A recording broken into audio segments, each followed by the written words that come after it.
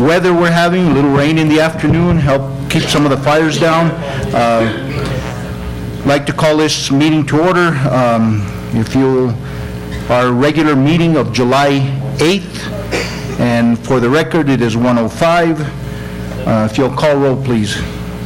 Mayor Barrone? Present. Councilmember Hahn? Present. Councilmember Peralta? Here. Councilmember Gonzalez and Councilmember Cantu. And Councilmember Gonzalez will be stepping in shortly. He'll be about a half hour to 40 minutes late. Chief Weaver, if you'd leave us in the Pledge of Allegiance, everybody would stand, please, and remain standing afterwards. I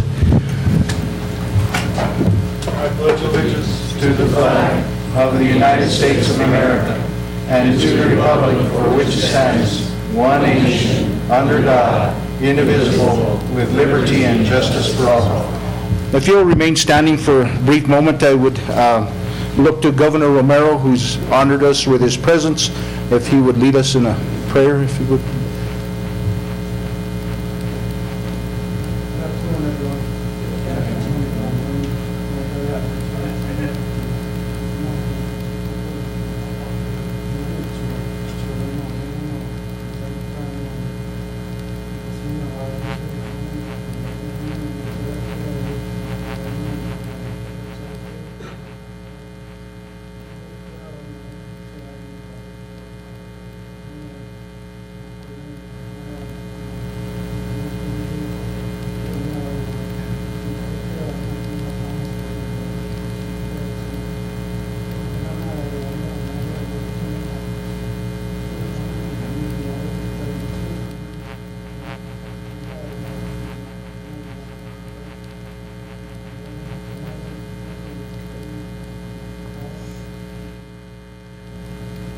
Thank you, Governor.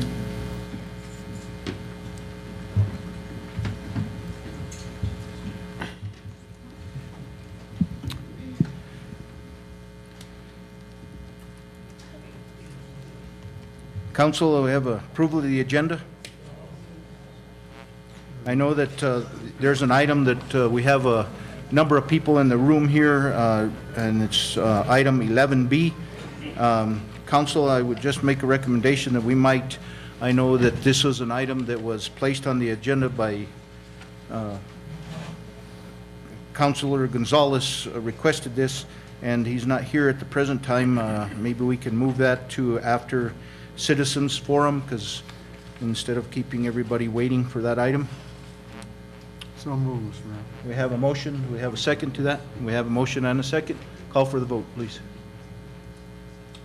Councilmember Cantu? Councilmember Peralta? Yes. Councilmember Hahn? Yes. Okay, approval of minutes, the June 10th, 2014 regular meeting minutes. Council?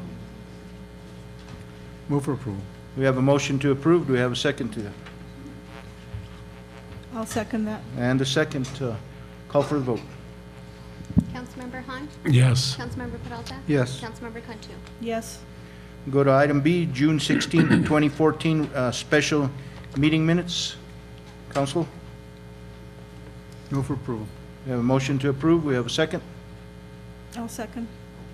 And a second. Any further discussion? Seeing none, hearing none. Call for the vote. Councilmember Cantu? Yes. Councilmember Peralta? Yes. Councilmember Hahn? Yes. So we'll move on to 7 presentations. Under A, Living Treasures, Ms. Kathy Cordova will give a presentation to the Mayor and Council regarding Taos Living Treasures. Mrs. Cordova, welcome and thank you for being here. Yes, ma'am, please. And you might have to pull the mic towards you so that we can capture the sound and that type of stuff. That's what happens to little shorty. Mayor, councilors, I want to thank you for the opportunity to speak today. My name is Dr. Catherine Cordova. I am a retired educator, a writer, and former co-chair of the Taos Living Treasures program. I am here with my former co-chair hat. My former co-chair, Holly White, could not be here today, but I have talked to her about this, and she said just let her know what's going on. First of all, before I start, I would like to see if there are any former living treasures here today. If so, please be recognized. We have a couple, I believe.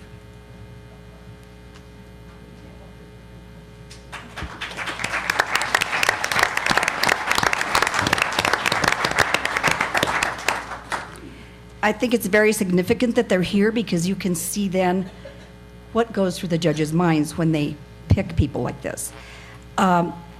We have a lot of elders in the room and other people who have had a role in this program, so I'm glad to see them here. The purpose of my visit with you is to request a reinstatement of the Taos Living Treasures program. And I'm going to tell you first how it worked. A lot of people know how it worked, but not everybody does. This program started in 1987 through the efforts of Ted Egri and others, and it started to serve the people that gave service to the art community. Later, the focus was changed to be a little more inclusive, and it honored a lifetime of volunteer service. Then the sponsorships have changed throughout the years. They'd start with just, we're gonna collect at the door, we're gonna get the phone company to sponsor, etc. The last, say, 10 or 15 years, the Town of Taos and the Taos Center for the Arts co-sponsored this event. The honorees, this is the way it always worked. The honorees were members of the Hispanic, Anglo, Taos Pueblo, and Picuris Pueblo communities. Mayor Bobby Duran later added another slot for the people of Peñasco. And I think that the honorees that we have all been very deserving, very fine people. We've had a few little funny things happen along the way, and I'll give you an example. One time, the late Fane Lutz wanted to nominate Dr. Kilgore. So Fane was going blind, and she had to actually hire somebody to get this packet together. She thought, what if Dr. Kilgore doesn't even want this? So she asked me to call him, and I thought, well, should I call him? I'm the co-chair, but I thought, just a phone call, I think that'll be all right. I'm not gonna have a hand in gathering information and stuff. So I called Dr. Kilgore, and if he were alive, I wouldn't be telling this story, by the way. And I said, Dr. Kilgore, Fane Lutz wants to nominate you, and she's gonna get somebody to help her with this because I can't help her, I'm the co-chair. And I'm just making a phone call on her behalf. And he said, well, you know, I'm very honored, but I don't feel like I'm really entitled to it yet. I haven't done enough, but call me in a few years. And that told me that Dr. Kilgore thought he was too young. We kept the age very loose.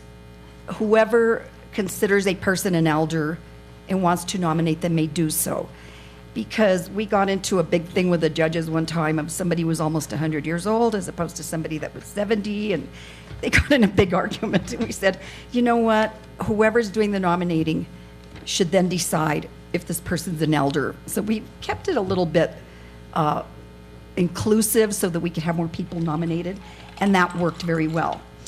In 1994, Ted Egri left the program, and he turned it over to my husband, Arsenio Cordova, and Carol Kalem.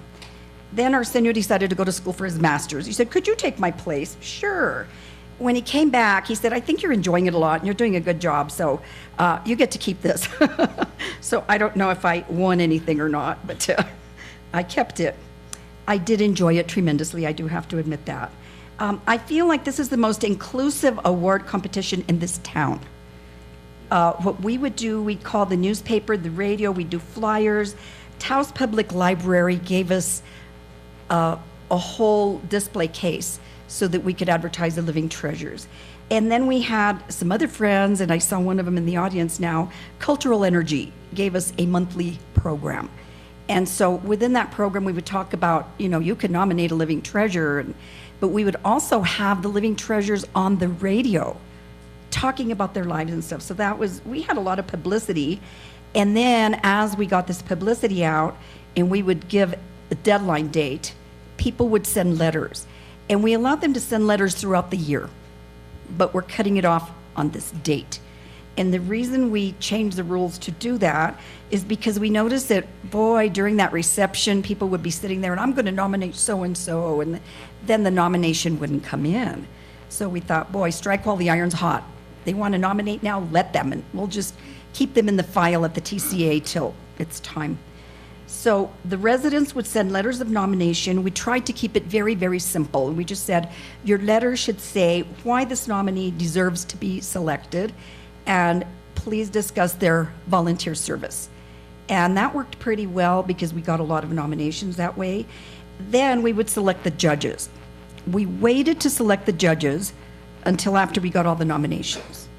And I have to tell you why. Sometimes you would have a conflict of interest.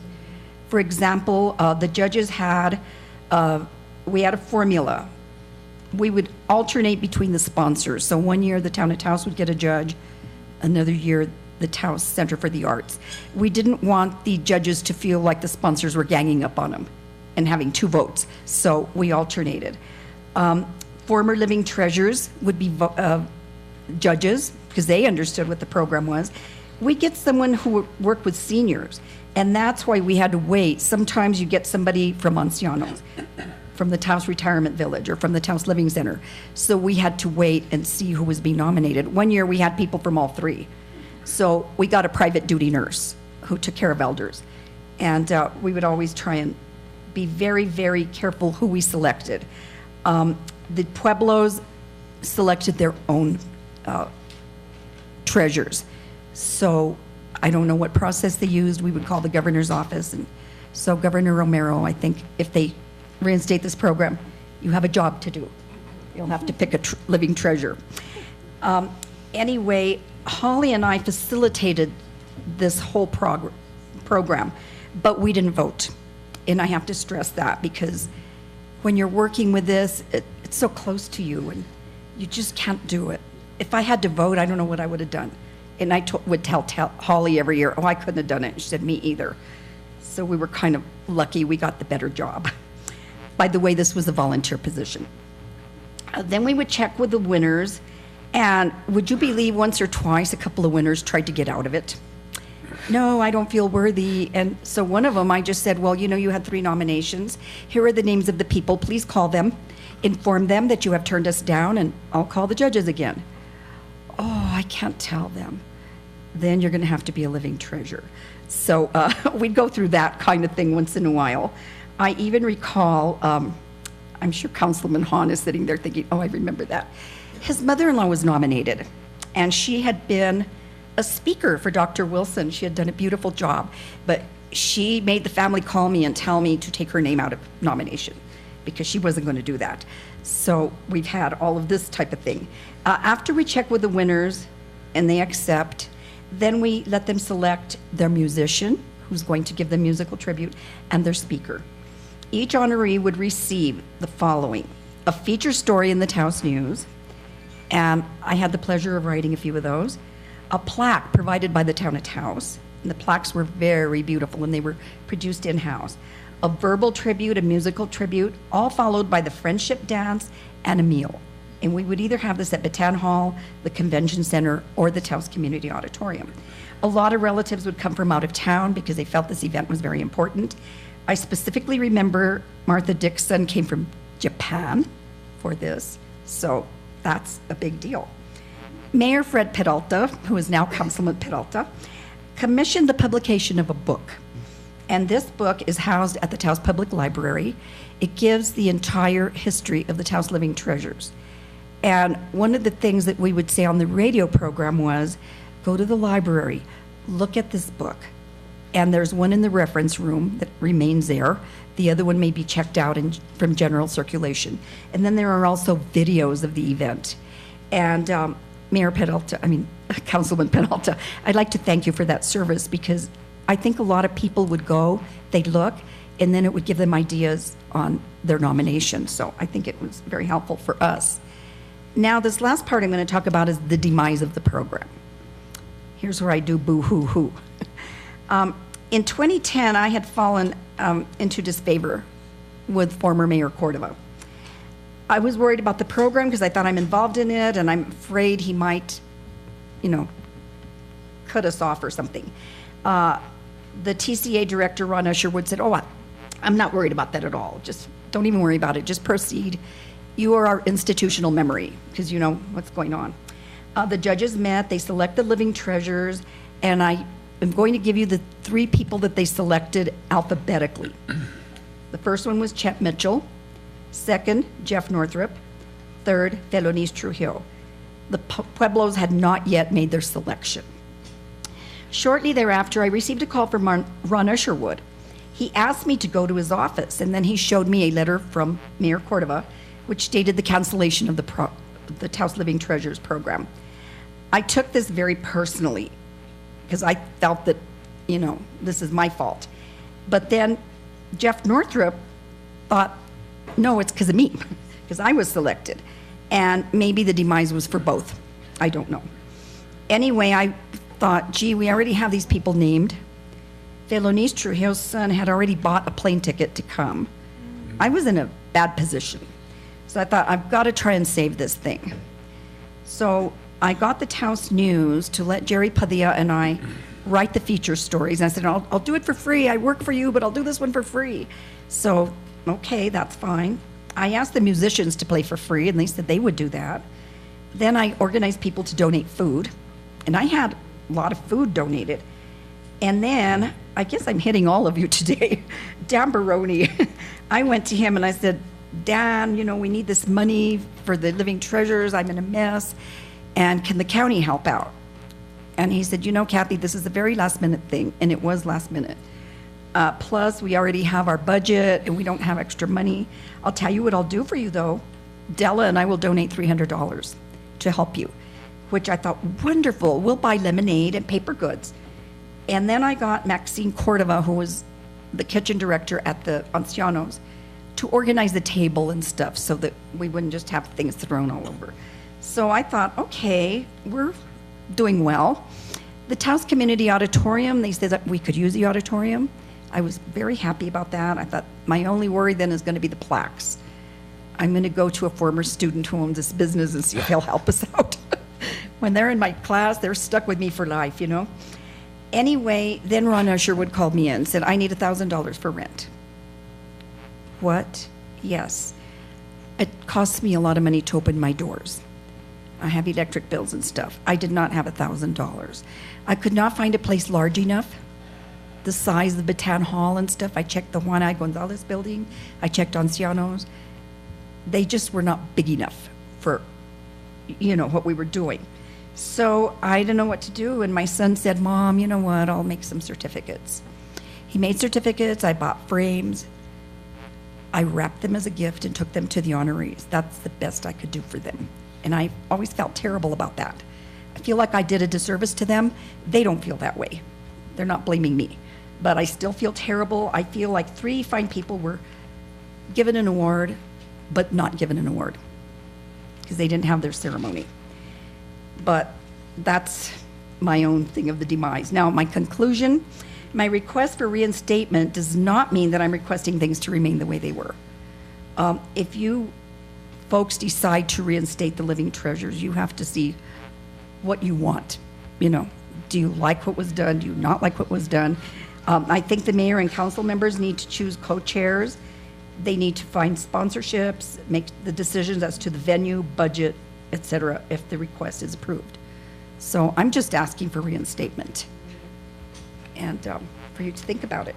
And I did ask a couple of people, former Living Treasures, if they could come and speak, and I don't know if they're available. Would that be all right? Sure, Ken. Okay.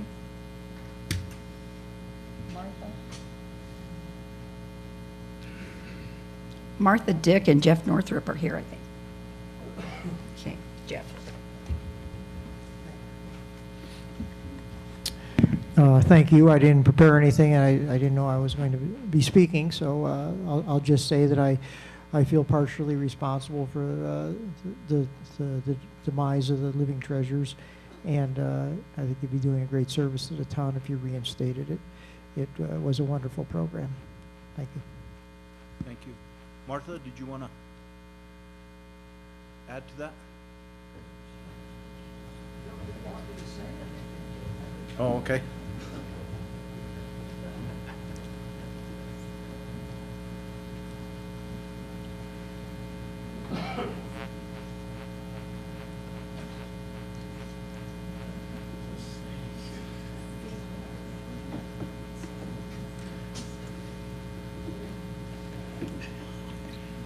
Thank you for being here. Yes, thank you for asking me. I didn't expect to have to talk. But anyway, I think it was a great program. It brought a lot of people to my notice that I wasn't aware of what they'd been doing for the community and for their particular organizations.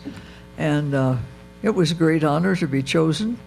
And I've got the little plaque and stuff at home. But it's a good program, and I firmly support it and hope that you are going to be able to support it also. Thank you. Thank you. And Mr. Bellis, I'm going to turn to you for a second. I know that we have set apart a pool of money that can be accessed through application, and I think this is the avenue that this would take. Is that correct? Yes, that's correct, Mayor. We have set aside $50,000 for community groups and activities. And as soon as we have that RFP out, which hopefully it'll be by your next meeting, I'll get together with Mrs. Cordova and we'll get that filled out. Okay. Kathy, would you come back up? If you would, please. We want to tie you to the chair there for a second. Councilor Peralta? Thank you. I'm going to turn on my phone first. In this program, what do you see the budget would be today as compared to what it was before? I mean, it may be the same or different, but just so Well- that the community gets an idea of what it took to put on this program, because I think it was a great program. Okay. The budget was $5,000. The year, that included like the musicians, the meal.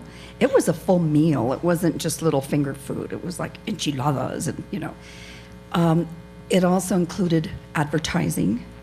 Once in a while, we'd have a little extra expense, such as we had a lady with a wheelchair. So at Bataan, we rented a ramp to bring her wheelchair up.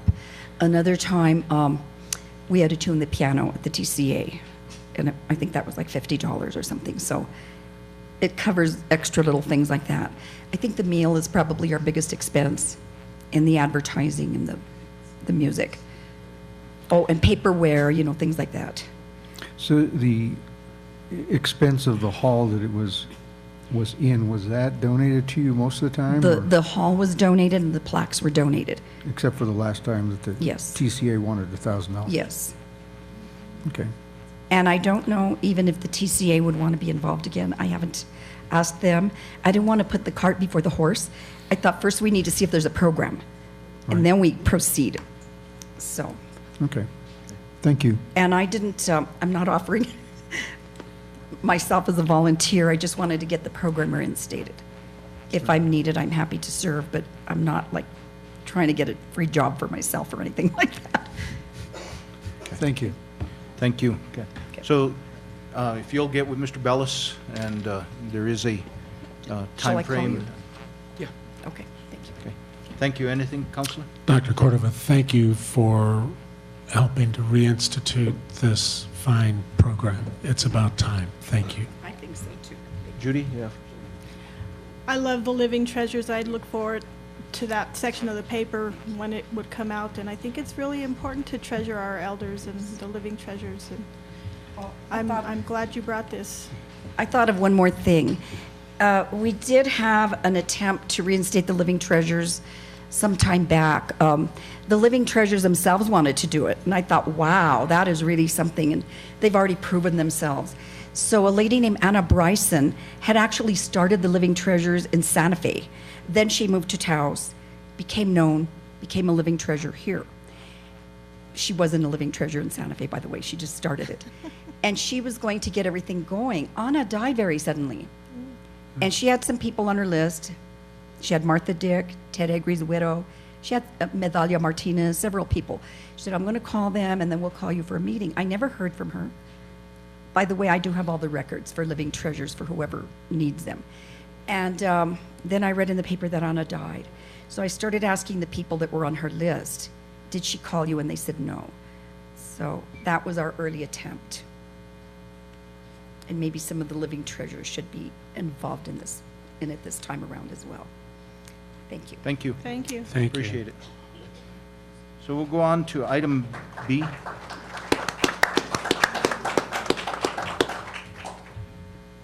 So we'll go on to item B, youth art and other youth initiatives.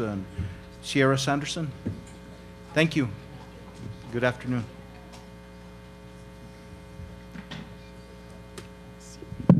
And if you'll introduce your guest. Thank you very much for letting me join you today. And I have Brooke Walker is joining me. She's a student at Anansi. What we're here today is we're here to talk about two different events coming up. One is the Regeneration Festival, which will be taking place on Labor Day weekend. And that's a program or a project that was initiated by Lila Johnson about 4 years ago. And she was really at that time addressing some of the enormous problems with our youth. And there had been a number of suicides, and she was concerned about that and wanted to do a whole celebration for our youth. And so this year we're initiating something a little different on Friday of that weekend. And we want to get all the schools involved, and we want to initiate some activities within the schools so that the children in our community are aware of how much they're celebrated and loved by our community. And one of the things that we want to do is we want to have art put into some of the venues in our community, one of which is the bus stops. We thought would be a great place to start displaying some of the artwork of our students. So I did bring one, and we'll show you at the end, of one that we started with the Nonviolence Works group of children, did this one particular banner. And so that's one of the projects that will come out of this. We'll be trying to work with all the schools. We'll be meeting with the new superintendent next week. So we're coming to you as the town council to support us in this effort and to really maybe think about ways that we can display more artwork by our children. How can we as a county and as a council and a town really support our children in a real way, not just like one event on Labor Day weekend, but how can we continue that support to our children? So it's the beginning of a discussion on how we can do that. So what I would like today is to show a short video, and hopefully they'll have that. I don't know how to get it to there, but I know I can see it there. So we just have to put it up. So we need our tech person. And this is a video that was made by Lila a couple years ago, and it kind of gives us a little bit of a background of this festival.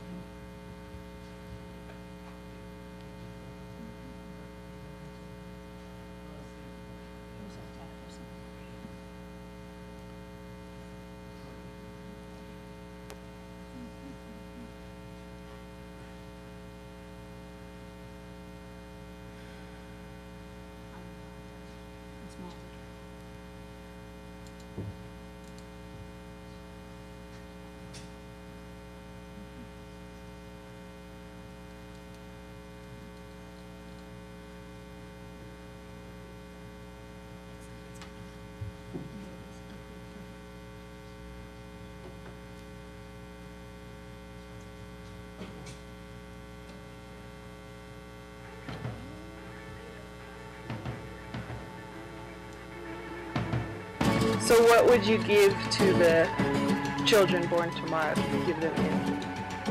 Happiness, Yeah. a family, Music. Acceptance and understanding. a hat Why would you give them a hat? for winter, Love. That's the number one for me is love. We want to give something to the next generation. Because we can make it about love. We want to give them a gift that they'll never forget.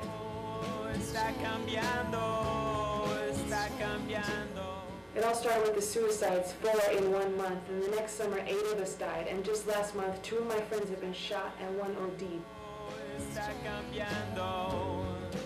We call it a Regeneration Festival because we want to regenerate like the forest, to be resilient in the face of fire. To soak up the ashes of a catastrophe and use them to nourish the seeds and shoots of the coming generation. We metabolize adversity on a global scale and use it to fuel our movement. These young people that died, they ended up giving birth to a worldwide ceremony. At first it was just our small town of Taos, New Mexico, but now in our 3rd annual, the whole world wants to join. Australia, Italy, India, Nova Scotia, Chile, Minneapolis, Espanola, Oakland, everywhere. We have a global family praying with us now, and we are praying with them. You know, I think that our society has forgotten the power of a selfless prayer, but we're about to remember. Powwows, music festivals showcasing young artists and musicians, 5K runs, heavy metal concerts where the musicians are pledging sobriety, free art workshops for the young, mass prayer, mass meditation, dancing, fasting, creation. There are illnesses in our society, and we believe that joy is the cure.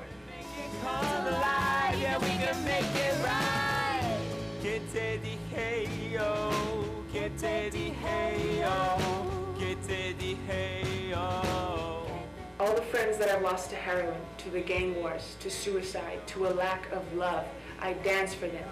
I pray for them. I live for them. That's the way they would want it.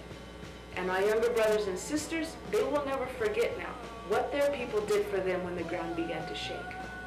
We gathered our courage, we stepped forward, and we spoke light into the darkness, together as one. This is what Regeneration Festival is all about.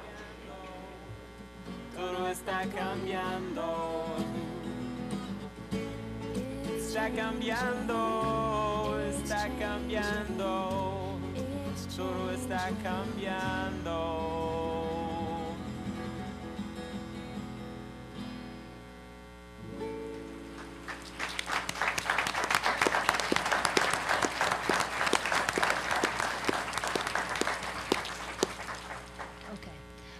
I'd like to have Brooke read you a letter, and I'm going to give you a copy of that letter, spelling out kind of what she envisions happening this fall and over the Labor Day weekend, and particularly for that Friday as a celebration of our youth.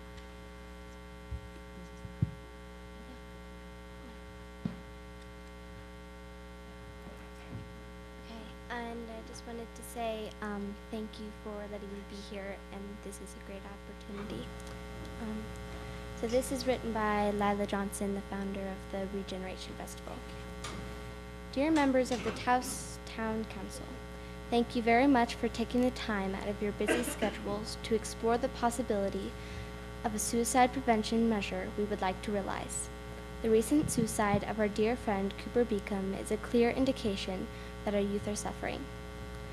When our people take their own lives, as has happened time and time again in our community, it means that life is not meaningful or enjoyable to them. Over the past 3 years, I have lost 6 of my close friends to homicide, suicide, and overdose, and many more have passed that I did not know personally. The initiative that we are proposing is a truly desperate attempt to answer the cry of our youth. It is the best action we can devise to show that we acknowledge their hardship and that we are working to address it in some way. Regeneration Festival was founded in 2011 after 4 youth attempted suicide in just 1 month. Now, in its 4th annual, we have demonstrated to the world and to ourselves that we are capable of ameliorating the wounds of our children by taking responsibility and expressing the compassion. This is a completely drug, alcohol, and money-free event designed by the concerned citizens of Town of Taos to make life enjoyable and meaningful to the youth once again. It is an extraordinary journey thus far, and we have seen the initiative give hope to the hopeless every time. This year, we have been moved to propose an initiative within the schools of our community that would help the children understand that they are loved, cherished, and important to us. We believe that this message could save lives and show the youth, by example, how to care for one another and embrace life.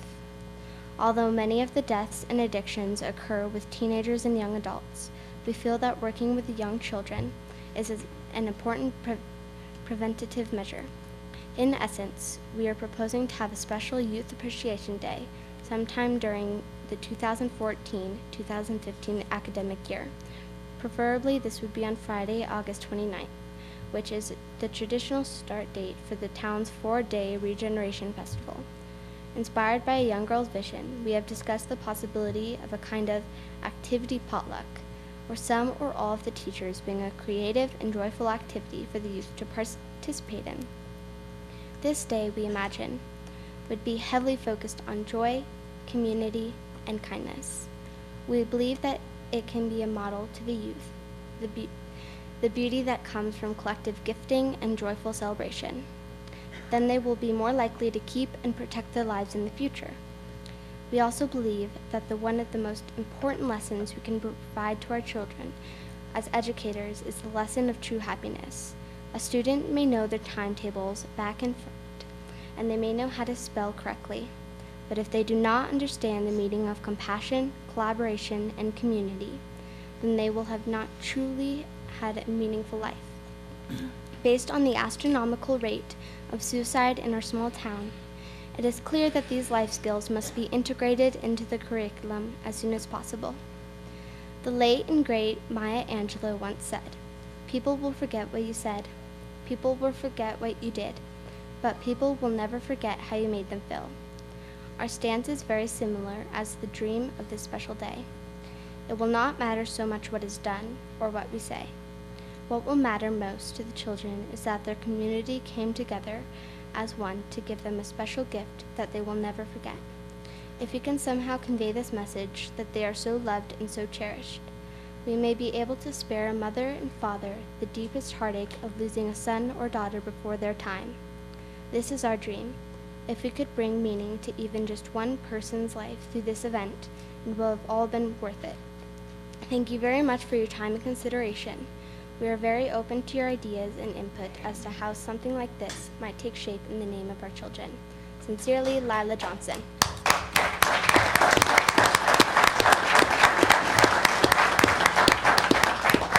Thank you, Brooke.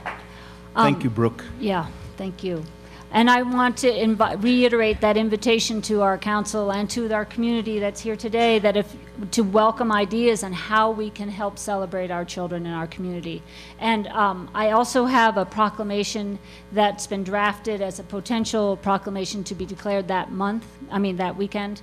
And we won't sign that today, but I want you to have a copy of it so you have some idea of what will be coming forth. And we'd invite you to participate in some kind of ceremony that weekend where that will be signed and proclaimed, Youth Appreciation Day. And I also want to show you one of the banners at the children at the Nonviolence Works made and this attempt to try to get art out into the community. And I find it really exciting and would like to see all kinds of great possibilities of art in our community and invite anybody who has a business who'd like to have art in their rooms or in their spaces. It would be great. So you want to help me? Yeah. Yeah. So this one is great because it's very hard to today, and they made this with all dogs. And we're going to put it at the bus stop that's right next to Stray Hawk. That's the bus stop at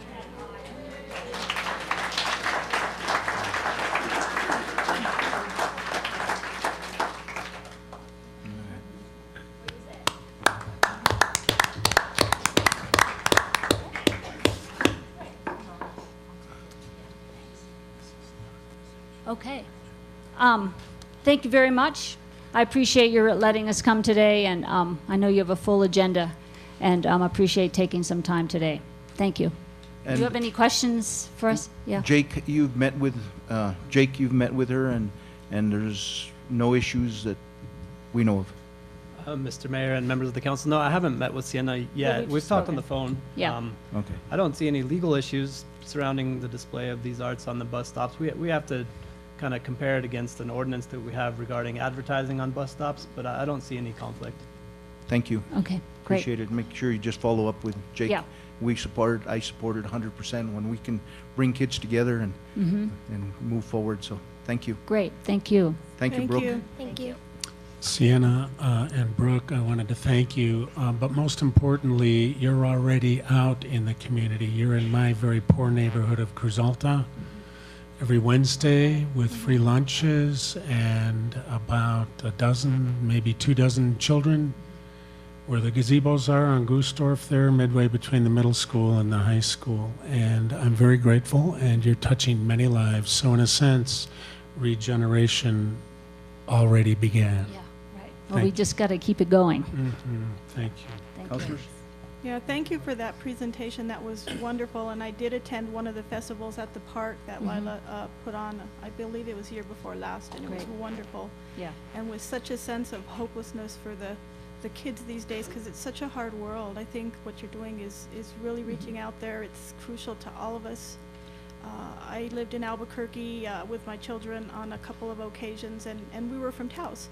And they would make new friends there. And over there, gangs are big in Albuquerque, so they had to bounce around constantly because they didn't want to get affiliated with any particular gang over there, as they were new in Taos. But you know, since then, every single one of my children, the 4 of them, have lost their friends to gang violence and suicide and heroin addiction. It's a really hard thing. So thank you, It's so important. Thank you. Siena, in the for the fall, we have the Fall Arts Festival coming up, and one of the projects on that we've talked about is called the Paseo, Oh, which right. was to work with the buses and putting art, performing art on the buses, Oh, put great. banners in the bus stops. Great. And so if we could coordinate between that absolutely. to have a children's element, we're also doing probably in 2 weeks, starting in arts on the Plaza through the Taos Arts Council, and if we could do a children's element to that, Oh, great. that would be great too. Absolutely. Yeah. And I'll get with Matt to talk about the Paseo. Okay, great. Great. Thank you. Thank you. Yeah, thank Appreciate you it. very much.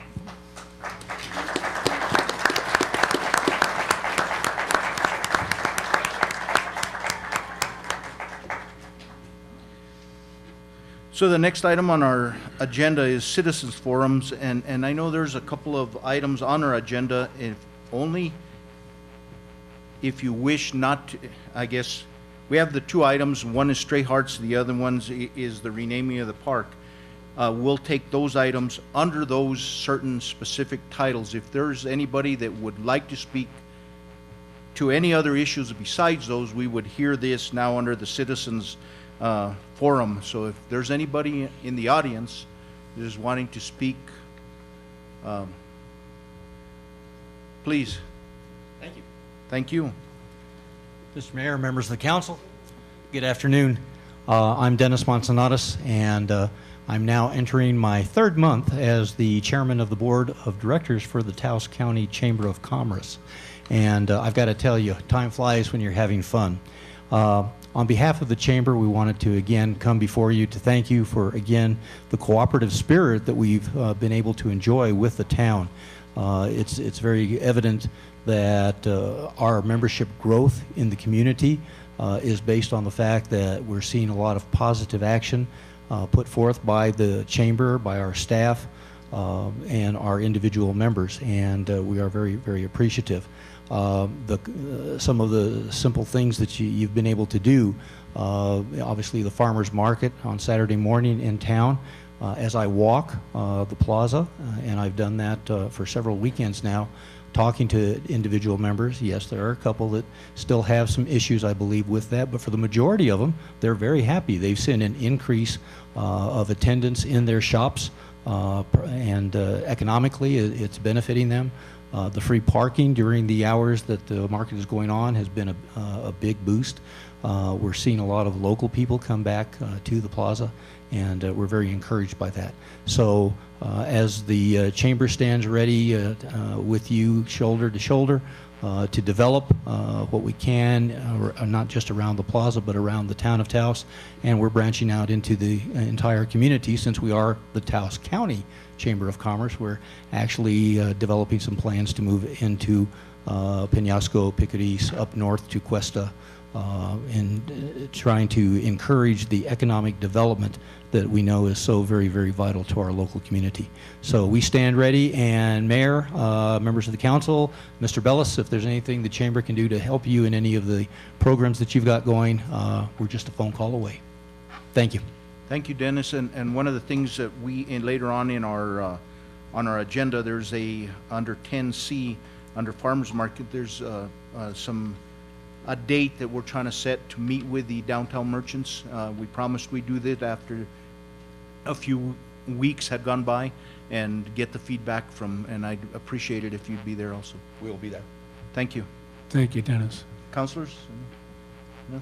Thank you. Thank you. Anybody else? Okay, so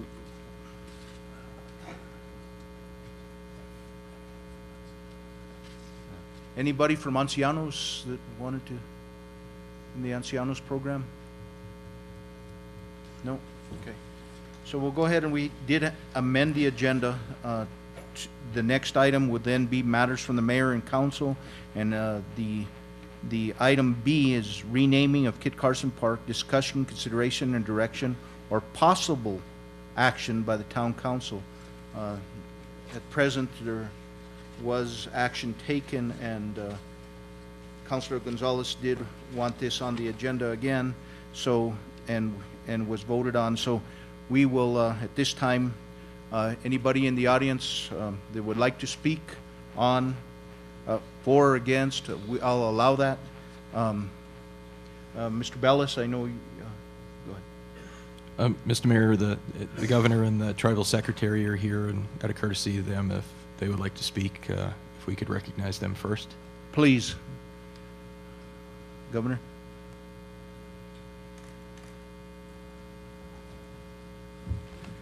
Mr. Secretary? Thank you. Mr. Mayor. Thank you for being here. Thank you for having us. No. Okay, on behalf of Governor Romero, we've prepared a statement.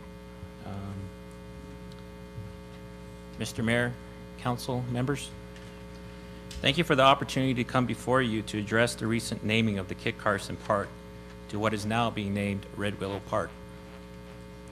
The chosen name of the park, Red Willow, is one that holds a special and significant meaning to Taos Pueblo and its people. As such, this matter was brought before the Taos Pueblo Tribal Council on July 2nd, 2014, to discuss the name Red Willow. After considerable debate and much deliberation, the Tribal Council unanimously voted against the use of the Red Willow name, reiterating the cultural importance of the name. The history surrounding Kit Carson is one that is shrouded by controversy and debate that continues to this very day. However, the truth of the matter is that little is known from the perspective of those who suffered the consequences associated with losing due to the fact that history is written and glorified by its victors. The history of Taos Valley is one that is vast, colorful, and rich in cultural and tradition, not only for Taos Pueblo, but for the Hispanic and the Anglo communities as well. It is with this spirit in mind that Taos Pueblo supports the renaming of Kit Carson Park to one that is neutral and inclusive of Taos's tricultural communities. Thank you.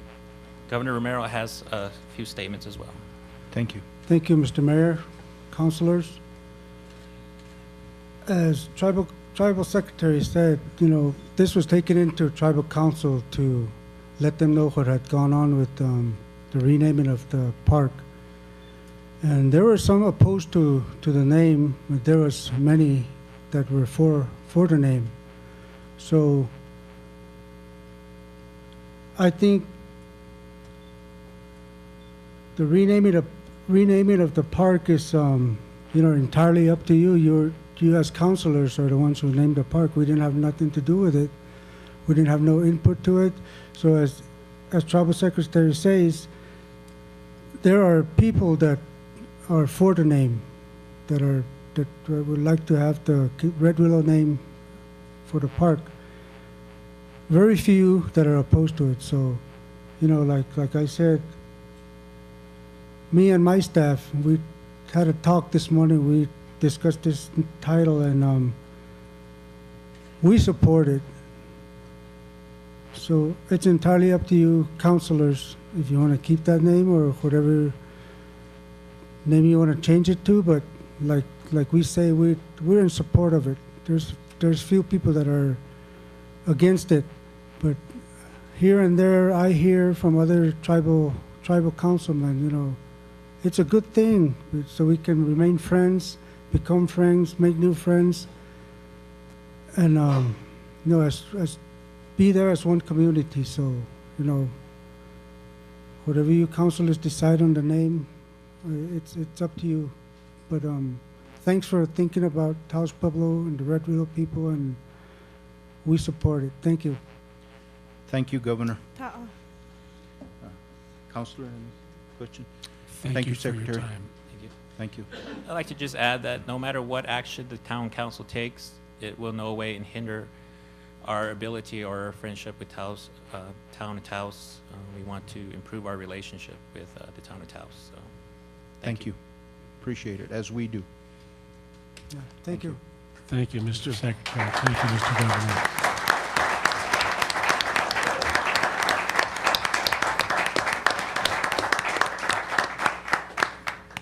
Okay, I know there's a number of people in the audience that'd like to speak. I'll allow that. 5 minutes max. At 5 minutes, you'll hear a buzzer. Please consider those behind you.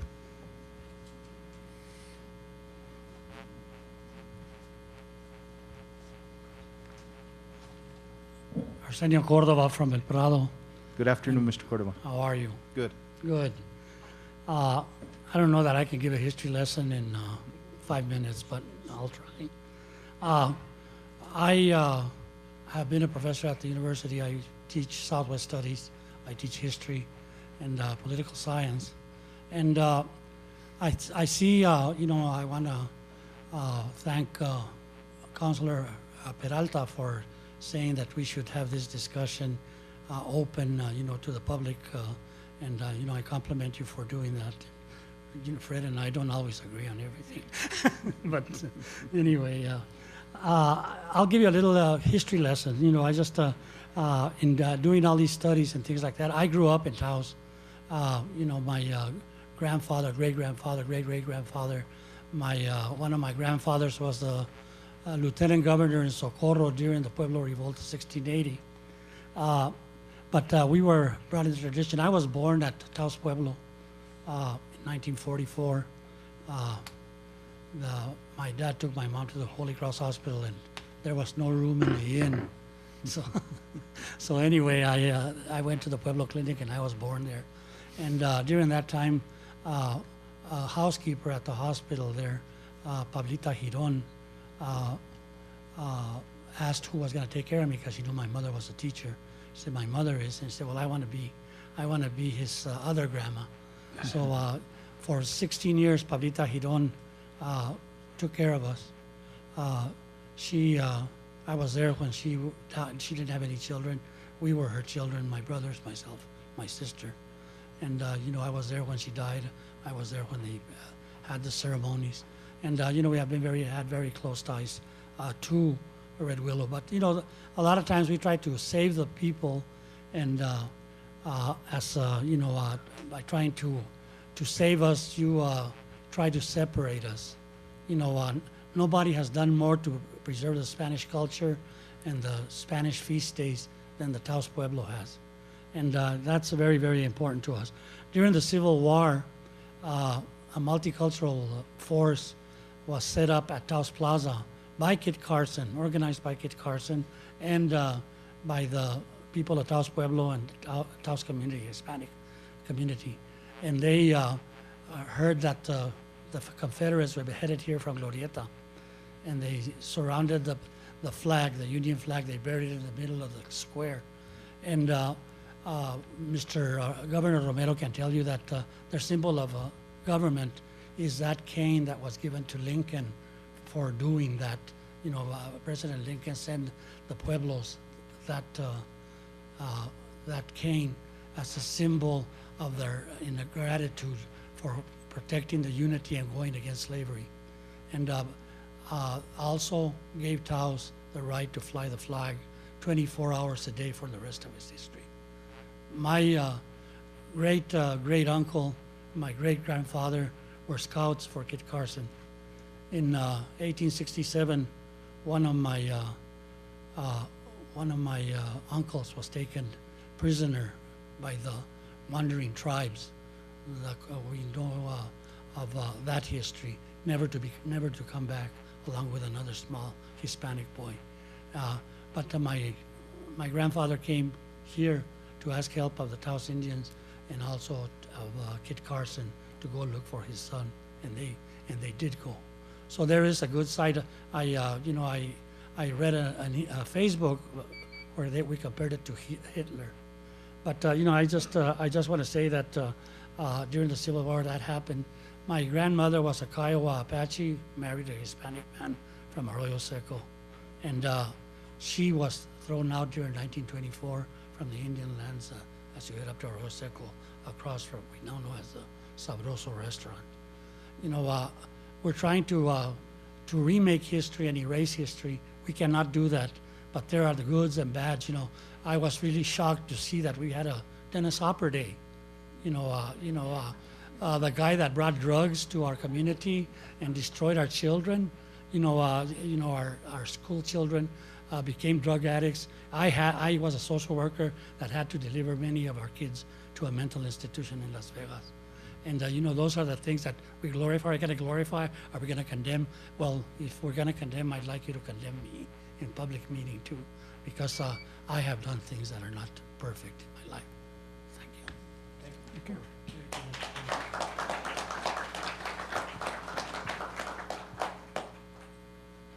Please, just your name for the record, if you will. My name is John Young. Good afternoon, John. In 1978, I built my own home with my own hands in Upper Las Colonias, and I've lived there ever since. For 20 years, I was Carson National Forest very first forest archaeologist.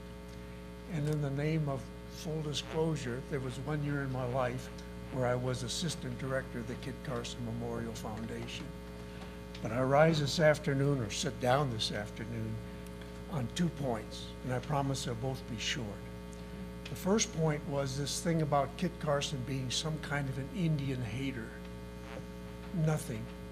I promise you, absolutely nothing could be further from the truth.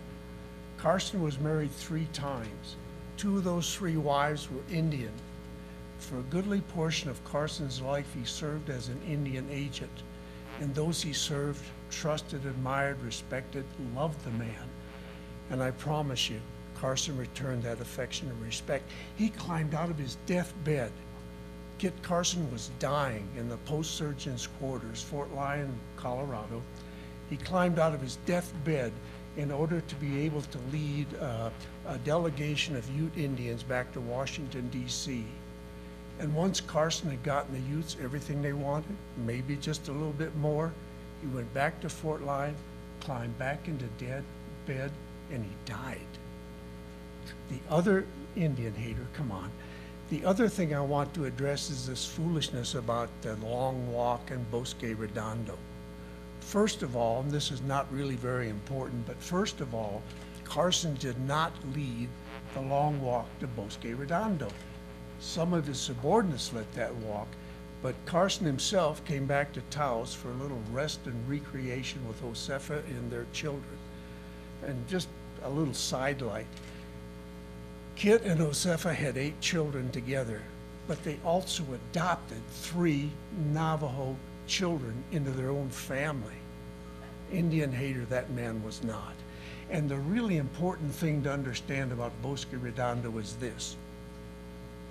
Today, the federal government's relationship with American Indians, the president delegates responsibilities and authorities to the Secretary of the Interior. He in turn delegates that to the Director of the Bureau of Indian Affairs. That is not the way it worked back in the day. Back in the day, the relationship between American Indians, federal government, came down through the Department of the Army.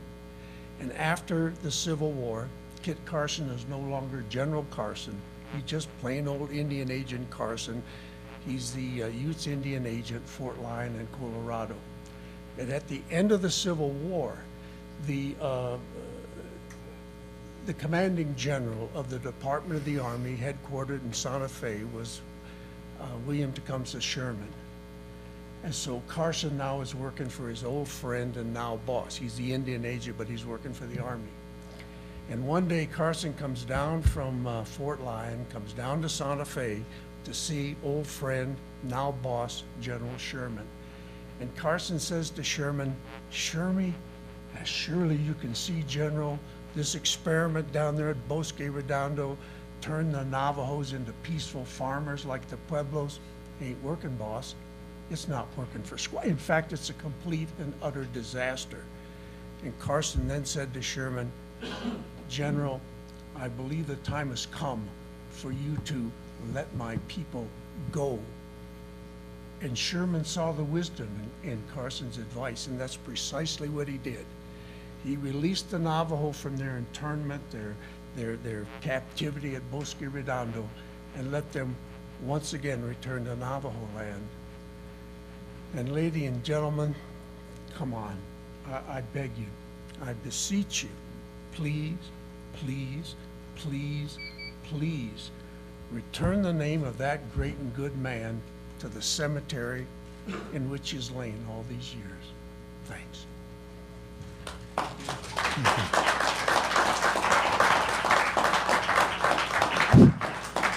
Thank you, John. Hello. Thank you, Mayor and Town Council. My name is Karen Douglas. I'm the director of the Kit Carson Home and Museum.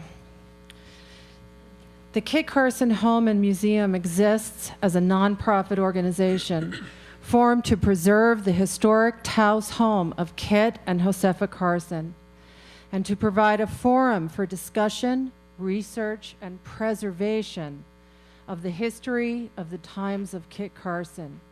In 2013, the museum drew 20,000 visitors to Taos. Those visitors were from all over the world. At the museum, we strive to keep this controversial history of Kit Carson alive and open for discussion. We welcome discussions of these conflicts and of this history because we believe this is how Taos history remains alive for younger generations to come. As said, we are devoted at the museum to keeping discussions of this time period alive for decades to come. We cannot forget the history here, no matter how difficult it was. And we cannot forget the individuals, Native, white, Hispanic, Mexican, and others, who fought the battles here in Taos for a place that was to become America. We hope the Town Council will choose a name for the park that will accurately honor the unique diversity of the citizens and the history of Taos. Thank you. Thank you, Karen.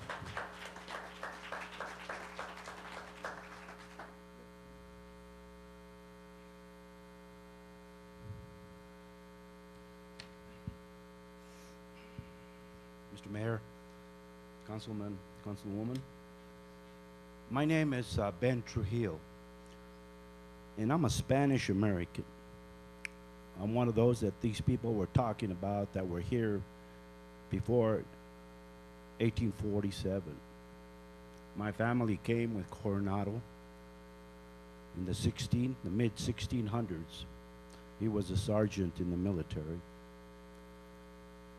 I'm really pissed off.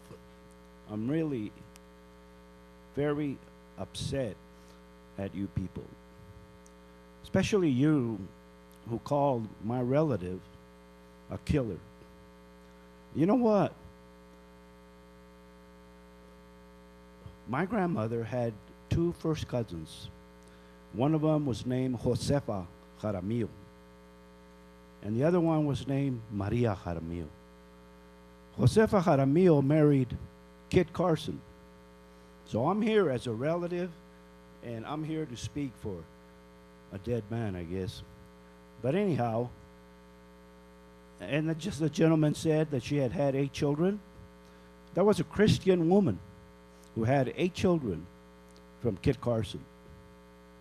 And not only that, she had a sister who married Governor Bent, the first governor of the territory of New Mexico. These were all my relatives, the killers that you mentioned. Well, you know, there were some other killers around there too. Somebody killed Governor Bent, and somebody scalped him and tried to kill my cousin, both of them. But you remember they walked out or they crawled out through a hole in the home? You know who killed Governor Bent, who was an American citizen? And other citizens, American citizens that were there? Mexican Americans as well as Spanish Americans? Do you know who killed them?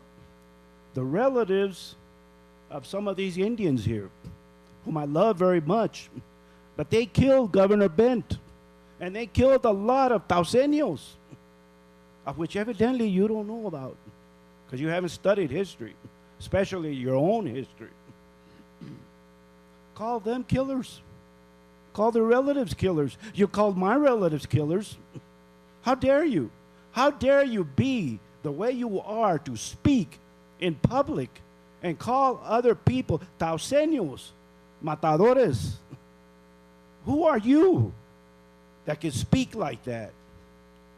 You know what we did last time when you offended, or the government here in the Taos Council offended Taoseños? We got rid of all the bums. You know why? Because they pissed off Taoseños, Hispanics. And that's what you're doing. Look at the wounds that you're causing here. Look how everybody's upset. You're bringing three cultures and you're making them upset with each other. Who in the hell are you to come over here and cause such pain? We're a nice, peaceful community. We love our Indian brothers. We love the Anglos that come here, of course, unless they come here to change. And you know what? We pissed off with people who come to Taos and think they can change it and become a Boston or a New York. Nah, we don't want you here. We don't want you here if you're going to try to change this peaceful community. Get out, because we don't want you here. And you know what? We'll vote you out. If you keep doing this, this will be your only term. And I guarantee you that. People know me. I'm a businessman. I know all the Taoseños here, and I've been here for a long time. And you know what? We had a lady not too long ago, a Jewish lady. They called her the bitch of Turley Mills. That's what they called her. And she had 2 daughters. And she moved here to Taos from New York, from Long Island. And she saw that we had a fiestas, which we're going to have in a couple of weeks. And only Spanish girls could be queens. And she was going to sue the city and sue the church and sue this community because her children were not Hispanics.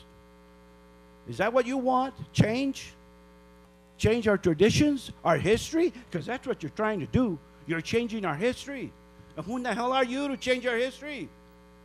You're nobody. You're people just like us.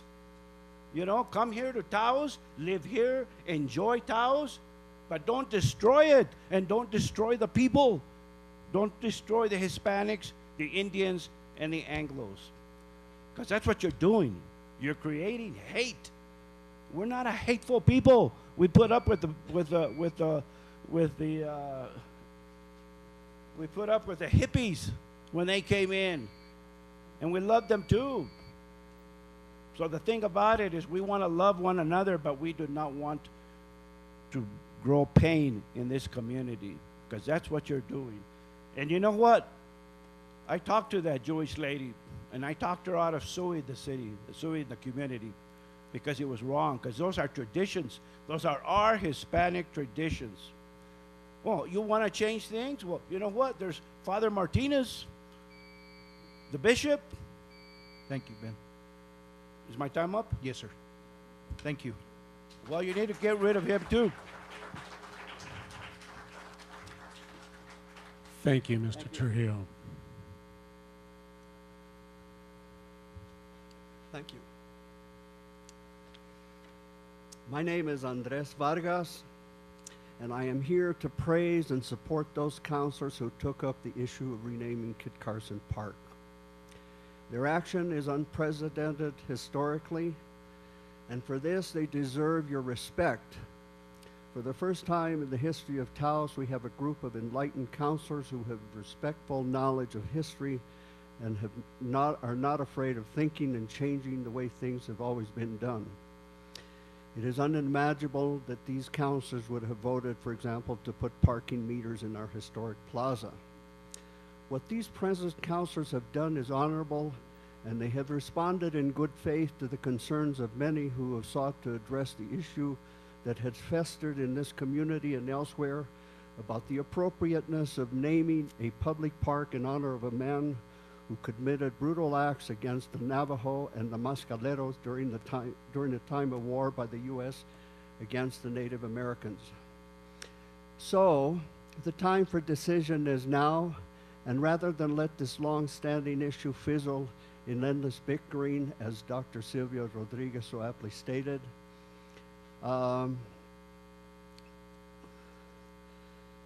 generally, it is true that the victors have written a sanitized history that conveniently leaves out details that continue to cause psychic pain and resentments to the conquered, and our leaders refuse to do nothing to correct past injustices, even if it means healing for those who have suffered the injustice or cruelty.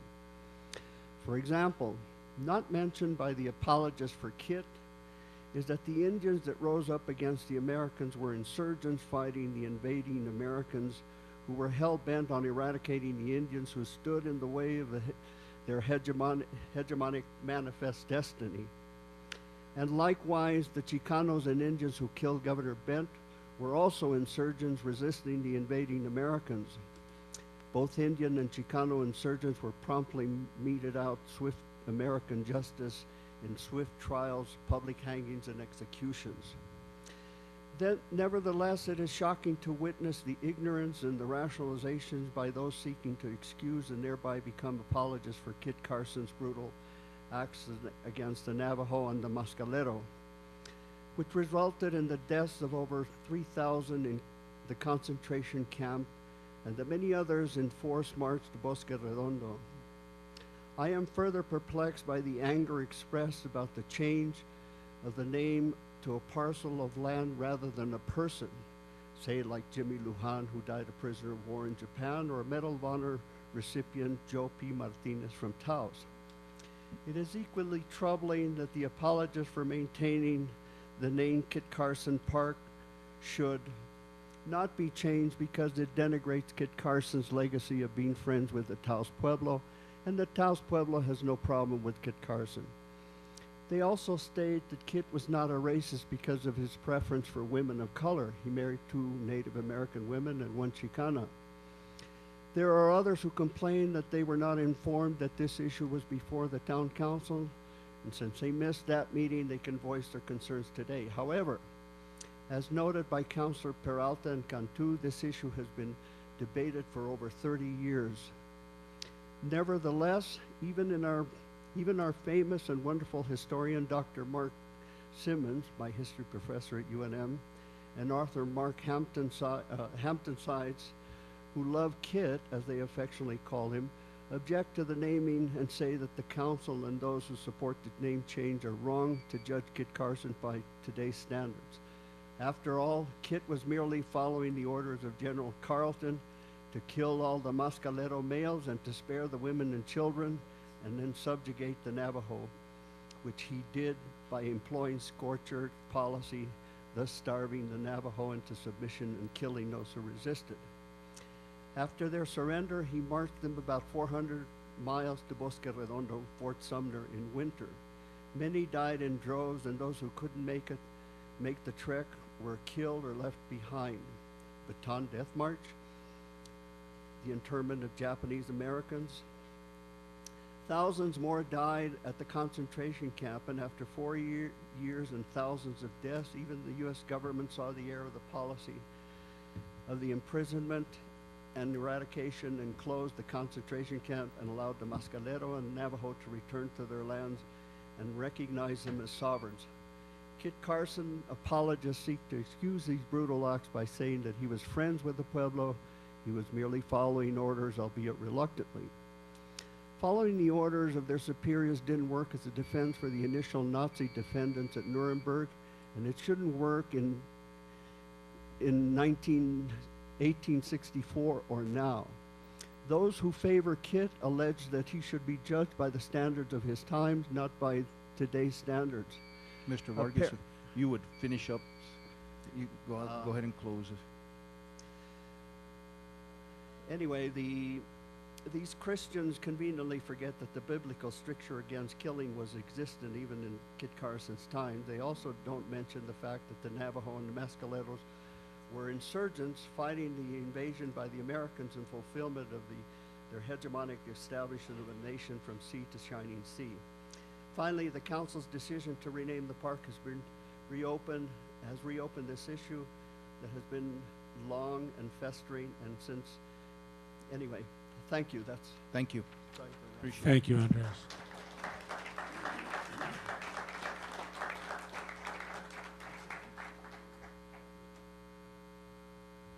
Mr. Mayor, sir, councilors, good afternoon. Thank you for opening up this discussion today.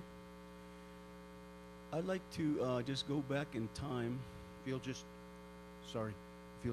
your name for the record. Richard Archuleta from Taos Thank Public, you. excuse me. As I sit here listening to different folks talking, the Native Americans in this country have had a raw deal. The United States government, under the leadership of Andrew Jackson, had a policy of total annihilation. This kind of attitude stretched across the United States, all across the plains, and it certainly trickled down into our neck of the woods, and Taos Pueblo certainly has suffered under the rule of the United States government. Yes, we have the government has a trust responsibility today. I'd like to address that history, as was stated earlier, it can be slanted in the way of the writer of that history. And current biographers also read those history books and create their own history as well too, and they're telling us not to do that. The current biographers were not present when Kit Carson was there, neither was I. We hear accounts of what atrocities occurred. What is so hard about renaming a simple park? And also I found out that just renaming a park is not bringing harmony. Instead, it's creating distrust, disharmony. But that was not the intention. And for years, we've lived in this valley, existing peacefully with all the cultures. Taos Pueblo people have been here for many centuries. I disagree with the historians that put us at 1,000 years. When you look at the whole history of mankind, 1,000 years is but a blip in time. Our oral traditions go much further than 1,000 years. When the newcomers came, we didn't invite them, but yet, with open arms and welcome, we shared our tribal lands. Little did we know about homesteading laws, where we lost a lot of our lands. And when the King of Spain started giving our land away, did they consult us? No, they didn't. As a result, we have a lot of Spanish land grants. Some people would say, well, you lost, live with it. If we're trying to live in harmony and work together, as I've heard others say, we need to put those things aside. We are not trying to change history. We cannot do a darn thing about yesterday. We live in the moment now. We might be able to do something tomorrow, but history is in the past. It's already gone. But I certainly appreciate the thinking and the attitude that this particular governing body has. And individually, we go a ways back. We've worked with each other in our communities without any kind of adversities. And this is the kind of harmony that we're looking to promote. I was at the council meeting that Governor mentioned. My count was a little different. I counted 17 individuals that were opposed to the name, not the name change, but because of the cultural significance of that name, which I'll say in Tiwa is, you can't spell that, can you? So that has very significant meaning to us. So there were those that felt that the name Red Willow could be misconstrued, and they agreed that a different name would be appropriate. Only 3 of us voted in favor of the name, and 5 abstained completely.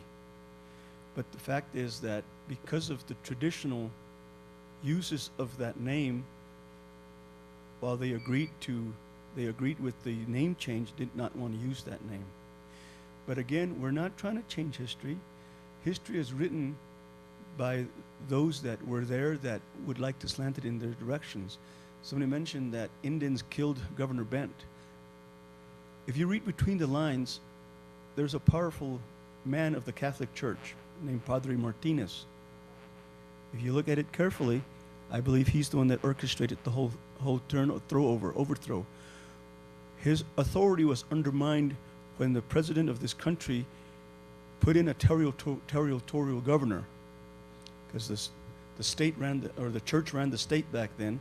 So when he lost his power, he didn't want that. He wanted to continue sitting on that throne. Who got the blame? The Indians did. 9 Indians were captured and were asked if we gave a piece of land that they would be spared. So that whole corridor in El Prado from the El Pueblito Methodist Church, where the Sheepskin Company is, all the way to State Road 150, that whole area was given so that these lives would be spared. That did not occur. Padre Martinez took papers, got on his horse, and went to Santa Fe. He said to get this notarized, legalized, so that these natives would be spared their lives and the land would be in their domain. Well, he took the land, and they still killed the Indians. They hung 9 Indians. Is that my buzz? Yes, sir. That was a short 5 minutes. I think you set the clock too short. But I am in support of the name change. I do applaud you for this actions. And those that are totally opposed would be glad to sit down and have a amicable discussion about the intentions. We're not trying to change history. Thank you. Thank you. Thank you, Richard.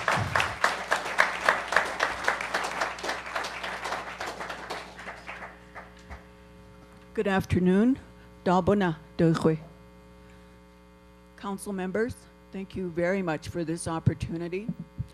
I applaud this council for taking this very tough issue and talking about it, and again, bringing it to a public forum.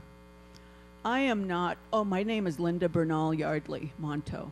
I am from the Taos Pueblo. Excuse me for not introducing myself. I am not, and I am very much in support of the name change. I think it's very important.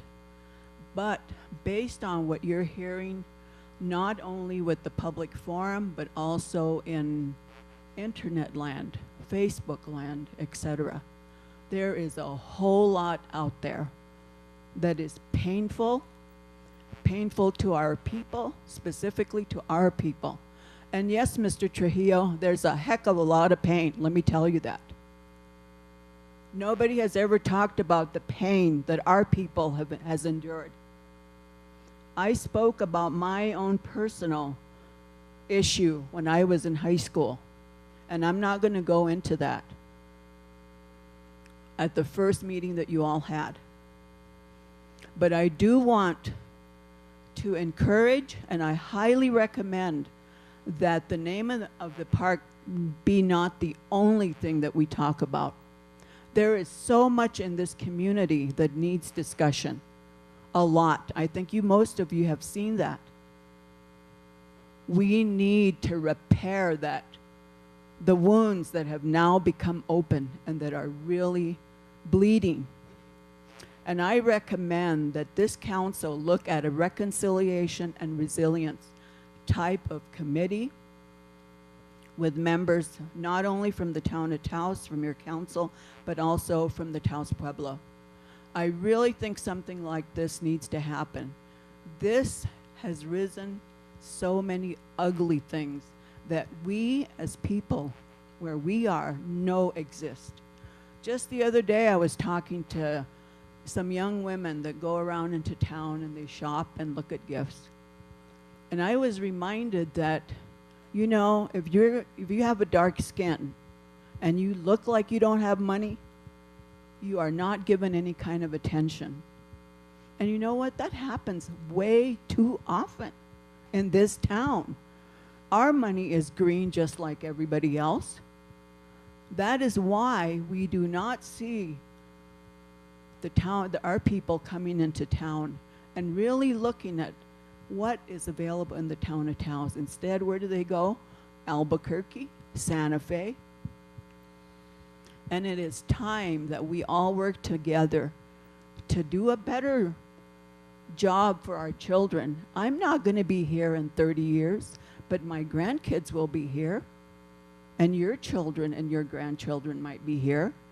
We have to live the way we are presently, but we can do a better job and leave a better place for our children. And it is really time to take this by the horns and let's say, let's do something. Let's not just stop with the renaming of a park. You know, I bank at Sentinel Bank, and the service is good.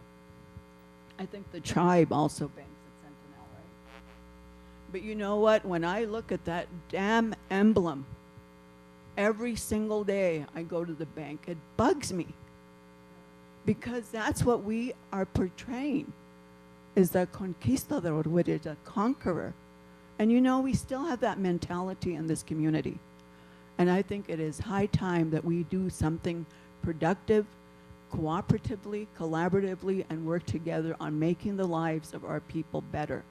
Thank you so much for this opportunity.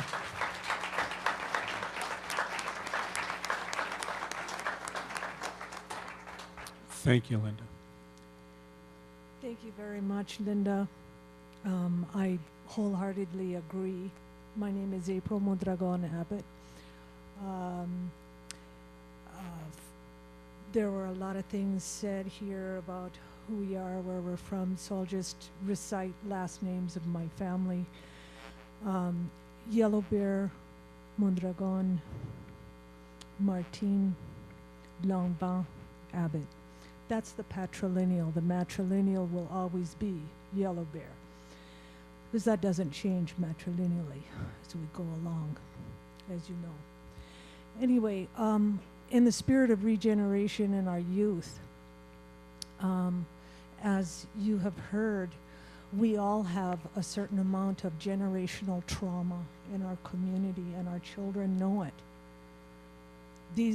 Nowhere else in the world, if you go to Spain, if you go to Italy, if you go to other countries, and that have all had intermixing of different cultures or whatever, those people are still said, oh, well, I'm Italian, I'm this or that, right? But nowhere other than the areas that are colonized, like in the United States, do we still keep quantifying ourselves, objectifying ourselves, and parceling ourselves out and separating each other. Our children are so intermarried in our community. Are we Taoseños here? And we are relatives of Taos Pueblo, who are and will always be, no matter how many wars happened here. These are the original people and caregivers of the waters of life in this community. They are, and I want that honored. I want that honored.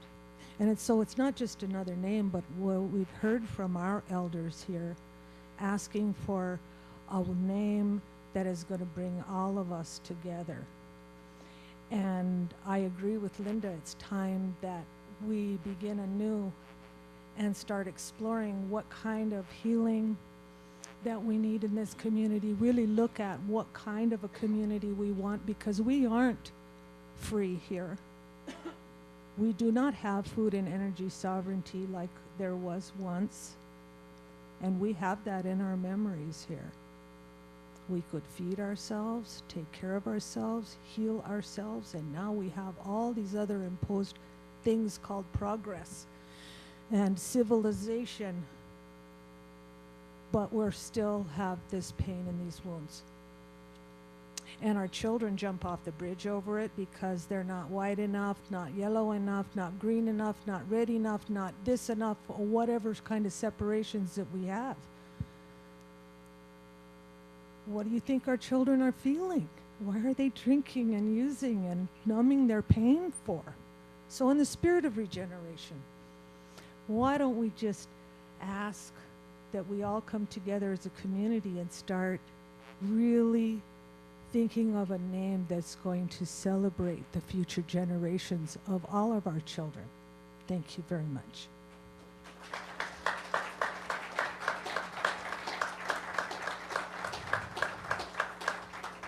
Thank you, April. Robert Mirabal of the Taos Pueblo.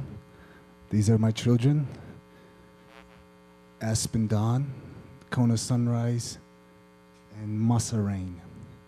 I'm not going to talk about history. We've all talked about history. We can rehash history all we want. I'm not going to be here probably in the next 40 years or 50 years. You don't know how long that line is going to be in our lives. They're going to be here. They're going to have the children, and they're going to have the children's children's children. What's happening here is beautiful, as much as it's heartfelt, as much as it's difficult.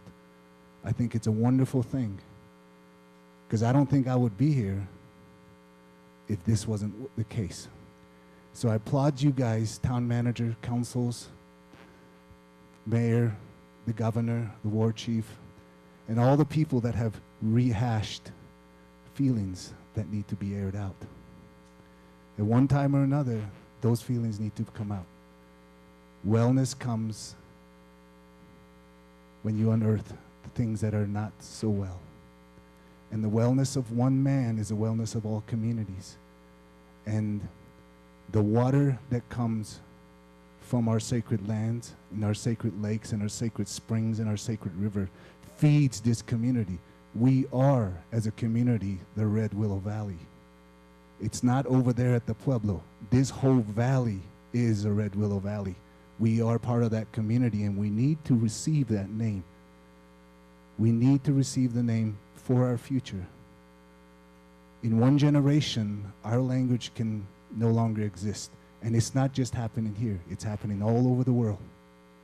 In one generation, thousands and thousands and thousands of years of history can be lost. This is just one thing. This is just one little element that's going to affect my children, your grandchildren. So I'd like to applaud what you have done for this community, because this wouldn't happen if we didn't unearth the things that need to be unearthed. So the one thing I can say is the best thing we can do for our future is to find the best thing we can do and honor that. So it's up to you guys. And I stand as my governor, the secretary. I stand as they do. It's up to you guys. It's up to you to receive this name for our future, not for us. We're already gone. Thank you very much.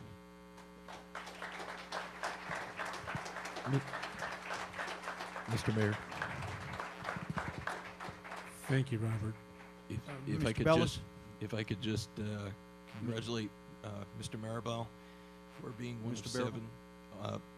of seven artists in the state of New Mexico who was selected excuse me, for the Governor's Award on Excellence in the Arts.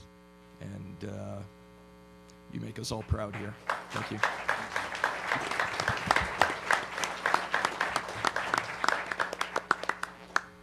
My name is Darylyn McClure, and I'm going to start out by reading a letter from Marie A. Reyna. She asked me to read it, and please, gentlemen and ladies of the Pueblo, if I mispronounce the word, please don't. I'm doing my best. Dear Town of Taos Council, Taos Mayor, my name is Marie A. Reyna, a tribally enrolled member of Taos Pueblo. My Pueblo is often referred to as the place of the Red Willows, and ourselves as the Red Willow. This is Tu'ata, I think I'll say it. Our place. The park has been renamed several years gone by. This is nothing new. Kit Carson has his place in history. Unfortunately, it is marred by his decision to choose his military career over the well-being of the Dene people, Navajos. Remaining survivors on the long walk, and he went to Canyon de Chelly and took the remaining survivors on the long walk. For many, he is a war criminal and should be treated as such. It is said that Hitler read his accounts from Carson and Deary and took his scorched earth policy of the Navajos to use against millions of Jews. I believe renaming the park is a honor that can be shared by all. Honoring Taos Pueblo and all its accomplishments and all our community has done for the Taos community since the 1500s. Thank you for your efforts and respect for Taos Pueblo. Sincerely, Marie A. Reyna. Now, for my part, I appreciate all of you. I've only lived here for 2 years. I came from Central Texas in the summer of 2012.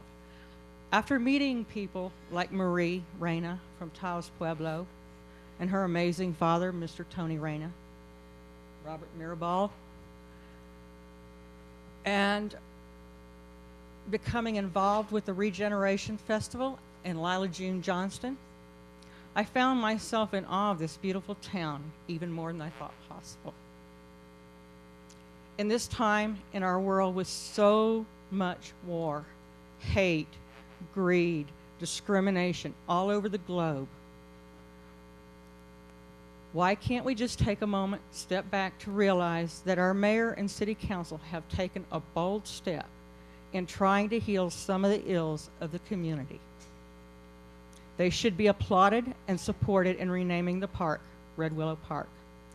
Frequently, cities change the names of streets and public places to honor someone great or a bunch of someones. And that has taken place here, the first peoples of this beautiful place, the Red Willow. Someone said that Kit Carson was a humble man and would not have wanted this park named after him. So let's honor this part of him and go with the renaming. But for many visitors we get here, let's start a positive energy and a sense of healing old wounds so that our young people, who are the most important thing that we have for us, and others will feel the positive peacefulness when they visit the park, which doesn't signal out one person, but many wonderful people who have opened their homeland to all visitors. Thank you for your time and support, and I support the Red Willow Park. One note, I appreciate the service and the sacrifice of all of those who have served our country and their families. I suggest that if y'all will listen to a George McCorkle song on his last album that he did before he died, which is called American Street. It's called Peace Stories, and it will speak to you. It's a beautiful song, and I hope you could find it on there. If you want to borrow my copy, let me know. Thank you. Thank you. Thank you, Darrell.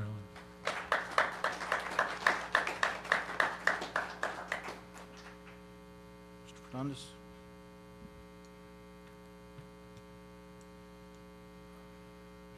And as you're going forward, if you'll watch the lights, you know, because sometimes people think that first buzzer is the end.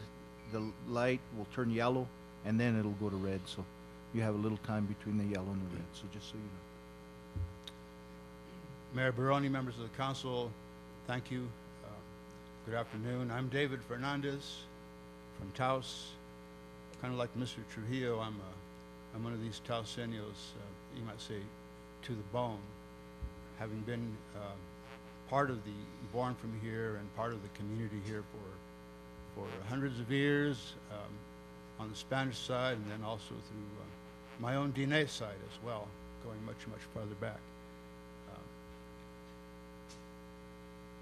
I want to say that I listened carefully to the statement from the Taos Pueblo Tribal Council. Gratitude for the idea of naming the park Red Willow Park. However, at the same time, taking everything into consideration and balance and looking at something, they use the word neutral. It could be neutral, but also more than neutral, something uplifting, as so many other people have also said this afternoon, which is what I support as well. I write columns in the newspapers, one of them, Espíritu del Norte, the spirit of the North, and that's a hard one to write, not because it's in Spanish, because I love Spanish, but The spirit of the North. What is the spirit of the North? El Espíritu del Norte. Well, it can be so many, many things. We have seen many kinds of spirits in this area for hundreds and thousands of years. We've seen bad spirits. We've seen malevolent and even evil spirits through here. But we've also seen great and transformative spirits here in our community. And this is what I see, what is trying to manifest itself in this discussion here. People here looking for a way to have a spirit rise up that can not only heal the things that have happened in the past, but also lay the way for a more peaceful way into the future. And that's what I personally aim for as well. And in my columns, I know I try to look for that. Yes, I know that in hundreds and hundreds of years ago, there was, you know, good sides and bad sides even among the indigenous peoples here. We have the great legacy, legacy and heritage. We have other sides, you know, whether it's scalp houses. We have the Spanish and the black legend about the conquistadores, but we also have all the great things that were brought as well. All these things, and you know as well as I do, the spirit of the North is not an easy thing to identify. But one thing that is definitive of the spirit here is what I perceive here this afternoon, the people wanting to find a way to heal and to move forward. And again, this is what we are advocating. At the last time I spoke, I did encourage the council to consider the idea of establishing a kind of a historians or a historical commission or some kind of a group that could be meeting on a regular basis, not only just in terms of history, but also in terms of setting forth a future historical direction for the area. So whatever, if we end up just calling it Taos Park, who knows? It could be neutral, so to speak, but neutral in a way that raises us all up. Somebody poked a sharp stick into things and riled up all kinds of spirits here recently. And it's a good thing, because that can lead to healing. And I just want to make these points once again and repeat my call for some kind of a commission or some kind of a group here. And again, to applaud the mayor and the council and all the people here for taking all these bulls and all animals by their different horns and tails and claws and talons and trying to make some kind of a super good creature out of our area. Thank you. Thank you, Mr. Fernandez. Thank you, David.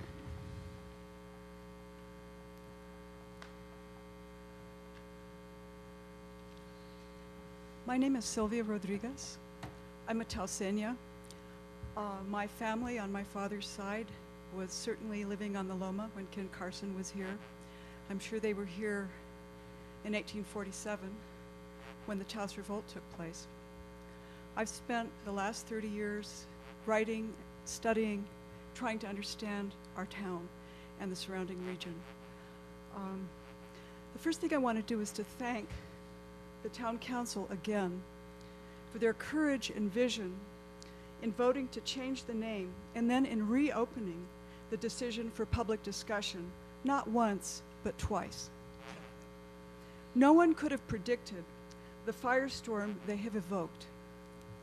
But if they had not done it the way they did, there would have been no public discussion about our history or about what it means that besides Taos Pueblo, Kit Carson, what it means that apart from Taos Pueblo, Kit Carson has become Taos's most celebrated and universal symbol.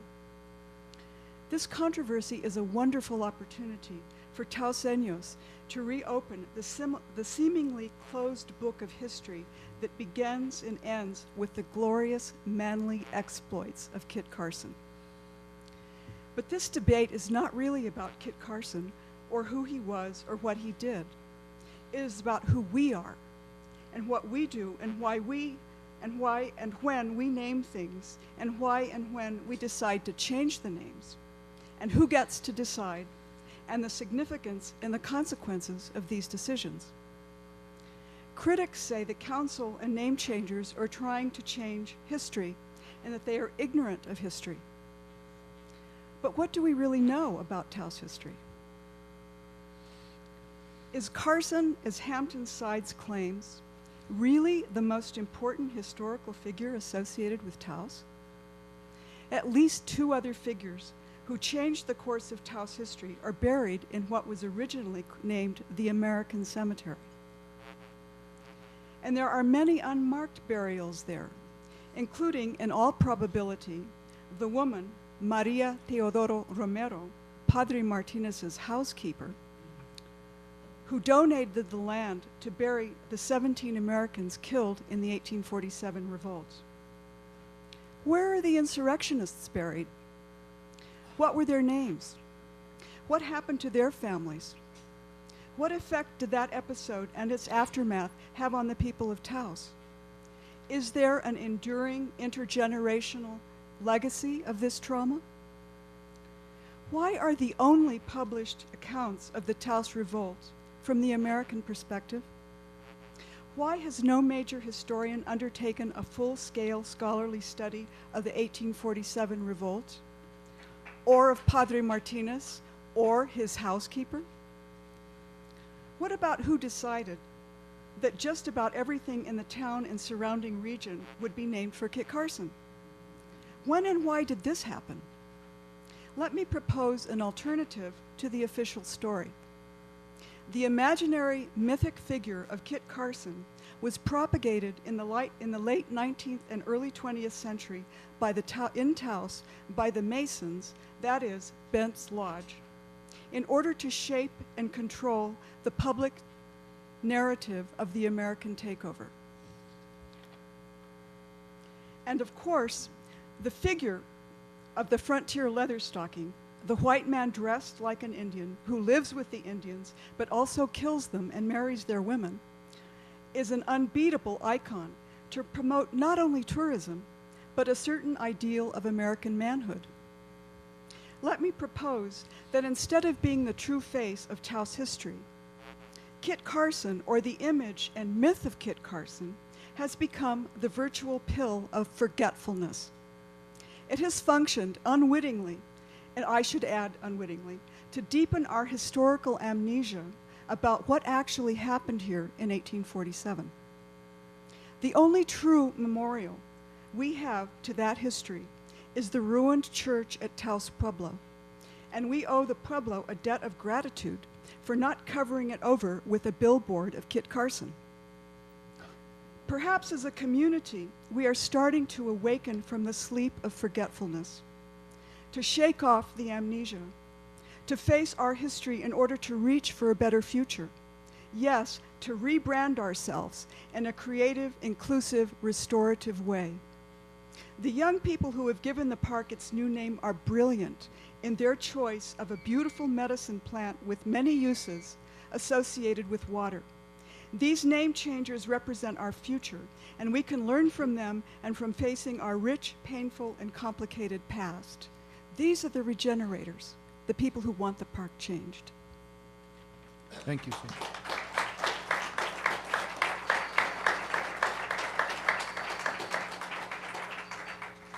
Thank you, Sylvia. Filkey? Mr. Mayor, councilors, thank you for this opportunity. When I heard about the park name change, I was... Your name for the record. Oh, Neil Filkey. I was quite shocked.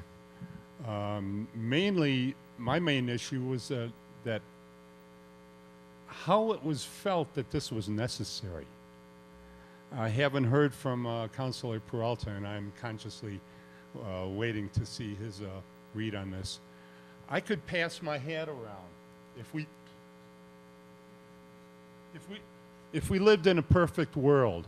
I could pass my hat around and everybody could write their own little thing that they could want to command you guys to do. And your plate would be pretty full.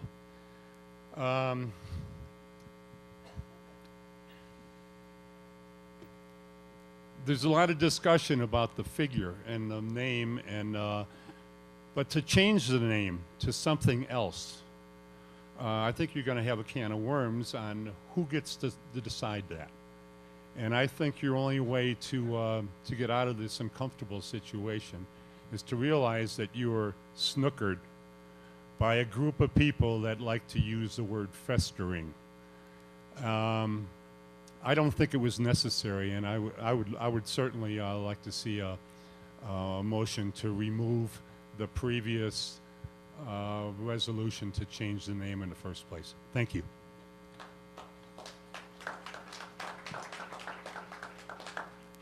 Thank you, Neil.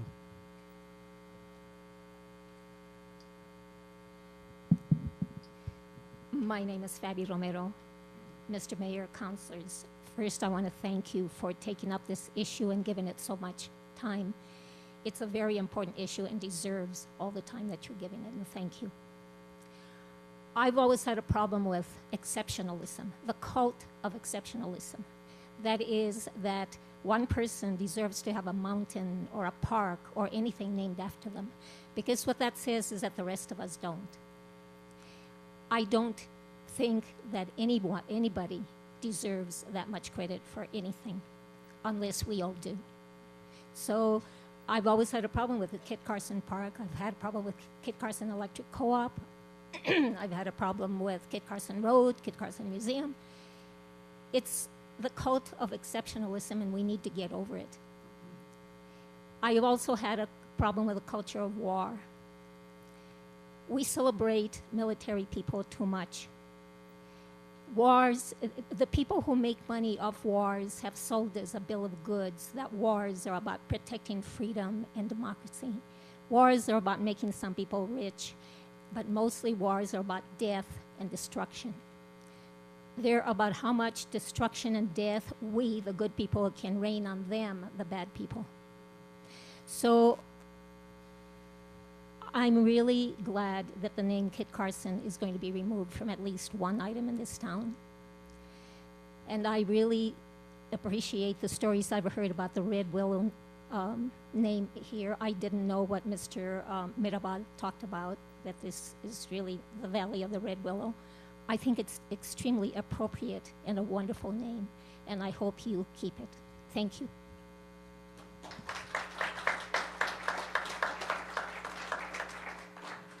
Thank you, Fabi.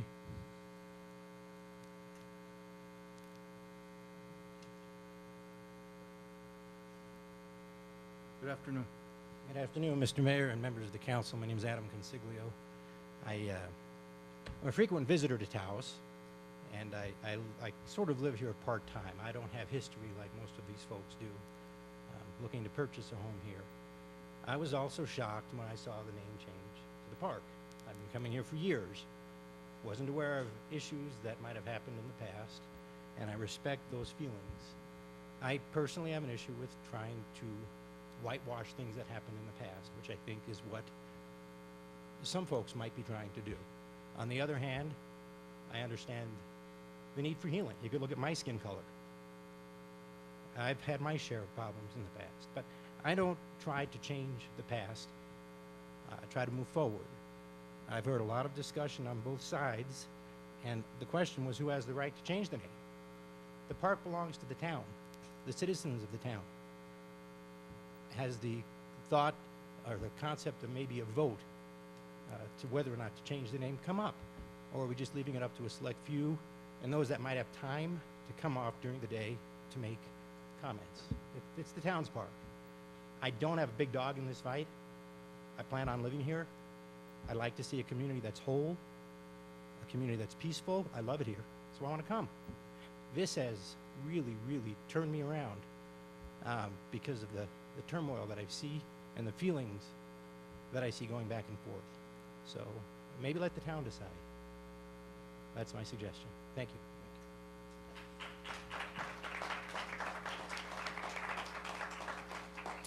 Thank you, Adam. Great to meet you. Mr. Mayor, Council, My name is Antonio Jose Trujillo. I'm from Pie de la Bandera. Used to be called Alma, now La Lama. I came to say that all the men from that period of time had a dubious reputation as far as I'm concerned. All the stories I heard, depends on what faction you're listening to, contradict each other. Kit Carson Park, Red Willow Park, all the names. La Bandera is now flag. Pot Mountain is now what used to be La Oita or La Olla. Names change by people who are living there. Old State Highway 3, where my street address is now Lama Star by some people. So there's a lot of confusion in Taos as to what's what and where's where. And if you try to find it on GPS, it's in the cosmic area. Anyway, I commend you for having changed that name because as I grew up, I remember reading letters that were researched as to the many times that Kit Carson wrote letters about certain tribes that were in Questa. I myself happen to be, I can name five of my grandparents' grandparents who were all captive Indians raised at various pueblos in the region. Two of them were here at San Jeronimo. They were raised here and they paid their ransom to those families. One was a Navajo and the other was an Apache, all from the time period of these great generals that have been discussed today. And nothing has ever been mentioned other than in the small circles of my family about men like Tomasito Romero or Pope. Some stood up for the values that they had grown up with and not an insurrection because they were just fighting for the country, and others not for religious freedom but because of religious persecution. But you've heard it over and over today about how people interpret different things that have occurred in this valley. The name Red by a lot of the American Indian population in the United States has a great significance. It's a powerful name. You don't just use it for any reason. Maybe it's adequate, or maybe it's more deserving that be named for a healing, because this is a strong situation. I'm getting confused in my thoughts, and I'm sure you are too. But like I said, I hope you come to the right decision, but I think you're on the right path for the situation that happened in Taos County, in that time period that these names all changed or evolved. 10 years before that, there had been another massacre at San Antonio, Texas, the Alamo, and that was like broadcasted, and it was like used as a corner post for manifest destiny.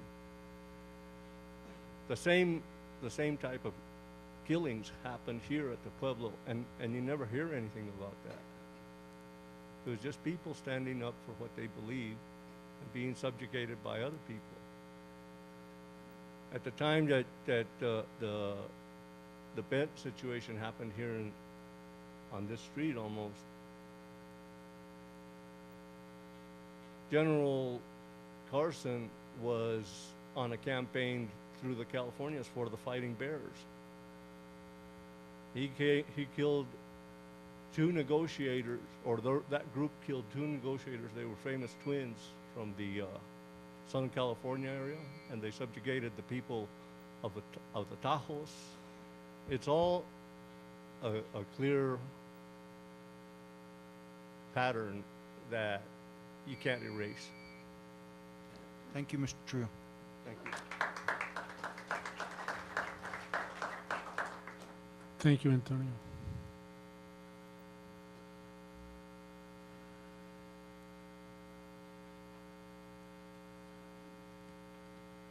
Good afternoon, Good afternoon.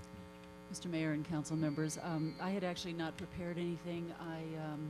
Your time's not up. We'll get that reset. You can tell me to go if you want. I truly had not prepared anything. My name is Peggy Nelson. I think I know all of you from different contexts, but I did sign off on my turn that commended the council in taking the steps that it did, and I continue to do that at this point in time. I think it is an incredibly important thing. I've heard comments about how this has stirred things up, how maybe that's not a good thing to have happen, but you really can't begin to make change and look at the future unless a few things are stirred up from the past, and I think that's part of what's going on here at this point.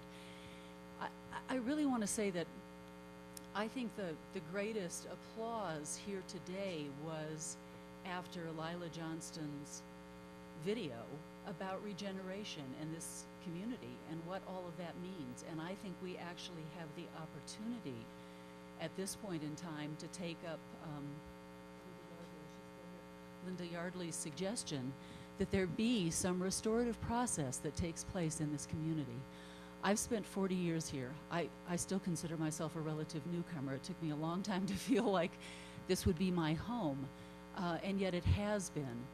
And what I've dealt with over the course of years has been people's problems that have come out of poverty, that have come out of violence, and I've had lots of opportunity to try to look at the history of this community to see what it comes from. And I think a good part of it is not having opened the book, not having opened the wounds, and really looked at them and come to grips with what that history is.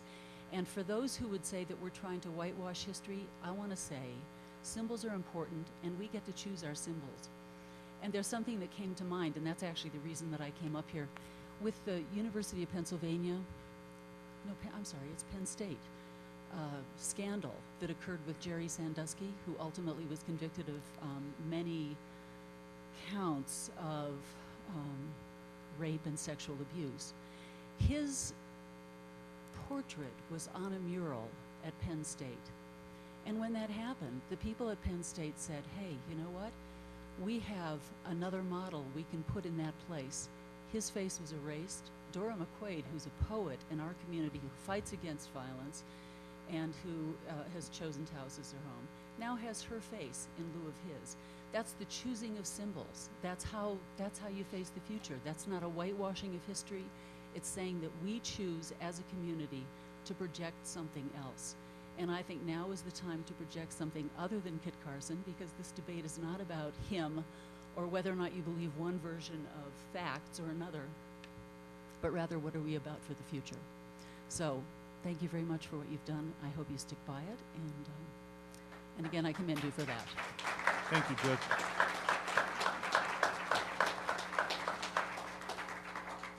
Thank you, Peggy.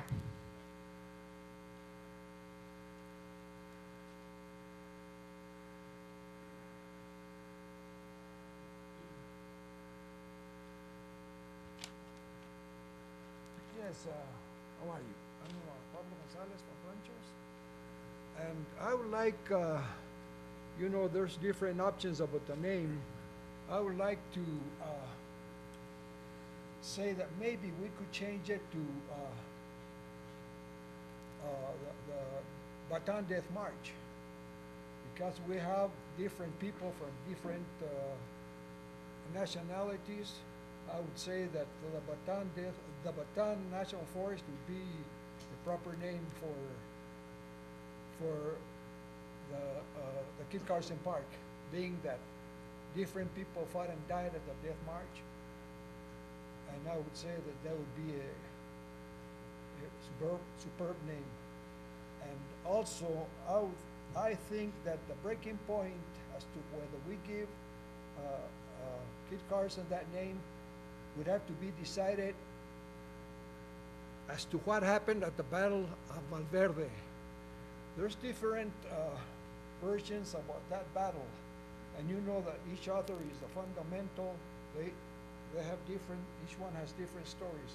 I've heard that Kit Carson's Hispanics that went with him were on the east side with artillery from Vermont when the rebels overran the post, and a lot of them got killed. I'd like to know where Kit Carson was.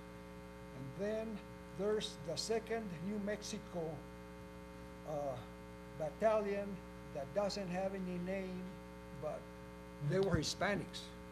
And even before that battle, they said that they could not be trusted. And then in another skirmish, Kit Carson's men and the 2nd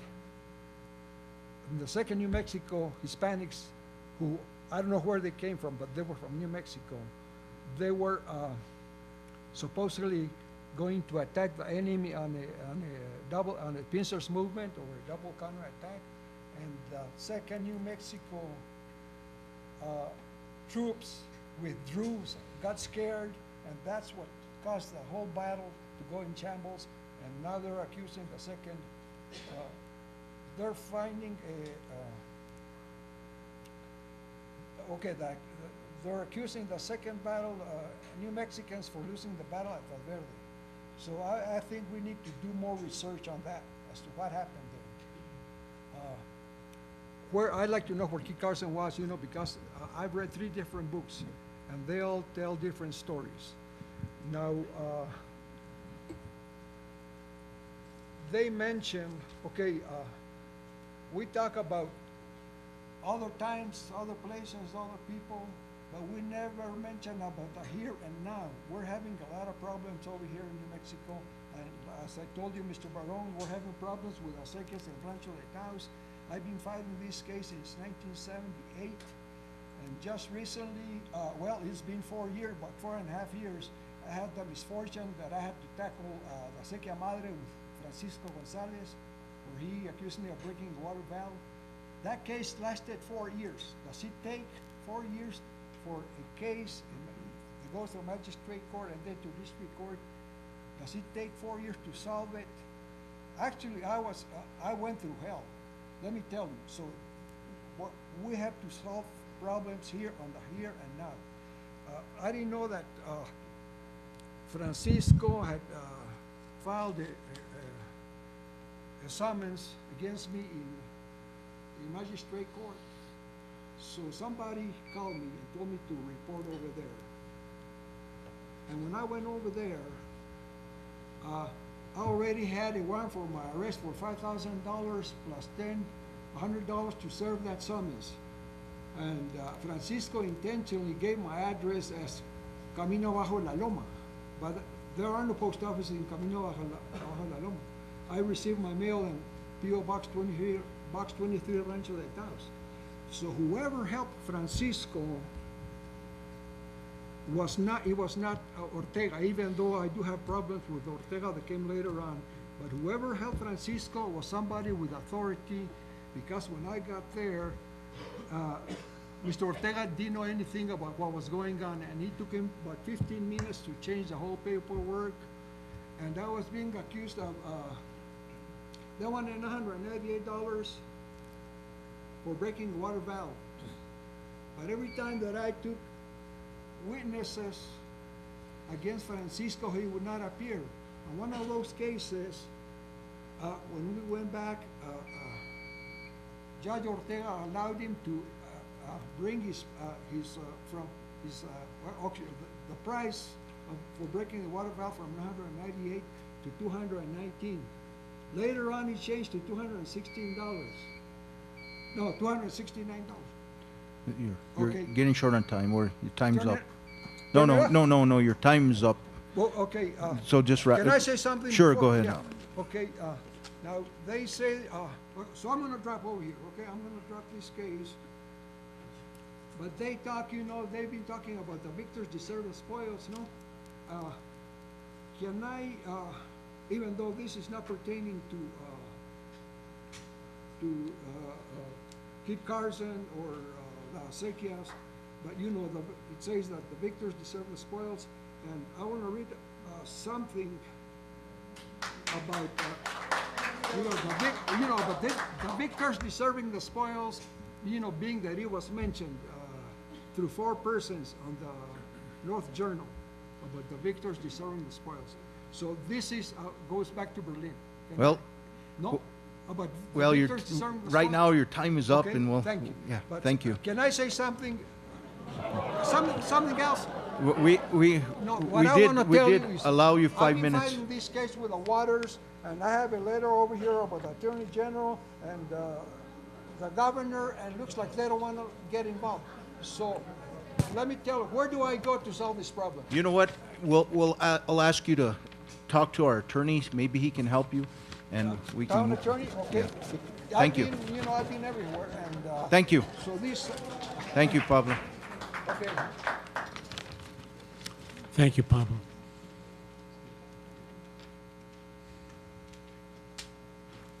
I had not planned this. My name is Carmen Ledoux Freshour. I'm a Taosenia. Thank you, Carmen. I've been sitting back there listening to everything, listening to people talk about past pain and present pain and what could happen in the future.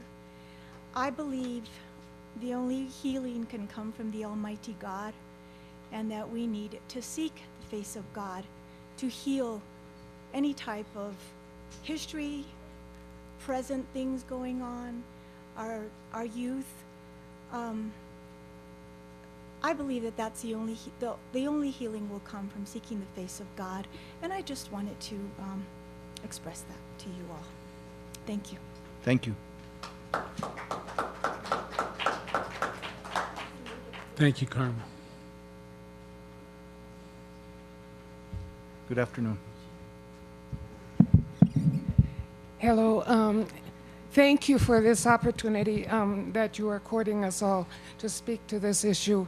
I wasn't planning to speak, but as I observed here, I thought everybody in some way or another identifies with the names of monuments and parks, and the people who are... Did you say your name for the record? I'm sorry. I'm sorry? Your name for the record. Oh, Marilyn Hoff. Thank you. Okay, so I think, you know, so the people that want Kit Carson Park to stay the same tend to be white guys, and people who want to change it tend to be in a lot of other categories. And even though I am white, I am a woman, and therefore I do not fall into the category of people who identify with Kit Carson, because I'm also a woman, and I've never killed anybody, and I've never marched off to battle. And I am proud to say that there will never be a park in the history of mankind that will be named the Marilyn Hoff Park. So what I was thinking, you know, if everybody hates Red Willow, but you want something that everybody can identify with, although I think Red Willow is great, why not call it the Peace Park?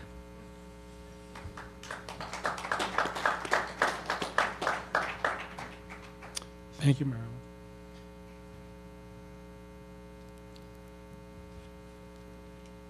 Mr. Mayor.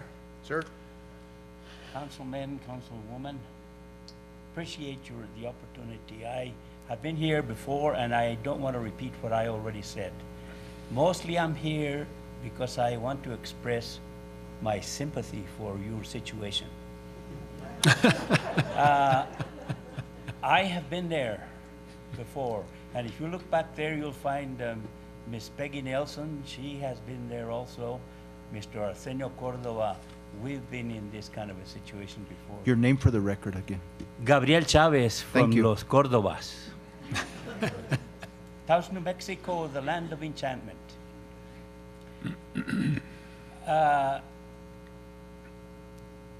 It's a very inopportune situation for you people, and I sympathize with you as to how you might resolve it. I can give you my opinion and my recommendation. I would strongly suggest that you rescind the motion that you passed on at a previous meeting and leave the situation to simmer for a while to see what might happen. By that time, hopefully, there will be some more level heads, better informed heads that might help you make a decision. I'm still not in favor of the change of the name, but mostly, like I said before, I'm very opposed and offended by the categorization of Mr. Carson, General Carson, as a killer and as a murderer. Because when you accepted that statement from these people who initially approached you with it, you, by extension, categorized the rest of us who have served in the military from all over the country, from Taos, from the Pueblo, as murderers and killers, and that is very inappropriate. Thank you very much. Thank you. Thank you, Gabriel.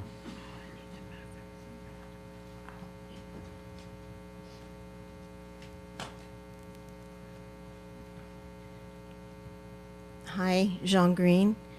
I really disagree with that statement. If you change the name of a park, then you're calling everyone else killers that's ever been to war. That's a real stretch. I do want to commend you for naming the park Red Willow and for your courage. And I am appalled that you have gotten death threats, some of you, because of this. And if people are threatening you with death because you changed the name of a park, where are we? So I would encourage the populace to calm down and not wear your patriotism on your sleeve, defending Kit Carson. Kit Carson, we have plenty of Kit Carsons around here, plenty of Kit Carson things named Kit Carson. And thank you for your courage.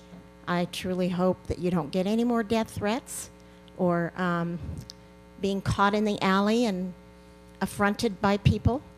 I think that is just ridiculous, and I hope that people will come to their senses and come around to this name change, which is more fair to everyone. Thank you.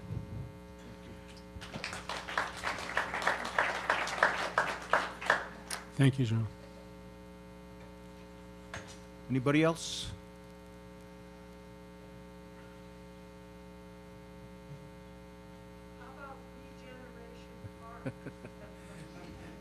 Nobody else wishing to speak? So, Mr. Bellis? Mr. Mayor, one of the things when we had our GIS people and digging up records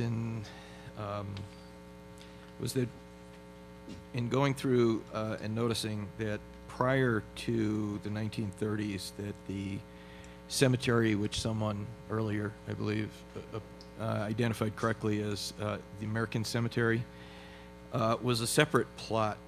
And one of the curious things that we found was that in the business people assembling the property, which they then wanted to encourage to become a state park,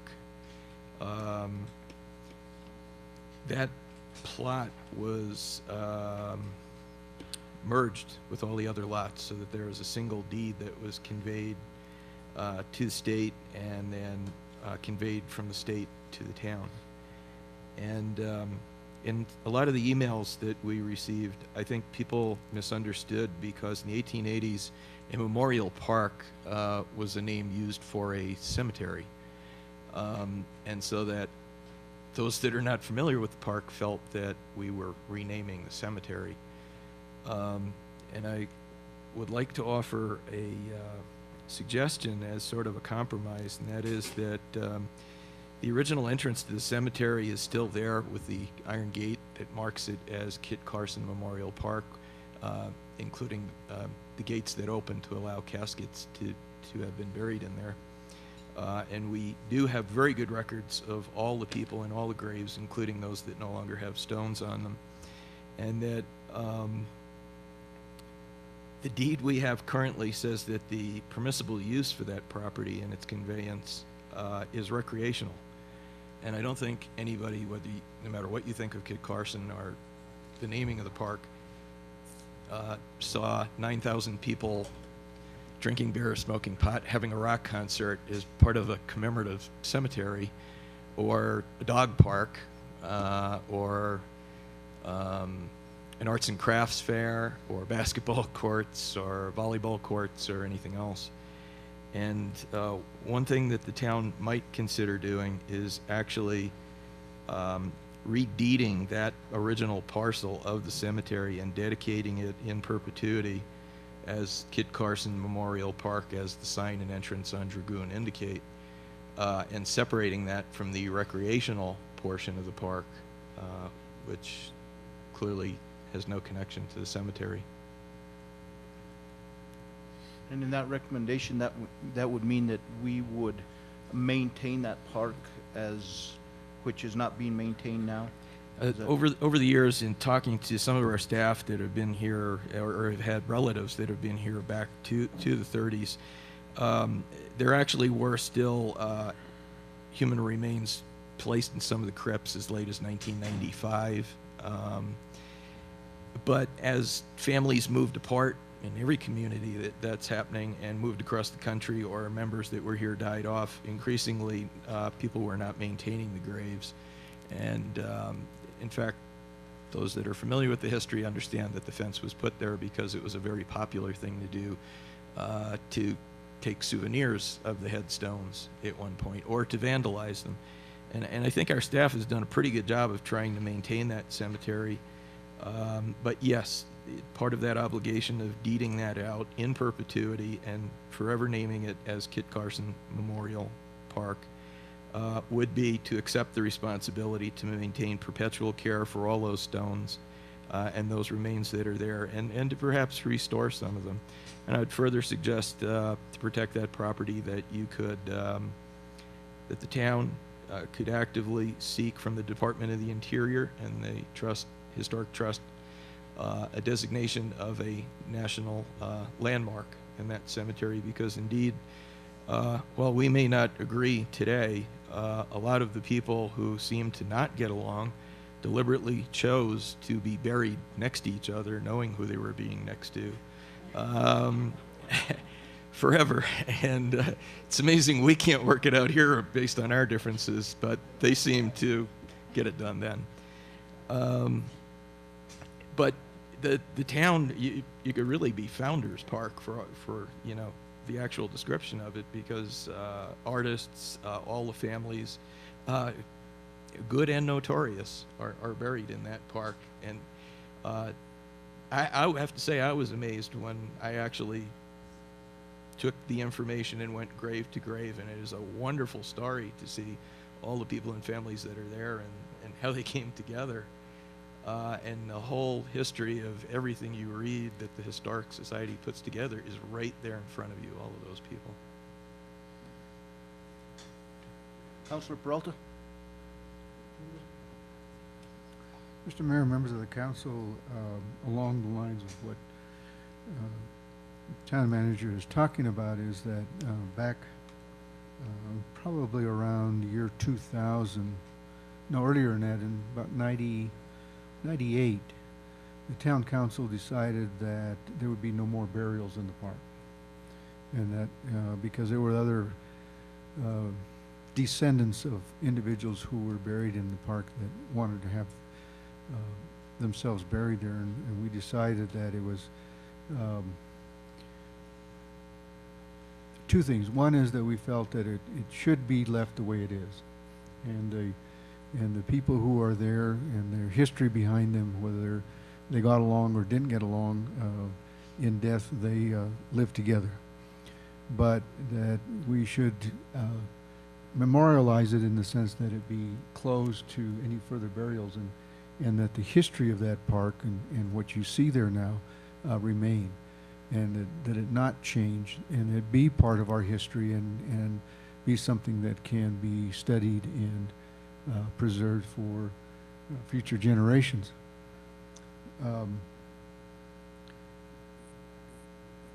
Name really doesn't do an awful lot for something. It's the intention of the people who did the name that's important.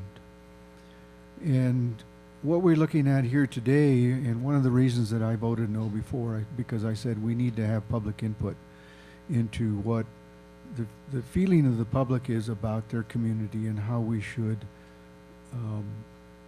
respect that and move ourselves forward to be a better community for all of our generations in the future. And so it's not that names can't change, but they're names. What's more important is that we look at ourselves and try to find ways that we can be better to each other and be closer as a family, and not separate ourselves. And that's what we are really in this valley, is we're a family. And whether we have new generations coming in to live here or not, we still have to look at ourselves as being part of each other. And so doing that, then we have to say, how do we want ourselves represented? And how do we want to communicate with each other in a way that is peaceful, that is respectful, and that will bring ourselves and our families in the future closer together, more understanding of each other, and respectful. And that's what it's about. So if the community would like to have the name changed or not changed, that's the community, and we're all part of that. And so that's what we have to look at and respect in what decisions we make as your representatives. Thank you, Mr. Mayor. Thank you.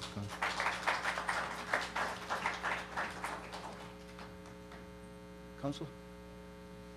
I'd like to say a little bit. Go ahead. It wasn't purposeful to leave the public out. This was a meeting that had that item listed on the agenda, and I apologize, but it's funny how things work out, because here we are. And knowing history is a good thing, because I bet you all picked up a book on Kit Carson in the last month, and even probably Taos. Talking is a good thing. Learning is a good thing. It's something that we do till the day we die. And who would have ever guessed that the name, for whatever reason it was chosen, to some people whose families were here, it still causes a lot of pain. And here in northern New Mexico, and not only here but all over the country, places are named after descriptions such as Embudo or Red River or Black Mesa. I just find it so much easier and so much more peaceful to name things after descriptions. My own father, like I wrote in the paper this week, was a worthy man who had, he deserved something named after him. But I'm okay now. It made me learn why we shouldn't name things after people. Manny Aragon, who I used as an example, his name came off the building in infamy. And I just think that this dialogue was necessary. I don't think there's accidents. I think things come out the way that they're supposed to in time. And I hope this community has learned a lot from this situation. I personally had an idea of changing it since I was a child. When it came up again when I was 13, I implored my dad, why don't you guys change the name? And then I also have a history with the Pueblo people of 38 years now. And I've heard the oral history and the symbolism of what people represent, and it hasn't gone away. It's just swept under the rug. And I think it's really important for us all to learn from this. And perhaps it could be a collaborative effort I really would like to change the name of the park, but we can all do it together. Thank you. Councilor? Fritz, did you? Thank you, Mr. Mayor.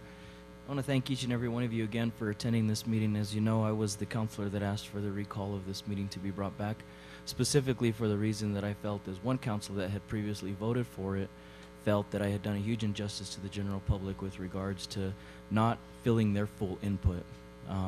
And over the course of those last 2 weeks, I can't tell you the amount of emails and voicemails that I have had from the general public, from both here within Taos and abroad across the country, with regards to this issue. And let me tell you, it's not an easy one.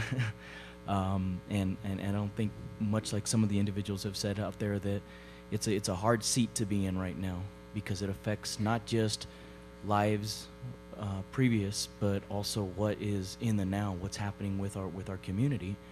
And again, my intention was to bring some type of healing into this community, and be that through a park, be it through collaboration. I honestly feel that, having had the opportunity to go through history, I honestly don't feel that a name change can really do that. And I say this to my Pueblo brothers and sisters, that I extend my hand to you at any moment as an elected official within this community, in anything I can do to help Taos Pueblo further itself, further its people, via education, be it governance, whatever we can do, because we do live amongst each other. We are a different people from what existed in the past. And I hope that this community has moved forward beyond those transgressions. I mean, having the last name Gonzalez, which is with an S, comes directly out of the Spanish dialect, which means that in some way, shape, or form, that somewhere in my bloodline there could have been a history of bad intention, but from my ancestors. That doesn't mean that shapes who I am today, and who I want to be, and who I want to teach my children to be. So again, I'm not an individual, and yet we've been tasked to put forth the effort to right a wrong of past transgression. And for me, that's hard, because it would be moving things so far beyond the realm of just the name of a park.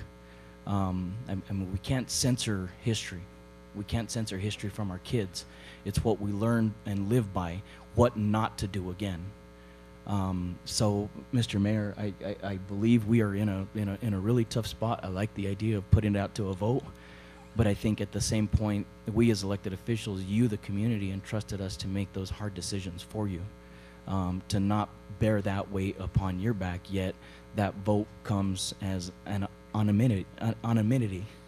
So, Mr. Mayor, I think at this time, I would like to move that we rescind the action that we made, not solely because of the fact that I don't feel that a name change is warranted, but in the spirit of allowing Taos Pueblo themselves the ability to have their fair share of input with regards to how they feel with the name change itself, being Red Willow, and the personal attachment they have to the name Red Willow. I would ask that, either we now in the upcoming months form a committee that would allow members of this community from Taos Pueblo, from the city of Taos, from the respective areas, to allow them to hash this out and make this name change. Not so much put it out for a vote, but maybe somebody out of representation from the Pueblo that could give their input, somebody from within the city as well, and from the general public, and bring that back to us. So, Mr. Mayor, I ask that we rescind our motion that we made to rename Kit Carson Park Red Willow, and look for other alternatives. There is a motion on the floor. Any second to the motion?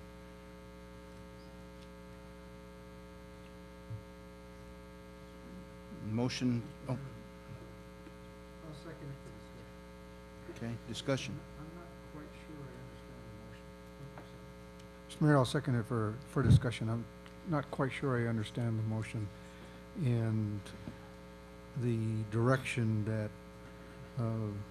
Councilmember Gonzalez really would like to take us, so if you could So, Mr. Mayor, restate it maybe. I guess within my motion, just move to rescind the name change to Red Willow Park, and allow staff to put together a committee that would look at another alternative in name. Again, I'm not opposed to the renaming. For me, it's I want to do justice in giving the public their fair share of input at the same point, and be it Baton Veterans Memorial Park, whatever the name we decide to make it, but that this community has its fair share of input rather than just putting a name to it. Any further discussion? Do have a question. Turn to our attorney, Mr. Caldwell. I know, Mr. Ballas, you made mention about, would we have to do that as a description, or does it actually have to be deeded, the certain portion within that is already fenced and set aside as the cemetery? I'll leave the legalese to the attorney, but my suggestion was that we recreate the original lot that the boundary markers of which, and I can provide you that map here, boundary markers of which are the fence perimeter out to Dragoon Lane, which is 1.37 acres. And that the purpose of doing that would be to be able to assure people by deed restricting it that it would remain a cemetery. The suggestions that former Mayor Peralta has said that former councils have put on that of no new internments, that it be delegated to have historical value. And again, I would also suggest that it seek national historic status as an additional protection. But that, Mr. Caldwell, I'm presuming that would require the creation of a deed, two deeds, one for the remainder property and one for the new lot. Mr. Mayor and council members, Mr. Bellis, so I think the town has quite a bit of flexibility in how that approach could be made. I don't think it would be required to do two deeds from the town to itself for different portions of land, although there may be some merit for purposes of obtaining national recognition or for getting grant funding, for example, for the standalone cemetery. The bottom line is I don't believe that there's any option that's not on the table for the council for purposes of renaming all or part of the park. And I think if there's enough intent established by way of any motion that's made, I think that it could be accomplished to maximize the benefit to the town. Councilman Peralta? Mr. Mayor, I guess what I'm feeling is that if we're going to segregate a piece of property that's there, we can do that by description and by designation of an ordinance saying that this shall be X. And then once we do that, then we can use that designation to seek funding or whatever it is that we want to look at into the future. And then the rest of it, we would designate as something else, recreational park or something, that would fall within the requirements that we have in the acceptance of that from the state.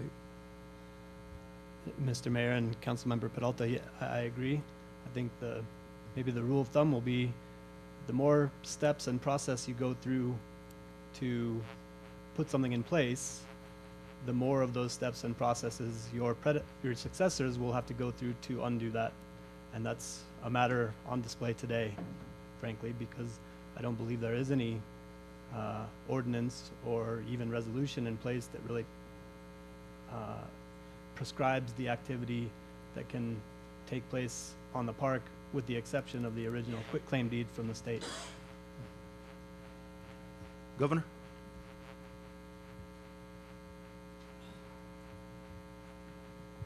Thank you, Mr. Mayor, councilors.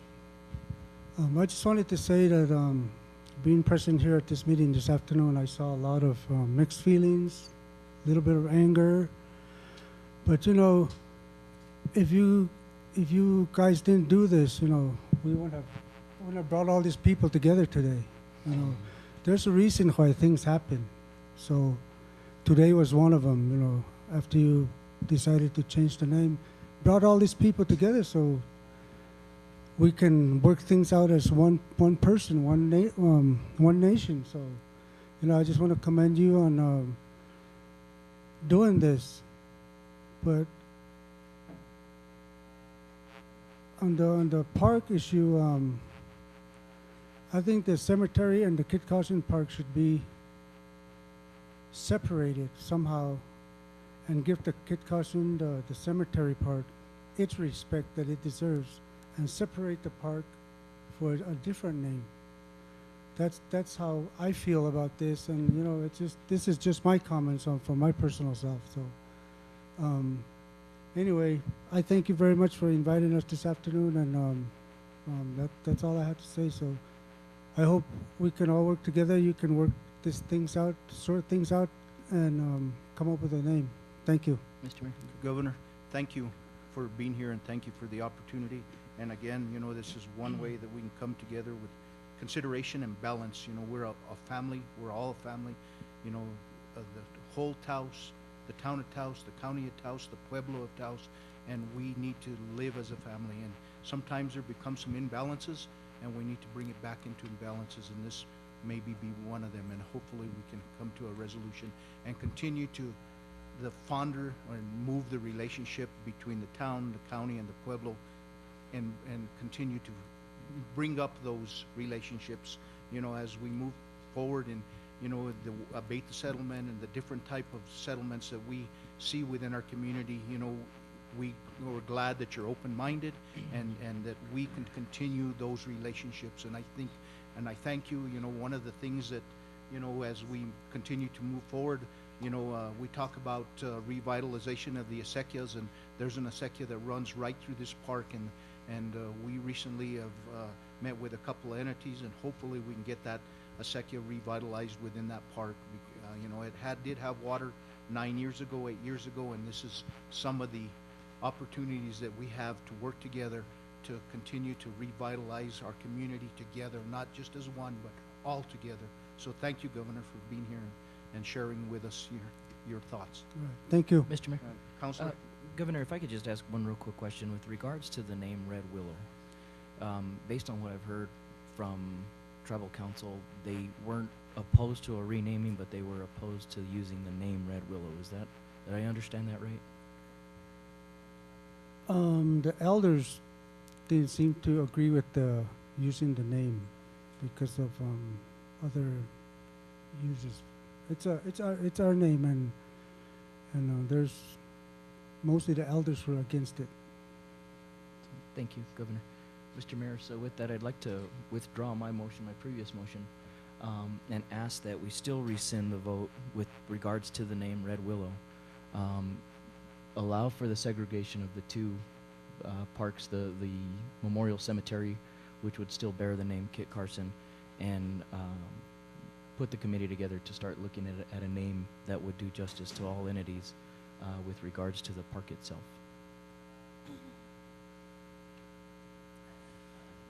I'll withdraw my second. So there is a motion on the floor.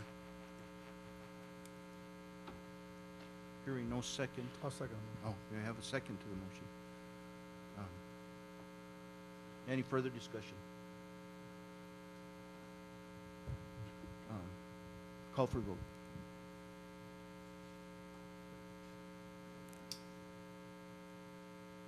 Councilmember Can I Cantu? wait? Can I get some? Go ahead. Yeah, you need some clarification. Yeah, I need some clarification. So, Asking for the rescinding of the vote to change the name to Red Willow Park, and in the interim, direct staff to work on the segregation of Kit Carson Memorial, and at the same time put together the committee to find an appropriate name for the park portion. but with a renaming of the park.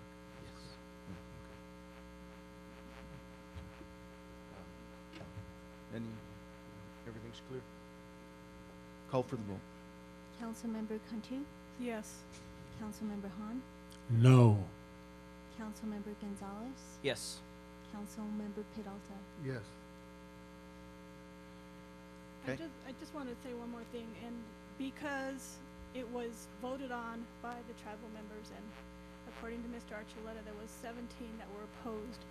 I want to be inclusive and respectful towards the Taos Pueblo people if this is also a name that they wouldn't choose for the park, is why I just voted yes.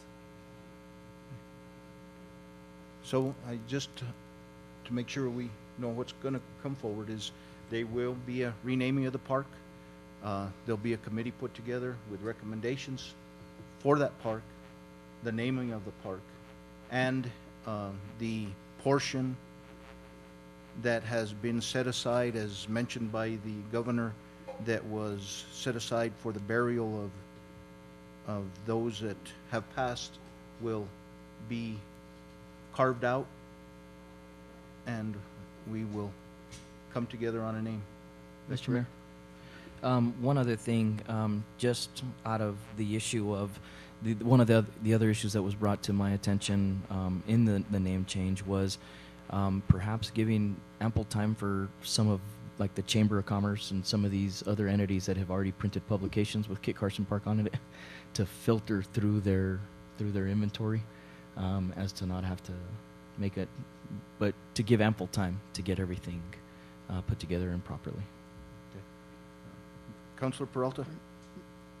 Mr. Mayor, I guess from my point of view, I think that time is of the essence, and that we don't set this aside as something that we'll do sometime in the future, but that we put it on the front burner and get it out there and get it done, so that the committee that's going to be established quickly, and that they work quickly to come up with something that represents the community.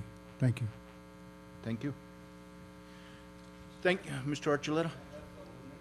Please.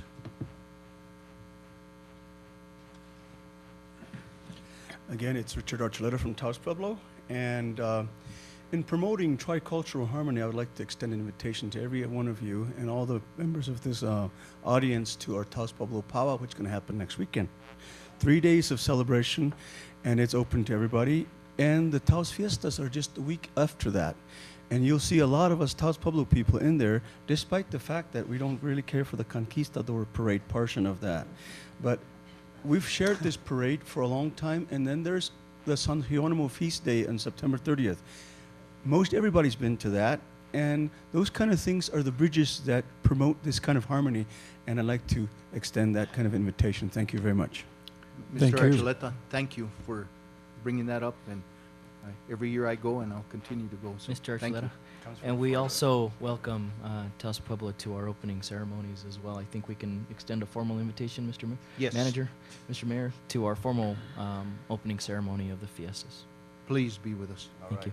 Thank you. Governor, if you would, honor us with your presence. Thank you. Mr. Arsenio?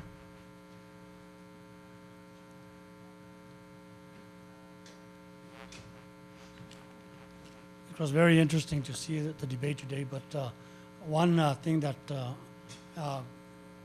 came to mind when Mr. Archuleta got up here about the tricultural family that we do have. You know, I still don't agree with Dennis Hopperday, but you know, that's the way things go. One of the things that came to mind when Richard was speaking is that during the 911 episode, you know, September 11th, you know, I brought my students from the university to San Jeronimo Day. And one of the most beautiful memories that I have is that when they were climbing the pole, that all of a sudden the young man that climbed the pole pulled out the United States flag and waved it, you know, for all the audience to see. And it was this magical thing that just came over there that just united this community, and that's the way we should try to strive to do that. Thank you, Arsenio. And I think that's our goal. Thank you. Anything else? So, thank you for everyone being here, and we'll move on down our agenda. I don't, Counselor, you want to take a 5-minute break? Just, do we have a motion to take a 5-minute break? Motion, Mr. Mayor. Yeah, I'll second that. All in favor, signify by saying aye. Aye. Yes. To go back into session. So moved. We have a motion. Do we have a second? I'll second. I have a second. Actually, Fritz is. All in favor? Aye. So then we'll go ahead on to matters from staff, Memorandum of Understanding, consideration and possible approval, a request by the Village of Questa. We'll turn to Mr. Caldwell.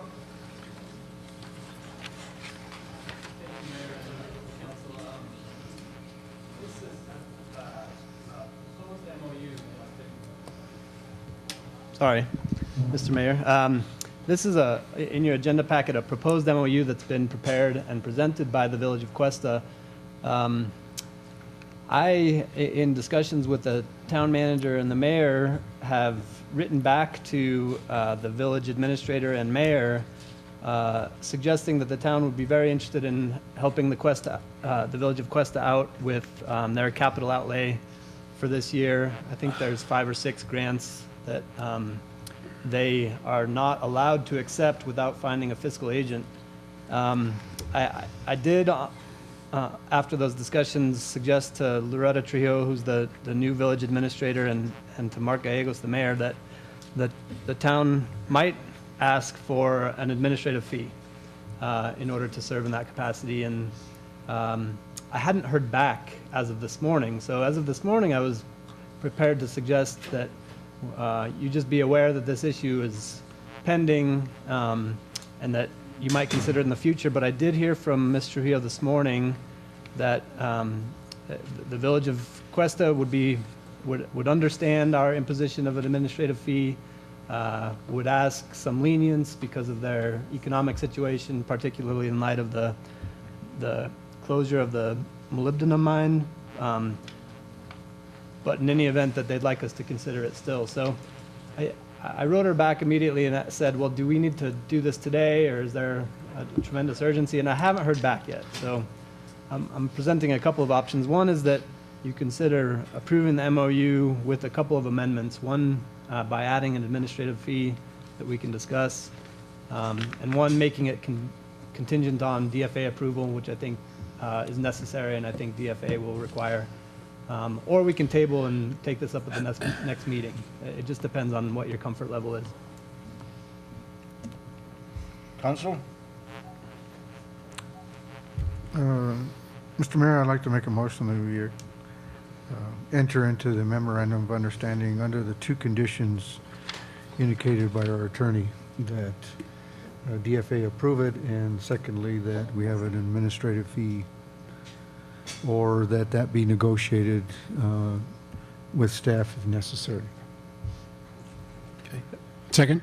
We have a motion and a second. Any further discussion? Discussion, Mr. Mayor. Mr. Manager, what would be our purview for administrative fee on something like this? I believe in my discussions with the finance director, we were looking for a minimum of 2%, which is permissible by DFA. And the reason for that is that we would, in effect, be having to guarantee that it met all procurement requirements, or it would show up as an exception on our audit. So it's kind of like we're doing it for them. And that would, Mr. Mayor, that would be my biggest concern, Rick, is just so that, not to just fiscally hand over money to them and then they do whatever, but so that our procurement codes are met as well, so that we don't default into audit as well. So I'm okay with the administrative fee. Councilor Peralta? Just one other thing, Mr. Manager, do you recommend it? I mean, we're in the motion of discussion, so I meant to ask that from the beginning, and I just remembered now. Mr. Mayor, Mr. Pro Tem, at this time I kind of think it's a moot point. It's symbolic in showing that we're willing to work with the village, particularly in light of the mine closure. However, it's my understanding that DFA is adamant that until all audits are caught up and certain other considerations are addressed by Questa, that they will not approve any agreement, even for fiscal agency. But if they did, would you recommend it? Under the condition that, as Councilman Gonzalez had said, that in effect we hold the money and do the procurement and release the checks once all requirements are met. So, Mr. Mayor, I would like to amend my motion to those requirements as indicated by the manager. And the second? And I'll second that. Okay. So, any further discussion on the amended motion? Not, call for the vote. Councilmember Han, Yes. Councilmember Peralta, Yes. Councilmember Cantu, Yes. Councilmember Gonzalez. Yes. All in favor? Thank you. So we'll go on to item B, Stray Hearts Animal Shelter. Discussion, consideration, and possible approval of contract TT 1550 with the Humane Society of Taos, Inc., DBA Stray Hearts Animal Shelter in the amount of $96,000 inclusive of gross receipts tax. Mr. Caldwell. Mr. Mayor and members of the council, this item is essentially a renewal of the Stray Hearts Animal Shelter contract. This would be the 4th year, I believe, under the most recent RFP. So, and in all likelihood, the last year. Everyone knows there's a lot surrounding this issue and how to approach it. But the fact of the matter is, we currently, as of June 30th, went out of contract with Stray Hearts.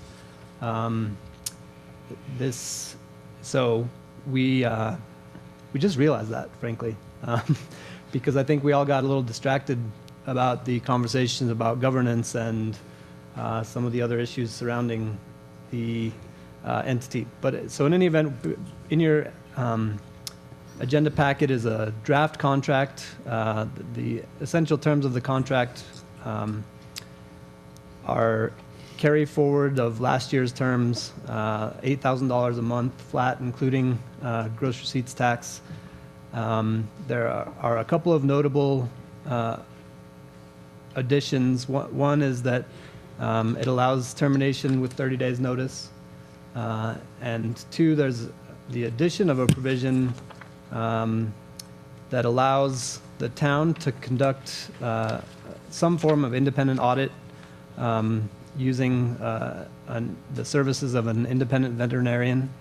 And a second that provides for the appointment by the town of up to 2 directors to the board of directors. Now, I want to make clear to everyone that that's not something that has been imposed by the council up to this point. That's just what's in the proposed contract.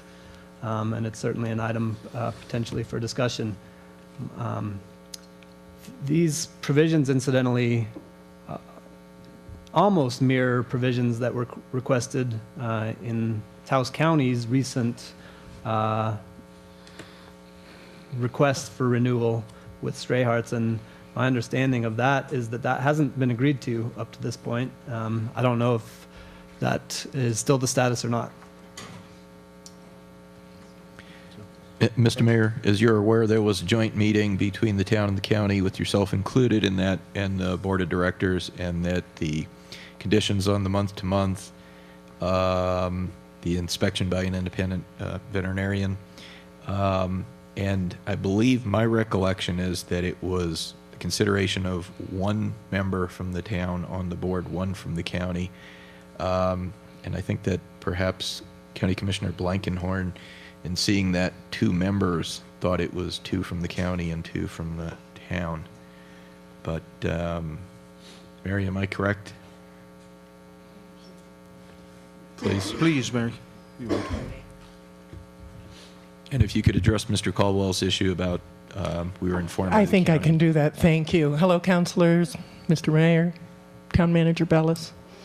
My name's Mary D'Amato, and I serve as president of the board of directors for Stray Hearts Animal Shelter. In fact, Stray Hearts Animal Shelter has, in addition to Dr. Gina Versa, has retained the services of attorney Stephen Nadelson. and a letter was drafted. I believe Stephen Archuleta's probably went to Bob Malone, my understanding. Whether or not Stephen or Bob has actually received it yet, I don't know. I know it was going out today. But in fact, the response is that the board cannot accept any appointments to the board, certainly none that are appointed without the Board of Stray Hearts approval. We're certainly, we are out of contract, and in the letter it also states that even though we are out of contract, that in good faith we'd like to pursue negotiations for a contract going forward, and as we're going through the negotiations, the shelter, of course, is still accepting animals from the county and the town. That won't stop at all. And in the letter it states that we're happy to continue on an ongoing pro rata basis of what the original contract that just ended. So we can go forward to such time that the county or the town decides that they'd like to work towards a solution in resolving this contract issue. So we can keep it going exactly the way it is. We'll continue to take the town and county's animals, but we absolutely cannot allow the appointment of anyone to the board because it just really stifles our mission and our mission of serving the shelter. It would just become political, and I don't see how, if we really sit and think, why are we all sitting here today? And we all know why we're all sitting here today. And to think that putting one person on the board or two people on the board is going to totally assuage the taxpayers, to me it just creates another potential political bias and problem, and it will inhibit the ability for the Stray Hearts Animal Shelter to move forward.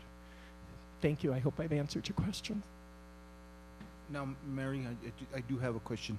So let's say, you know, the town was to recommend 3, 4, 5 people to the board, and then from those 5, the possibility of accepting 2 of them or 1 of them, or is that something that you guys are willing to do? Well, I think it's a common sense kind of thing. When the county and the town speaks to us as though we are some sort of subordinate, it's quite frankly, it's an insult to our intelligence, and I think you can understand that from where you're sitting also. So to answer your proposal or question or hypothetical, we're a 5-member board presently. I think we have no problem, and I think we would welcome and want to be a little bit larger. I think you'll all agree that very large boards can be exceedingly cumbersome and hard to get consensus and move forward. But I can certainly see us being more than a 5-member board, perhaps 7, perhaps 8, perhaps 9. So in the spirit of that, we're always looking for qualified board members that understand and are able to give up themselves, their time, their fundraising ability in the service of Stray Hearts Animal Shelter. So we would welcome anybody that you could bring forward, and certainly then the board is open to approving those appointments. I hope that answers your question. Kind of. And you are accepting pets from county and town, because the only reason accepting, oh yes, absolutely. Well, I will answer to that. I understand there was a phone call from Stephen Archuleta. Unfortunately, one of the office staff yesterday knew that the contract had expired, and on her own thought, oh, we're not taking animals now, the contract expired, but nobody told her that. We were always accepting animals, so it was strictly a simple miscommunication. And absolutely, keep the contract going forward. Let's negotiate in good faith. Let's come to a great resolution that really benefits the community and benefits the animals, so we can really get on with the task at hand of running our town and county. I know we have a number of, I think, people in the audience. Did you want to speak? Okay. Well, if I may add one last thing too. Sure. We are a 501(c), where we are a nonprofit. All our board meetings, we can regular scheduled once-a-month board meetings can be attended. If you want someone to show up at a meeting and observe how we go about our business of overseeing the shelter, anyone is more than welcome. Mary, hang out. Councilor Peralta has a question or two. Mary, have you looked at this contract? I have not read the entire, what I'm told is, are we speaking of the new contract or the old contract? The new contract. The new contract. I have not seen the town's proposal. I have read the county's proposal, which is to appoint 2 people to the board. There are some other stipulations too that we have concerns about. Mr. Manager, is this contract pretty much the same as the county's? Would defer to council. We drafted it. Mr. Mayor and Council Member Peralta, not really. I mean, it's the town's boilerplate contract with some miscellaneous amendments in the form of Board of Directors language, in the form of this independent audit opportunity. The town issued a different RFP than the county did, so really the scope of work in the town's contract is what was in the RFP that Stray Hearts responded to, whereas in the county's contract, the scope of work is reflective of their RFP, and there are differences. But in all senses, I will clarify one thing, that this is, with the exception of those terms that I described regarding Board of Directors, independent audit, and termination with 30 days notice, it is the same contract as last year, as between the town and Stray Hearts. One thing I want to just really quickly explain the Board of Directors language that's in the contract. Basically what it says is that, and this is very similar to what the county put in their proposed contract.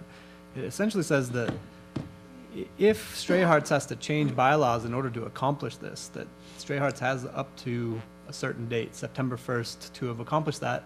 And if they haven't, then it kind of gives the town, in this case, the opportunity to terminate the contract thereafter on that basis. So it doesn't impose an immediate requirement. It imposes a requirement that Stray Hearts, though, get their ducks in order to make it possible by that point. But it does require Stray Hearts to allow the town to appoint up to 2 individuals to the board, correct? That's correct. And I understand that that's one of the things you don't like about the contract. But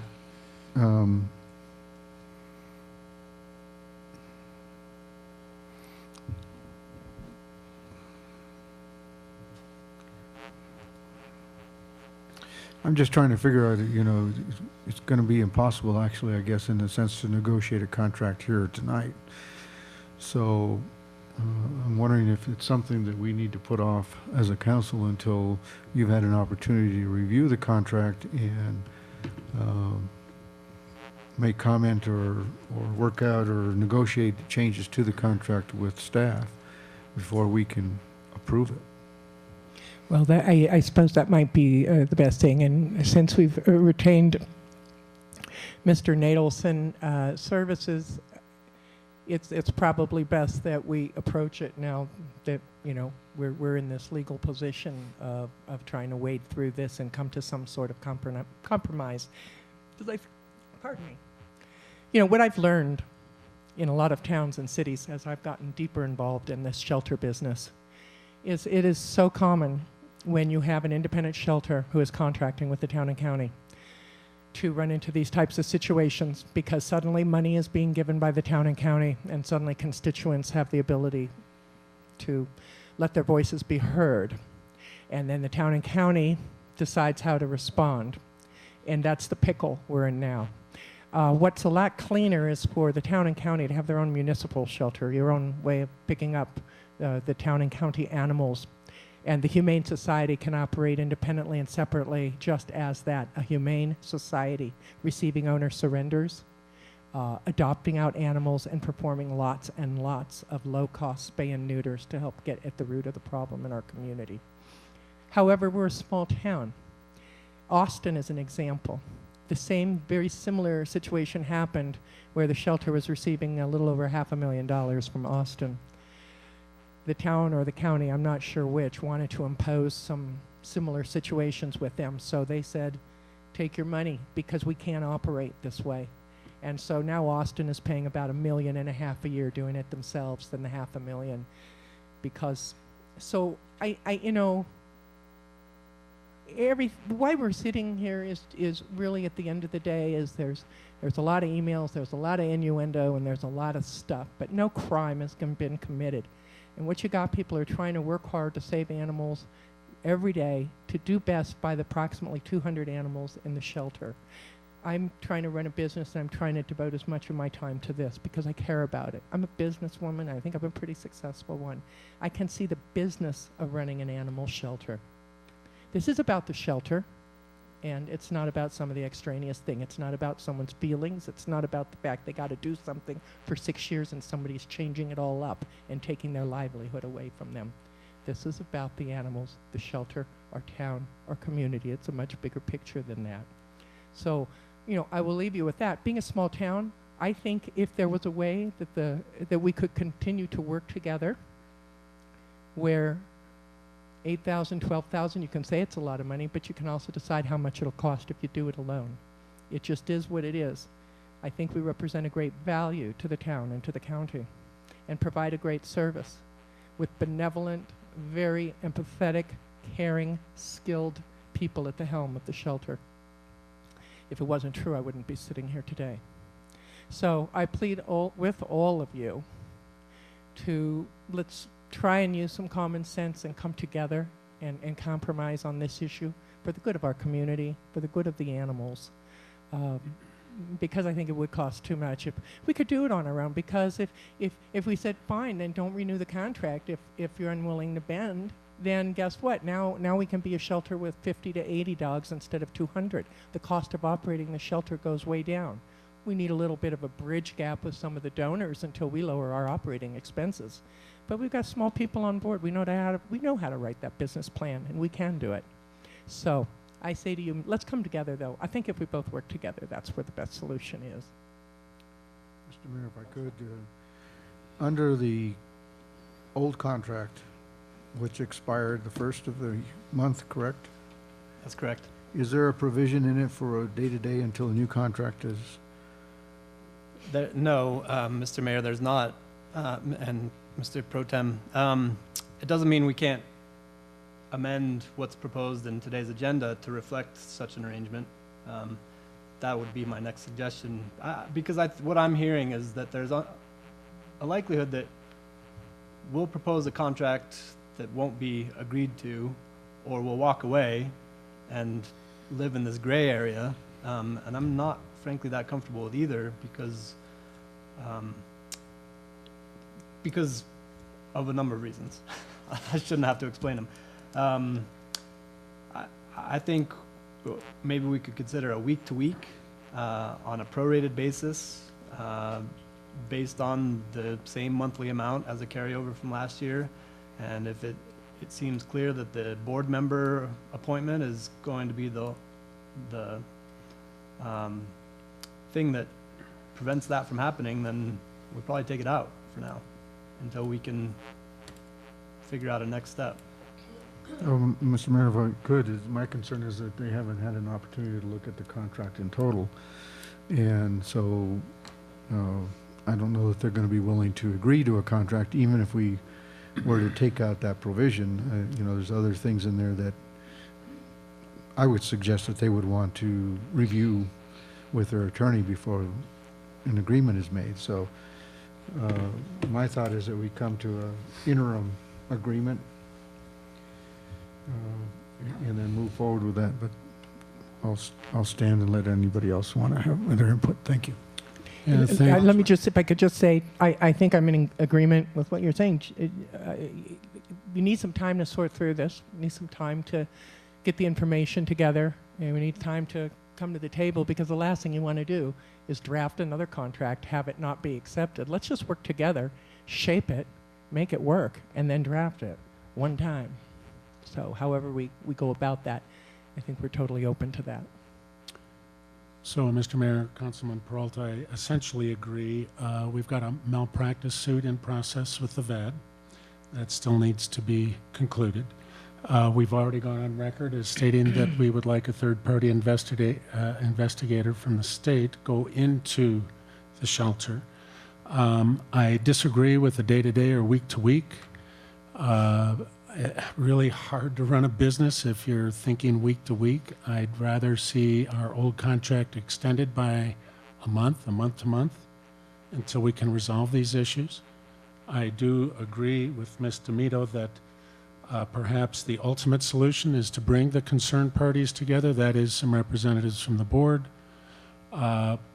employees, perhaps even some of those who are disgruntled and have left the organization, to sit down and mediate a process. I have severe reservations about what I'm going to call a Blankenhorn proposal, which essentially, from what I understand, and forgive me, Tom, if I'm wrong, but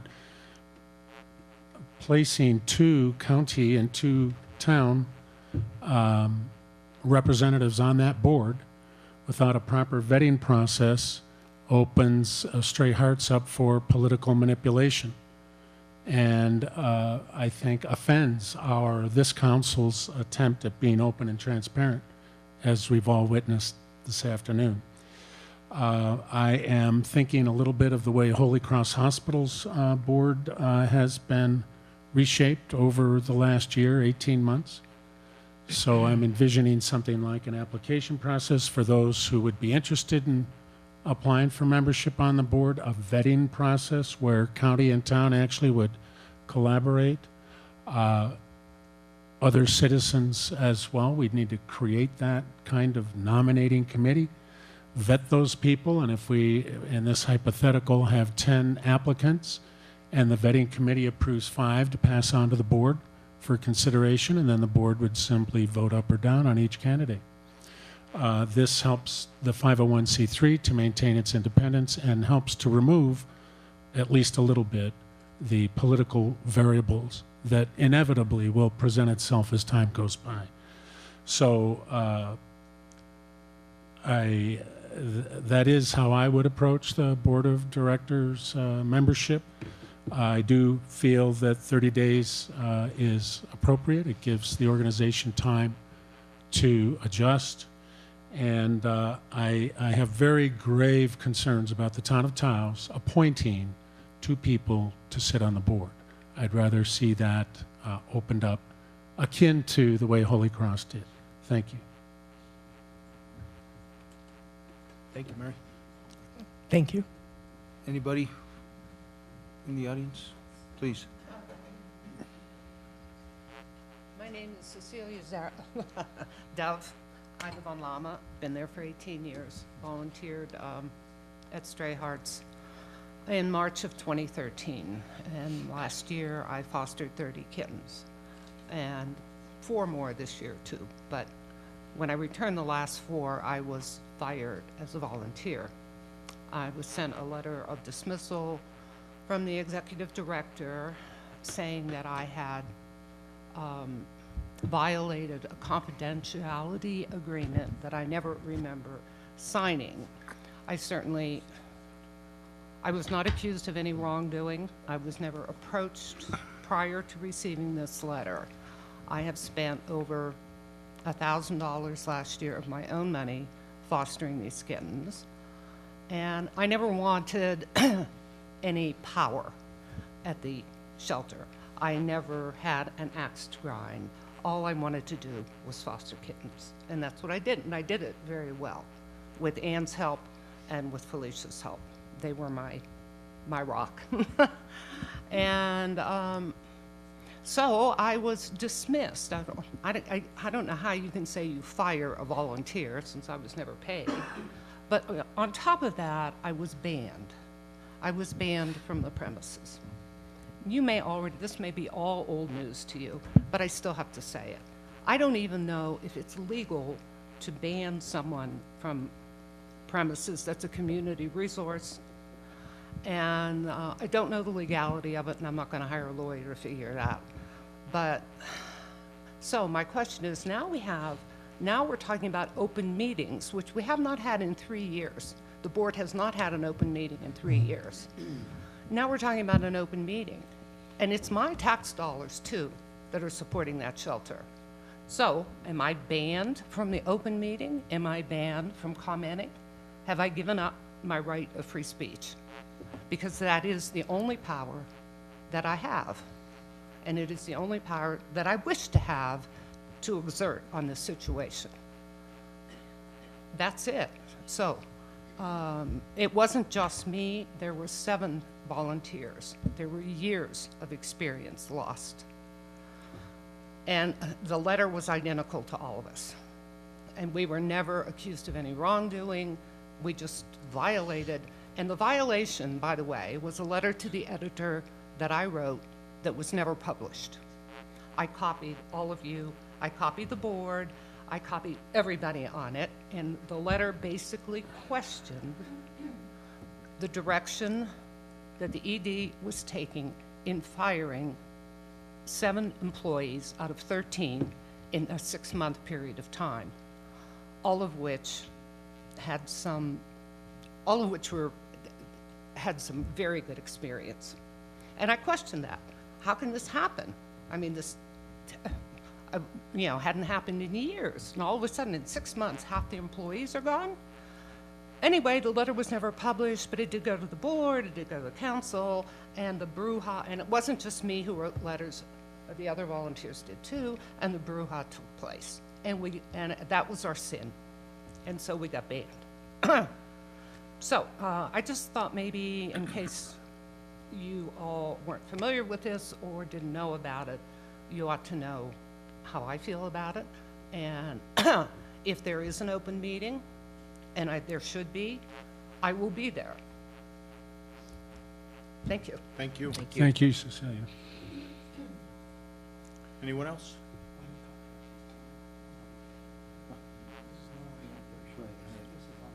This is on the, this is on the contract, so.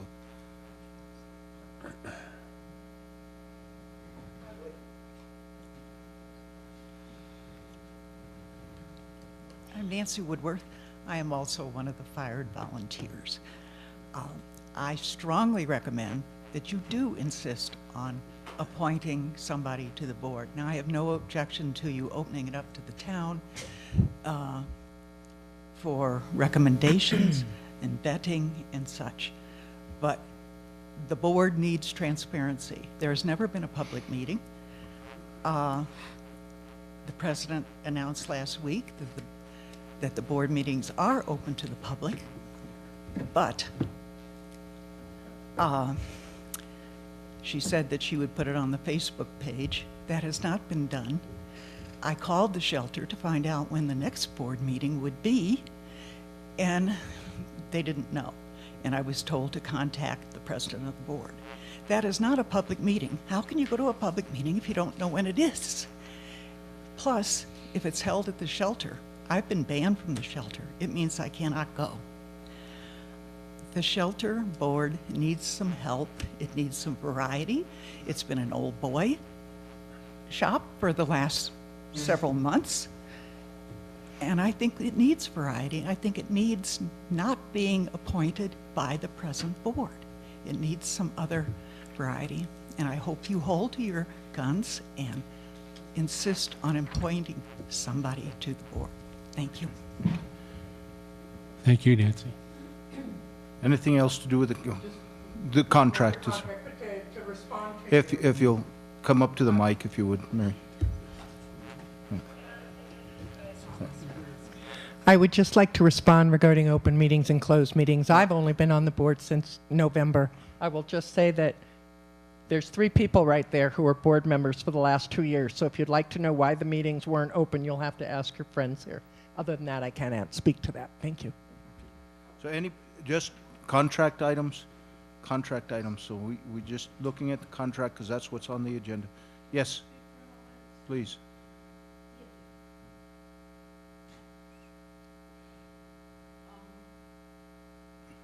Wait till you get up so we can. And we're just talking about the contract because that's what's on the agenda. I understand, Mayor. I understand. I just wanted to say that my name is Trish Hernandez. For those of you who, well, that's who I am. I just wanted to bring up the contract in the context of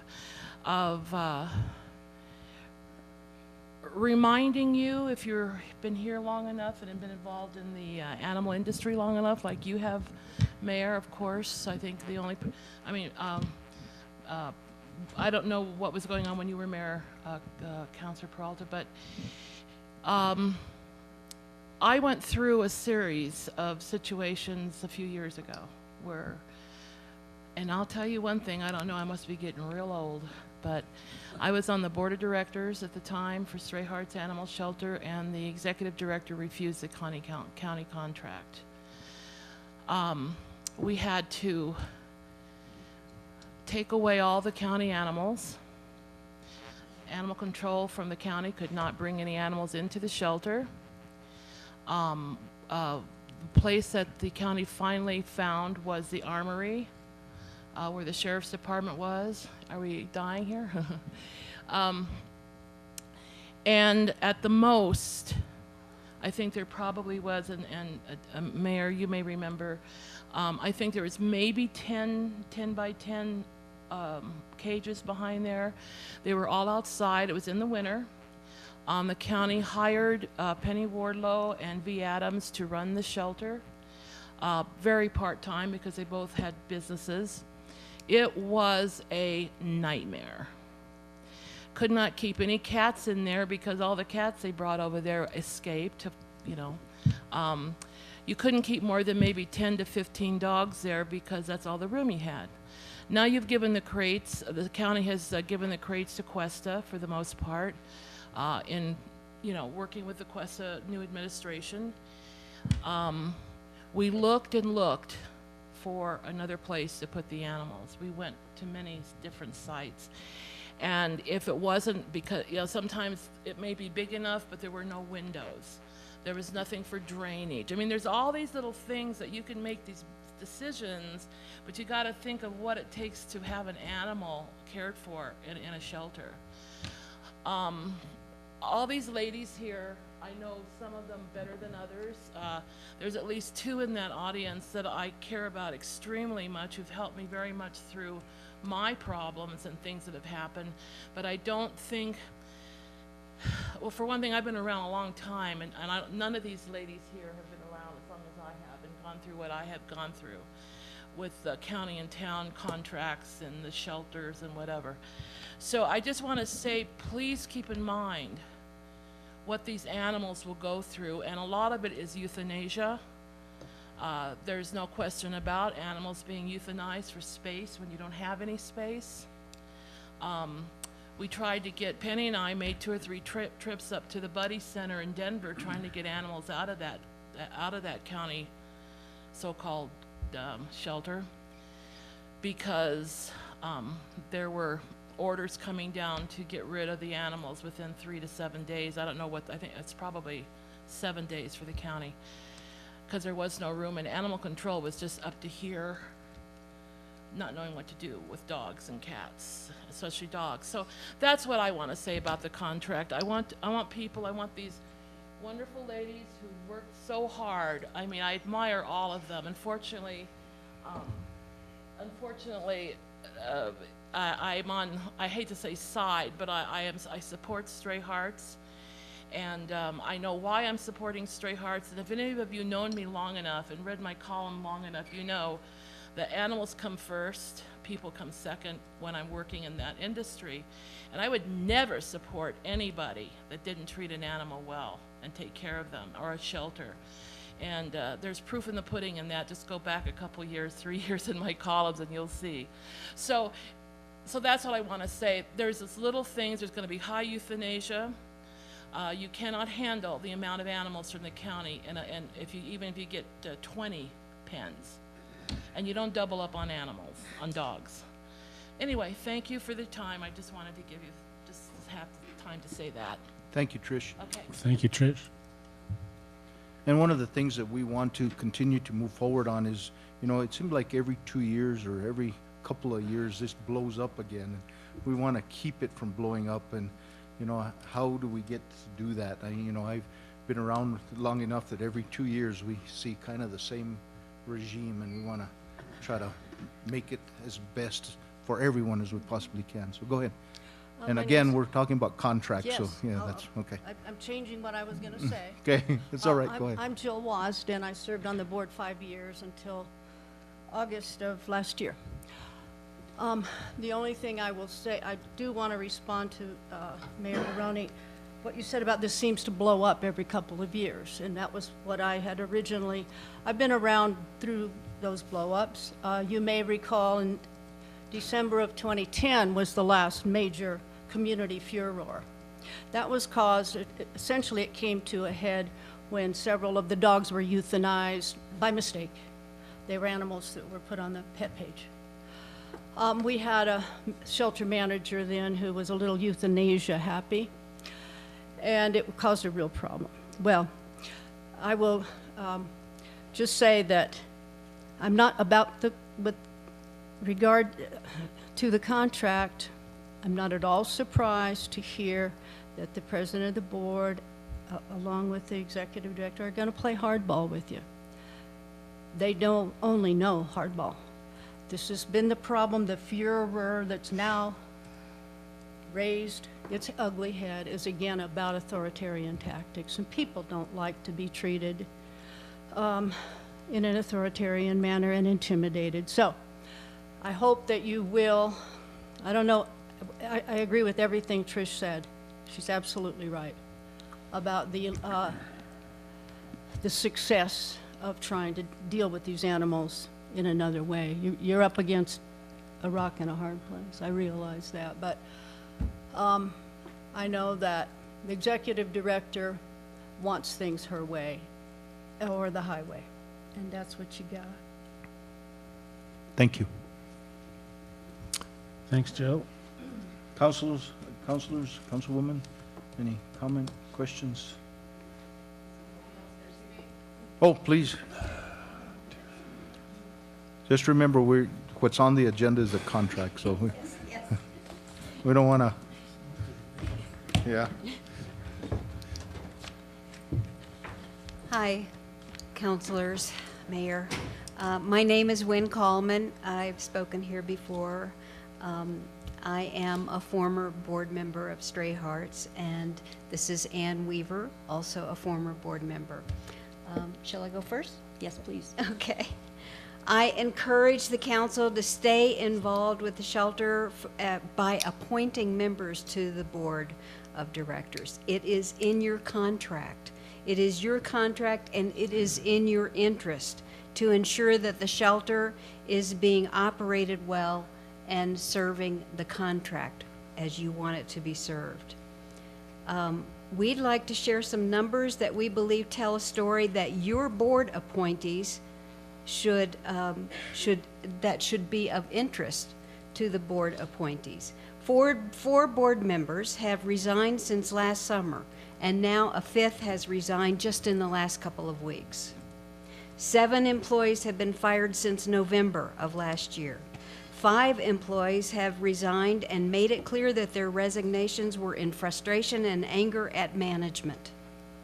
8 employees that we know about have been injured on the job and had to seek medical relief at the urgent care center or the hospital ER.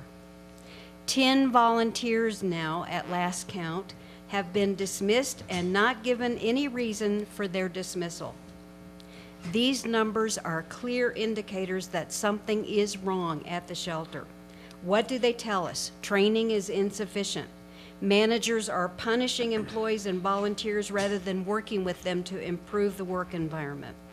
With so many employees and volunteers leaving, the animals are suffering. Dogs don't get out of their cages for a walk and a little bit of attention. Cats are stuck in cages next to a dirty litter box.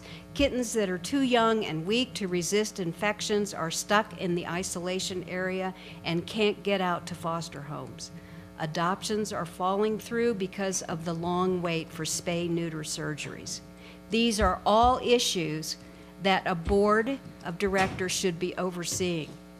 That does not mean meddling in day-to-day operations, but these are issues of performance, and I would think that they would be of interest to you. We ask you to look hard at these numbers. Do they show a well-managed shelter that you are supporting with your dollars? We don't think so. And we urge you to work with the board of directors to ensure that the numbers improve. Mayor and council members, I'm Ann Weaver. I didn't speak last time when some of the other volunteers came before you. I was in the audience, though. The reason I didn't speak is because my personal safety had been threatened, and also I have been slandered. So I kept quiet. But tonight I'm going to speak on the contract. I was pleased to see this contract proposal because it allows some transparency to an organization that has been totally lacking in transparency. And I have to tell you a little bit of background about me, just so you know that I know a little bit of what I'm talking about. I came to Taos in 2009. The very next day after moving here, I came to Stray Hearts to volunteer. I have been a volunteer for 5 years. Before that, I was a volunteer at the Humane Society of Boulder Valley in Boulder, Colorado. So I have a little bit of shelter experience. I served as a volunteer until I went on the board of directors in 2011. I was part of the group that brought to the attention of Trish Hernandez and county and town officials the problems at Stray Hearts in 2010, when the dogs that were on the pet page were euthanized. Over 300 animals were euthanized that year. That's terrible. Now, since then, I've been on the board since 2011. In March of this year, I was dismissed and banned as a volunteer. I was not given any reason for this. Neither was I told that I was banned. Other board members were told that I would be banned. And this is because I was an active volunteer. I spent 120 hours a month at the shelter, working with cats and the staff, and sometimes with dogs. I was also on the board for 3 years. I spent many, many hours doing board activities. So what I want to say about the contract is that you have talked tonight about how some of you disagree with what is in this document, and some of you probably agree with it. But the point is, if you eliminate the possibility of putting board members on, you will get no transparency at this organization. The board, Mary Dolmito was here tonight to tell you that they can't do that. They have a lawyer that's going to tell you that they can't do that. I don't believe that's true. I'm very familiar with those bylaws, and I believe that they can do it. And I think that this is the only way that you're going to prevent these blow-ups every couple of years, is to have some transparency, have those board meetings open. Mary has invited us to come to the board meetings, and believe me, we will take her up on that invitation. So we are concerned. That's why we're here. That's why we've been here all afternoon.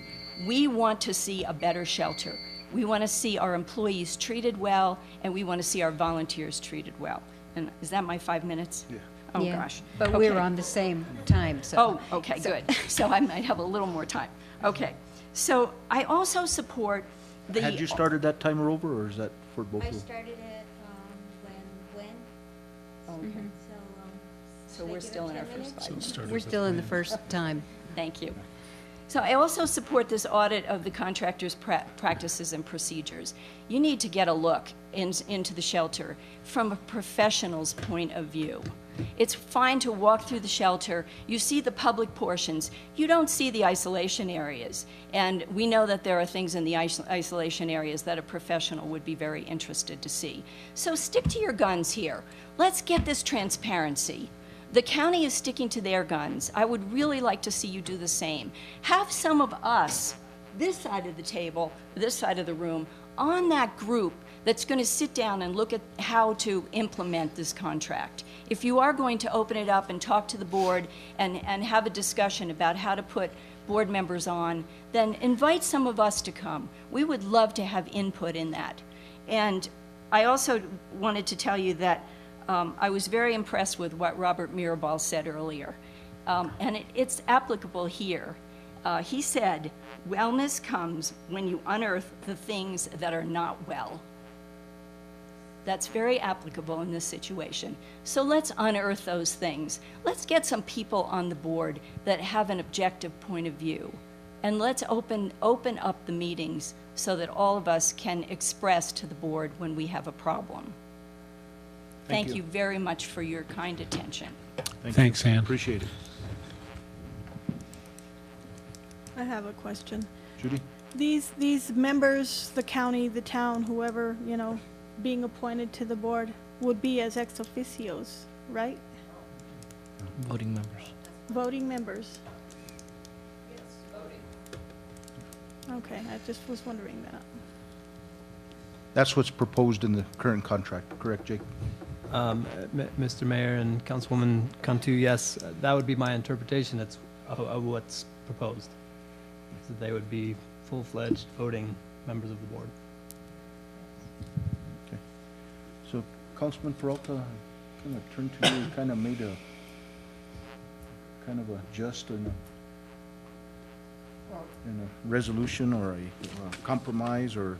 Well, no, Mr. Mayor, what I'm saying is that since the board hasn't had an opportunity to look at this contract and make comment or negotiate it with staff, that we need to go back there, but in the interim, we need to have some sort of an agreement for us to continue to be able to take care of the animals. And so that's what it is. Mr. Mayor, I can't get involved in private corporations' operations. That's their deal. If they want to go public, that's up to them. If they don't want to go public, that's up to them as well. And I think Councilmember Harn was saying similar things, that they can adjust how they put members on the board, they can change that, but in the end, they're a 501c3, they're not a public entity. And so they need to, I'm sorry, I've got my microphone off. I'm sorry, but I know you could hear me, but they couldn't hear me at home. But I'm just saying is that what we need to do is, our idea here is, and our responsibility is to see that the animals that we have a responsibility to take care of are taken care of according to law. And that's what our responsibility is, and it can be either done by our own shelter or it can be done by contract. And at this particular point in time, we're looking at a contract. So all I'm saying is that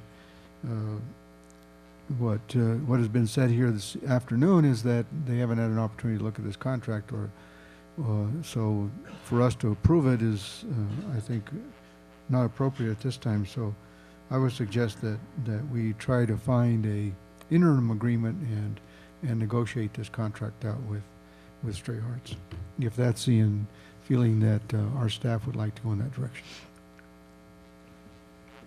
Mr. Codwell, is there a way we can draft the contract to get this so that we can get them an opportunity to review it, but yet, you know, at the same time, there'll be some, you know, compromise back and forth. I'm sure that's what's going on at the county at the present time.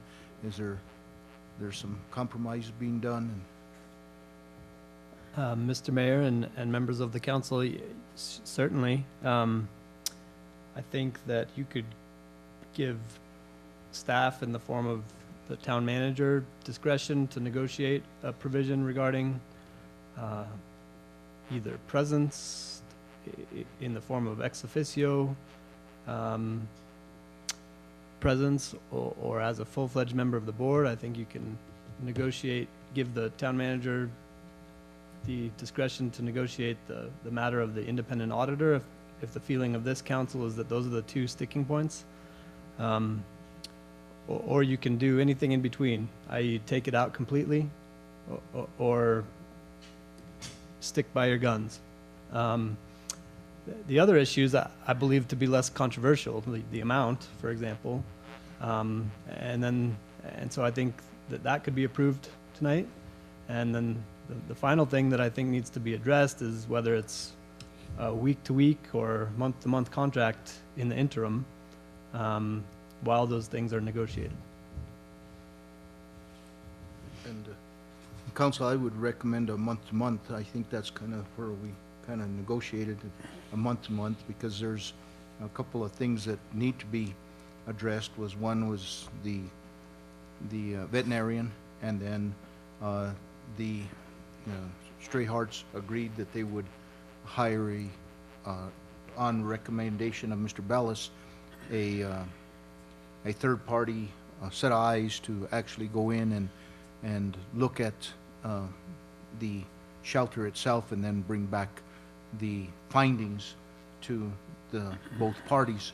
So that's just my recommendation, but it's your guys' Mr. Mayor. Mr. Bellis, you have Mr. Mayor, I believe the original discussion was actually that we were going to initiate that request to the state for the veterinarian, but I at that time and now have no problem whatsoever, as long as it's a third party that we both agree to, that the shelter can request that. In fact, I think for public relations value, it's probably better that you request the person, and you know, we don't have a lot of choices as to who it's going to be, so I'm sure it's going to be someone we'll agree on. Councilman? Mr. Mayor, if I could ask Mary just one real quick question with regards to having membership of either elected body. I get the political tie-in that the board's kind of opposed to. Is there any other reservation outside of that? And the only reason I look to that is because, for example, we have Judy who sits on the Taos County Economic Development Corporation, which is a 501c3 as well too, and represents the town of Taos. When Mayor BARRONE was a commissioner, he also represented the county on that board. I sat on that board for a short stint, and I just don't see in a 501c3 that receives public funds how that there would be any chance for political movement, not within a board comprised of maybe 2 voting members of a 7-member board at large. So I'm just, for me, that's just a sticking point. And the only reason I say that is because my fiscal responsibility is to the constituents of this community with how their money is spent. And so I guess for me, saying any time that we as electeds are opted to be put on a board, be it a nonprofit 501c3 that is, operates under the auspice of private, yet you still receive public funds, I would still recommend and consider that there still be some purview by the general public via their elected officials to have some input on that board, right, wrong, or indifferent.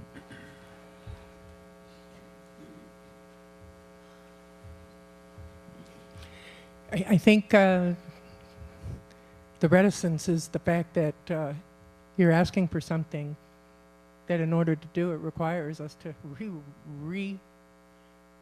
rewrite the bylaws and change the laws. Well, it's one section. Well, in essence, to do that. The other thing is that this is a contract, and it's a contract, it's exchange of services. And right now the language, I believe, in the old contract is somewhat loose, maybe not loose, but not very detail-oriented. You will drop off the animals, we will take care of the animals in the most humane fashion possible. So, yes, you have constituents, it is taxpayer dollars, but you know, you're writing checks all day long for different services also.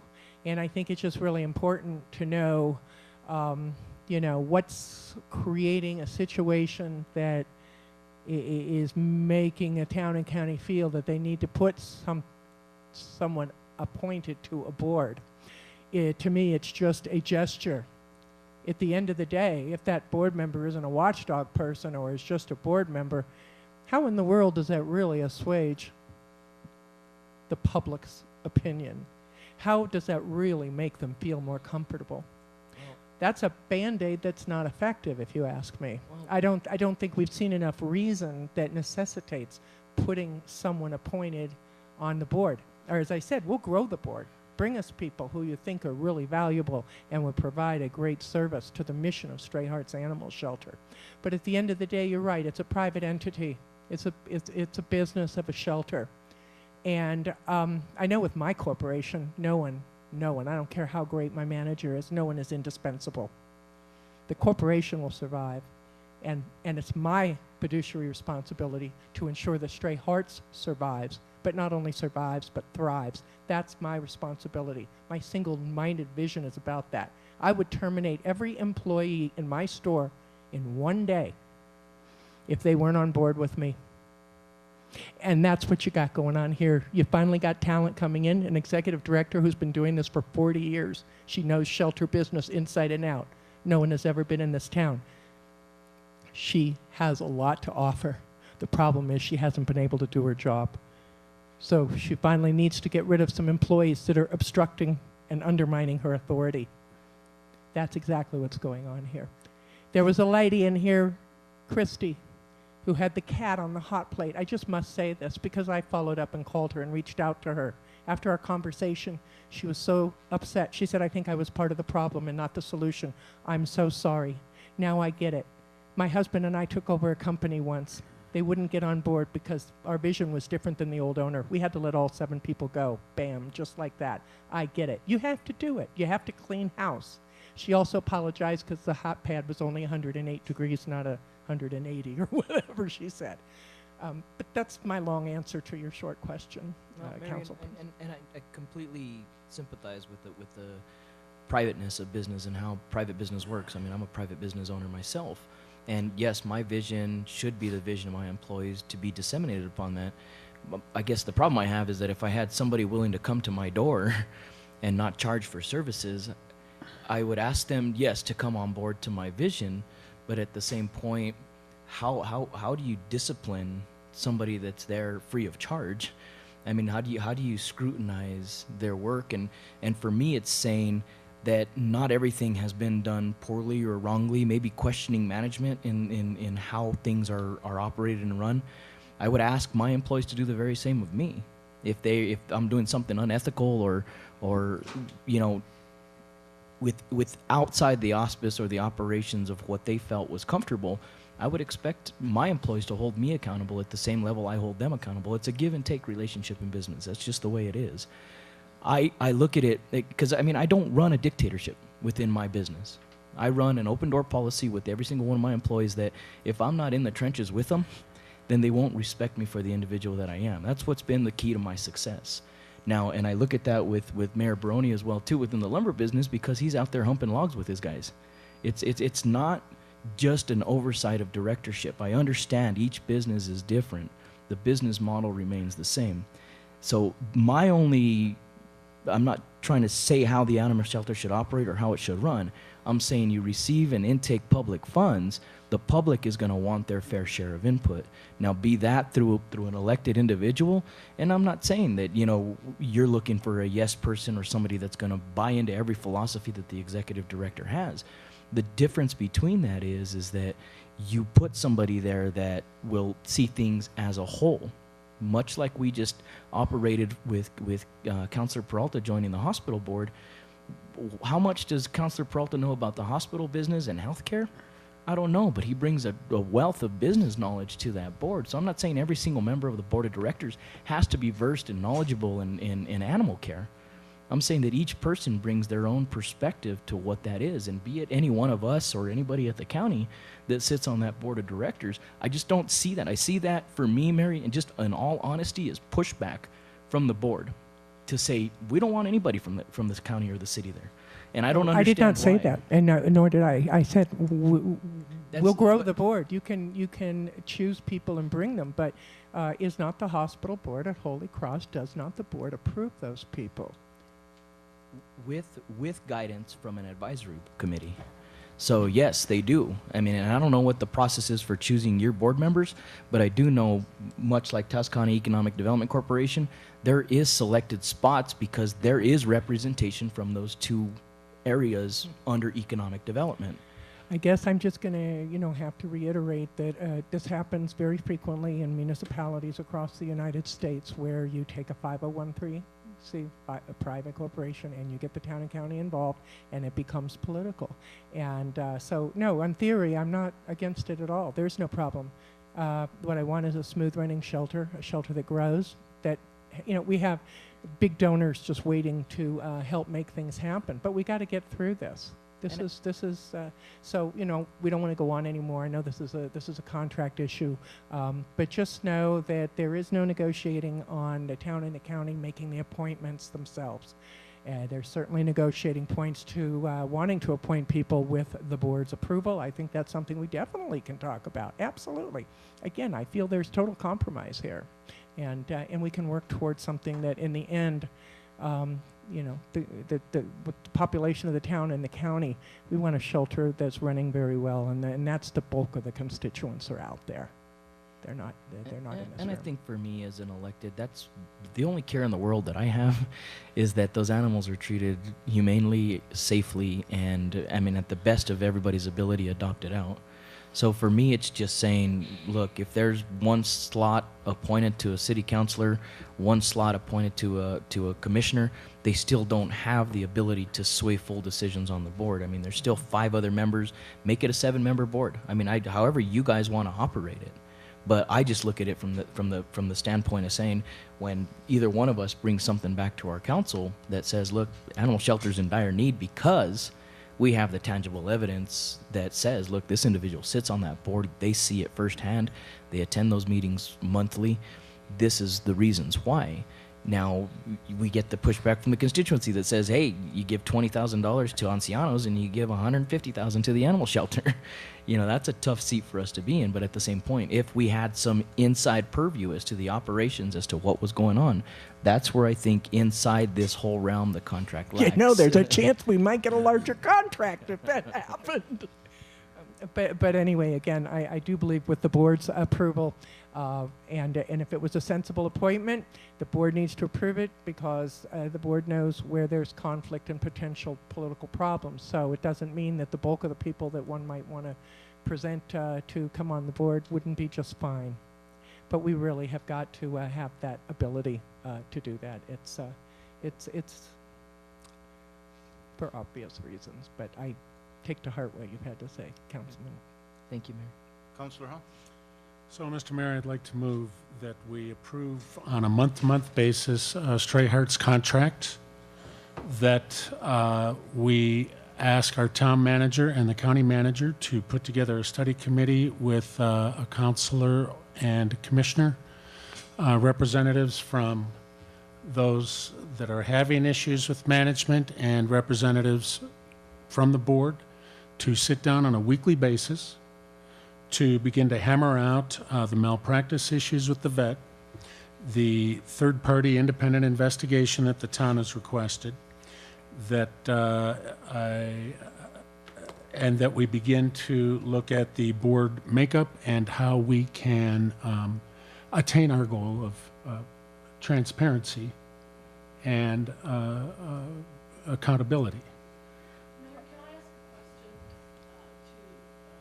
No, he's making a, not yet. He's making But a motion. we'll come to you. After we get a second, we can ask. It's okay, Trish. I do the same thing. So I think part of the problem here is that I'm just hearing about Tom Blankenhorn's proposal, and I need more communication. And I'd really like to have that with our county. We are in a spirit of collaboration, and I'll bet you we can begin to work through this. So I need to get in there and kill all my little darlings, don't I? We have a motion. Extra work. We have a second. Discussion. Trish? Yes, there you go, Trish. But, sorry. Mr. Mayor, was there a second? Yes. Yes. I just have a question. Okay, do it right. The thing about the vet, Councilor Hahn, this is a legal issue now. There is investigation with the veterinarian board that they're going to carry through with an investigation. Their vet, Dr. Gina Versa, has hired a lawyer who is taking this case. So my question is, how's this all going to work out? Stray Hearts has their own lawyer also. Actually, the same lawyer is doing both cases, but as a separate case, Steve Dadelson.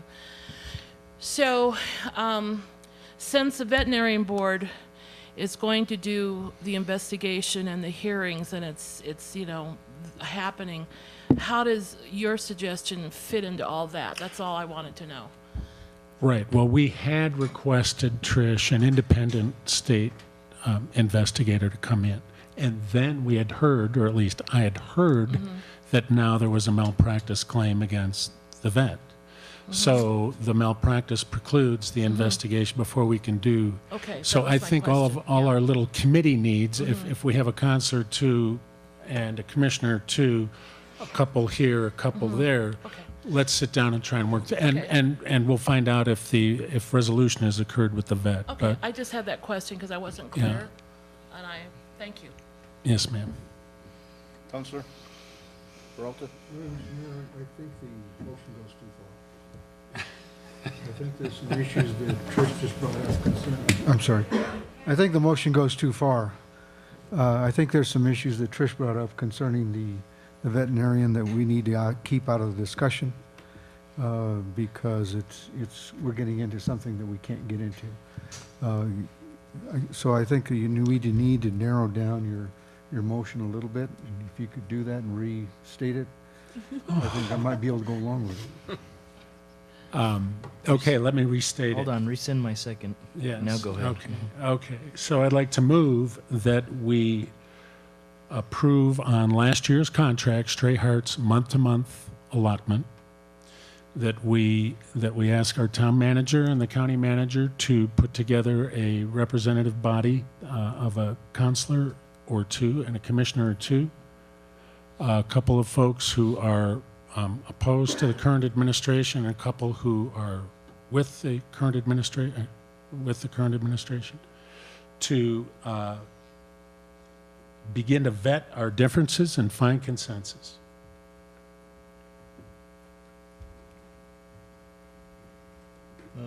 We have a I'm second? okay with that on second. Council?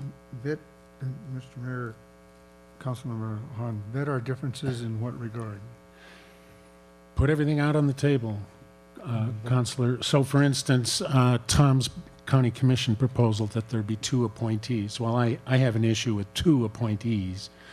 On the other hand, I would be more inclined to support a vetting process akin to what Holy Cross went through.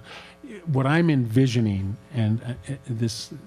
Okay, no. I think you explained to me now. Okay. I understand what you're talking about. Okay. Thank you.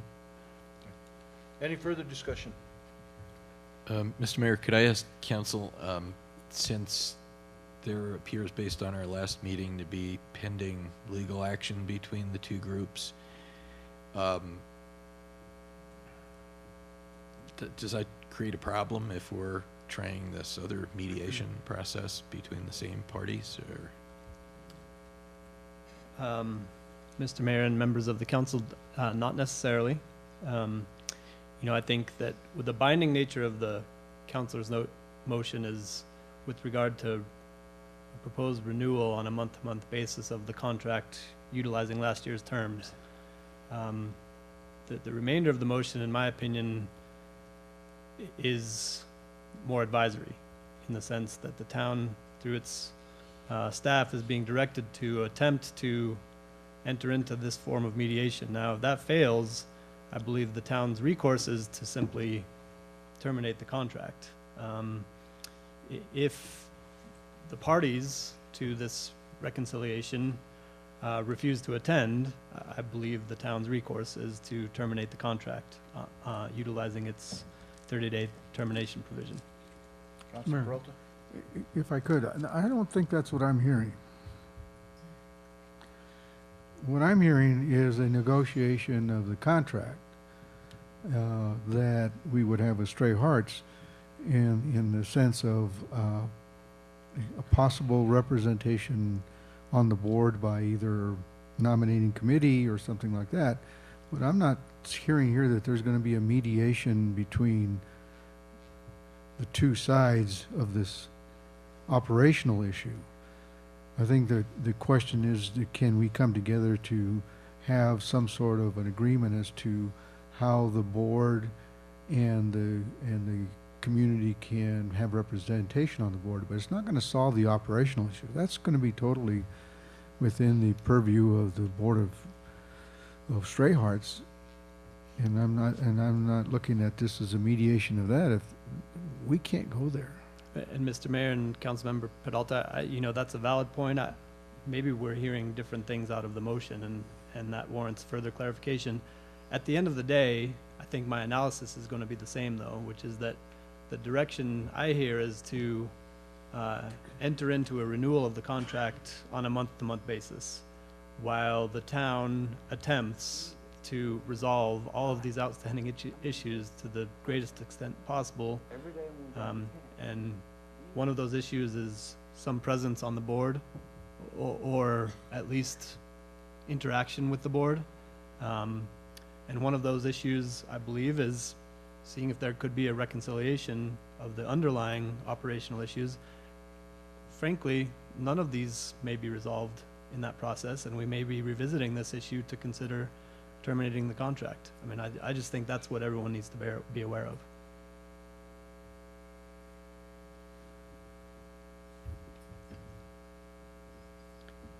I'm comfortable with that. I understand Councilman Peralta's concern, but I think we've got to start talking to each other. I'm not hearing anything from the county, and I have other concerns about political bodies appointing to private 501c3s.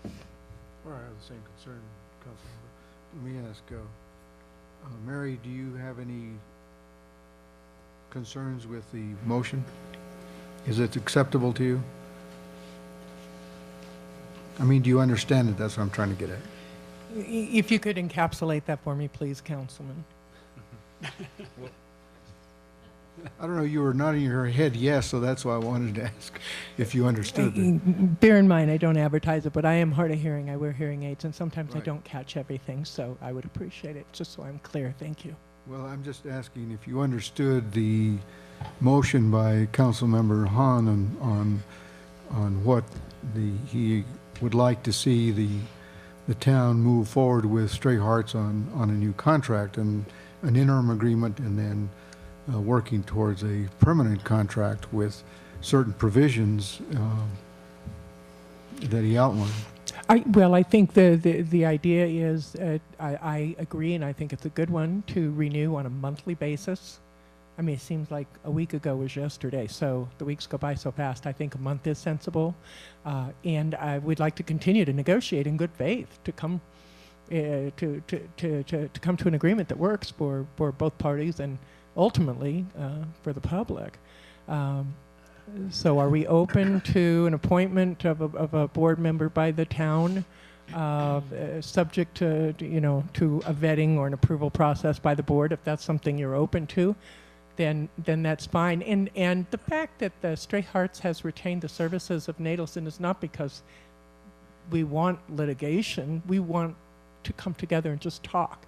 He's there to facilitate. There's some other issues that it's just important that he's retained. But you'll get a letter that the county got, and the spirit of it is we will not have people appointed to the board but we want to renew on the existing basis, and let's come to the table and talk about this. Let's get ourselves educated, talk about what's important, and I believe that we can find a resolution that works for everybody. Okay, thank you. Mary, do you have any issue with Mr. Bellis or Chiletta reaching out to the opposition, for lack of a better, or concerned citizens, and getting a couple of representatives? I think it would be safe to say the board has a big problem if anybody on this side of the room is called on to, because that's why they're on this side of the room, respectfully. Okay. So that's why there's a vetting process. The resolution does include that. I'm calling for a couple of councilors, a couple of commissioners, a couple of board, and a couple of concerned citizens. As long as the board has the ultimate right to approve them, to ensure that these are people that are not going to stop the good work and the vision of what we're trying to do at Stray Hearts Animal Shelter. This would be a study group without really any teeth. It's going to be reporting back to this council in a couple of weeks. I'm sure it'll be in our mayor and council reports to notify. And then a month from now, we have to renew our month-to-month contracts. So I am trying to give them voice, and I'm trying to give administration fairness. So I would actually not want the opposition or the concerned citizens to be approved by a board, but I'd rather have Mr. Bellis reach out and say, I'd like you and you. Would you consider sitting with us every Tuesday afternoon from 4 to 6? Getting real detailed into who those people might be, I don't know what to tell you. All I know is we're open-minded. Let's come to the table and let's work together to figure this out. Yeah. I can't speak for the entire board, but this sounds like something. Let's work towards Let's work Yeah. towards this, because nobody wants, we want the community to really feel good about what's going on. We Right. want to put their mind at ease. You know, I make a lot of phone calls, and by the time I'm done with the phone call, it's like, oh, okay. Right. So, yes, whatever we got to do, Well, let's work together, as just long as- as the board has maintains its autonomy. Just as Councilman Peralta is making sure you when you're nodding yes and and he thinks you're meaning yes, I just want to flush it out just a tad more, not to belabor the issue. Well, So- you know, the suggestions are changing by the minute too, and because we're becoming enlightened by the minute. So I think I'm being cautious. I'm Okay. being cautious in the sense that as long as as long as this language does not allow you to appoint anybody to the board without us doing some sort of vetting process. The other things you suggest sounds like let's talk about it some Think- more. I'm think- not necessarily against it, nor do I think that the board would be. I'm thinking of this as a mediated effort Let's come to the table and figure this out. Yes. to find consensus so that we're not back here in 2 years. Yes. Thank you. Thank you. Thank you, Councilman. Call for the vote. Councilmember Han, Yes. Councilmember Peralta, Yes. Councilmember Gonzalez, Yes. Councilmember Cantu. Yes. All in favor? Thank you. Thank you, everybody, for being here and voicing your, you had a question?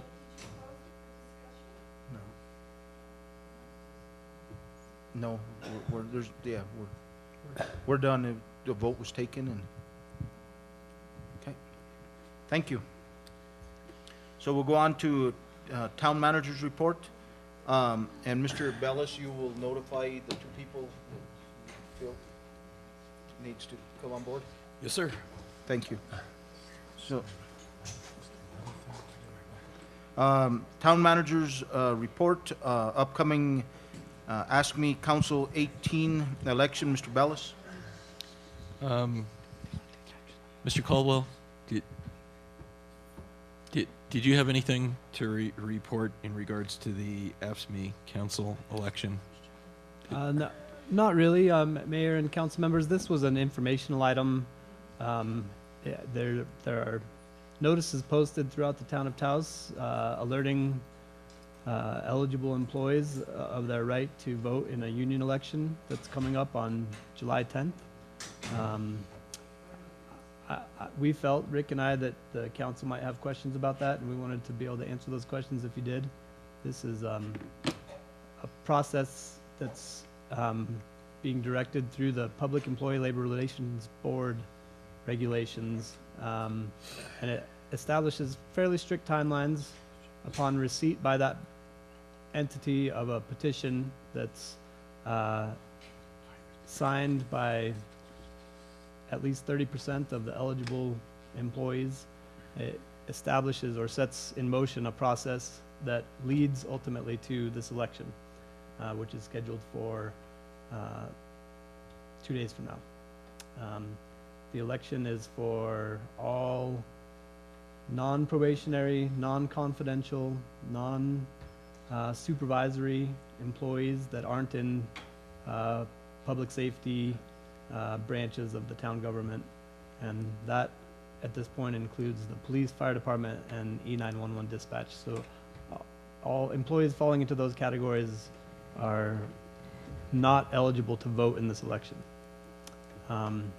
If, as a result of the election, either less than 40% of those eligible voters turn up, or more than 50% of those that do turn up vote to not recognize AFSCME Council 18 as their bargaining unit, then there will be no bargaining unit recommended.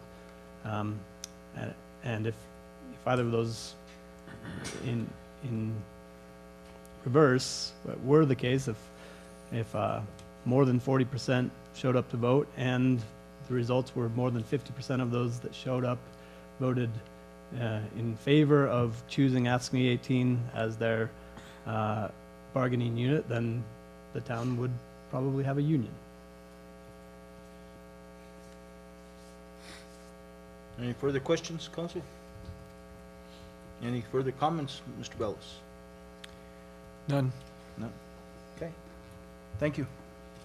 So we'll move on to item B, Taos Regional Airport Project. Mr. Bellis? Yes, Mayor, Council, this matter, we discussed at the last meeting, would appear on the agenda, and we would schedule a public forum in this regards.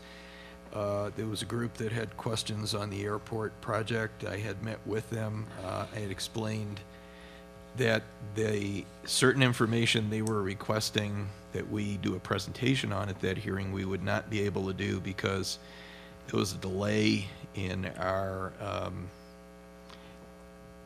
certifying the engineer that would do the scope of services, and that information that might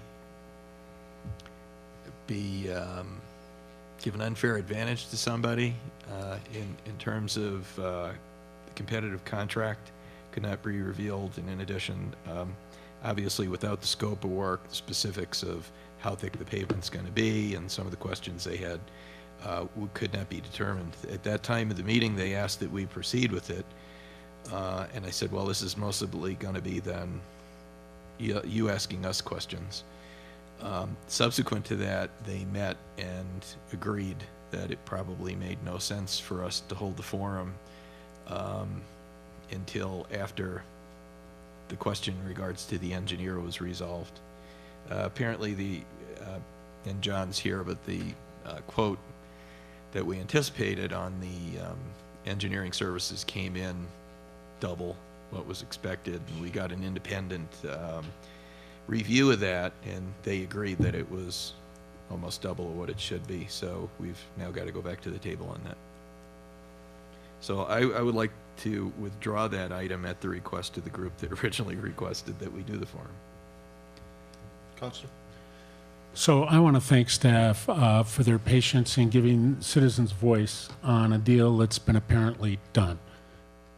And I just want to clarify, and so Martha, thank you. John, thank you. Rick, Mayor BARRONE, I don't know if the groups have met with anyone else, but so compliments to the staff for giving ear to the people's voice. So just to clarify, Rick, then, when this information comes back, then a public forum will occur. And then I'm guessing now that bids will then be coming back, will be vetted, and will come before this council for final approval. And that at that time of final approval, there will be yet another public hearing in the event that citizens have concern about that expenditure. Do I got that about right? That is correct, and I believe after meeting with them that most of their concerns would be answered when the scope of services is developed for the RFP as to length of runway, width of pavement, depth of pavement, what kind of aircraft they can handle. Right.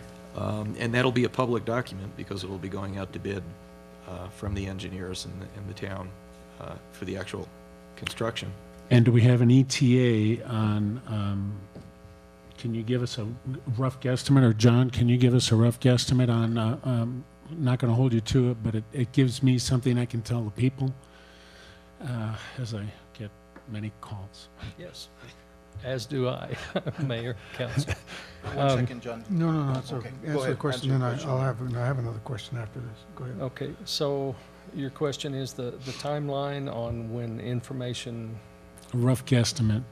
Okay, right now we are negotiating with Armstrong Engineers and getting the price where the independent fee estimate, is closer to what it should be, I guess. As soon as we have negotiated that price, we send in a it's a form that the FAA has telling what our negotiations were, what the results of them were. We send that in to the FAA. They look at it. If they approve it, then we come back to you guys with the contract for the engineers to do those services, the bidding services, the oversight of the project and everything. As soon as the engineers have that contract, they will prepare the bidding documents, all the plans, and advertise that.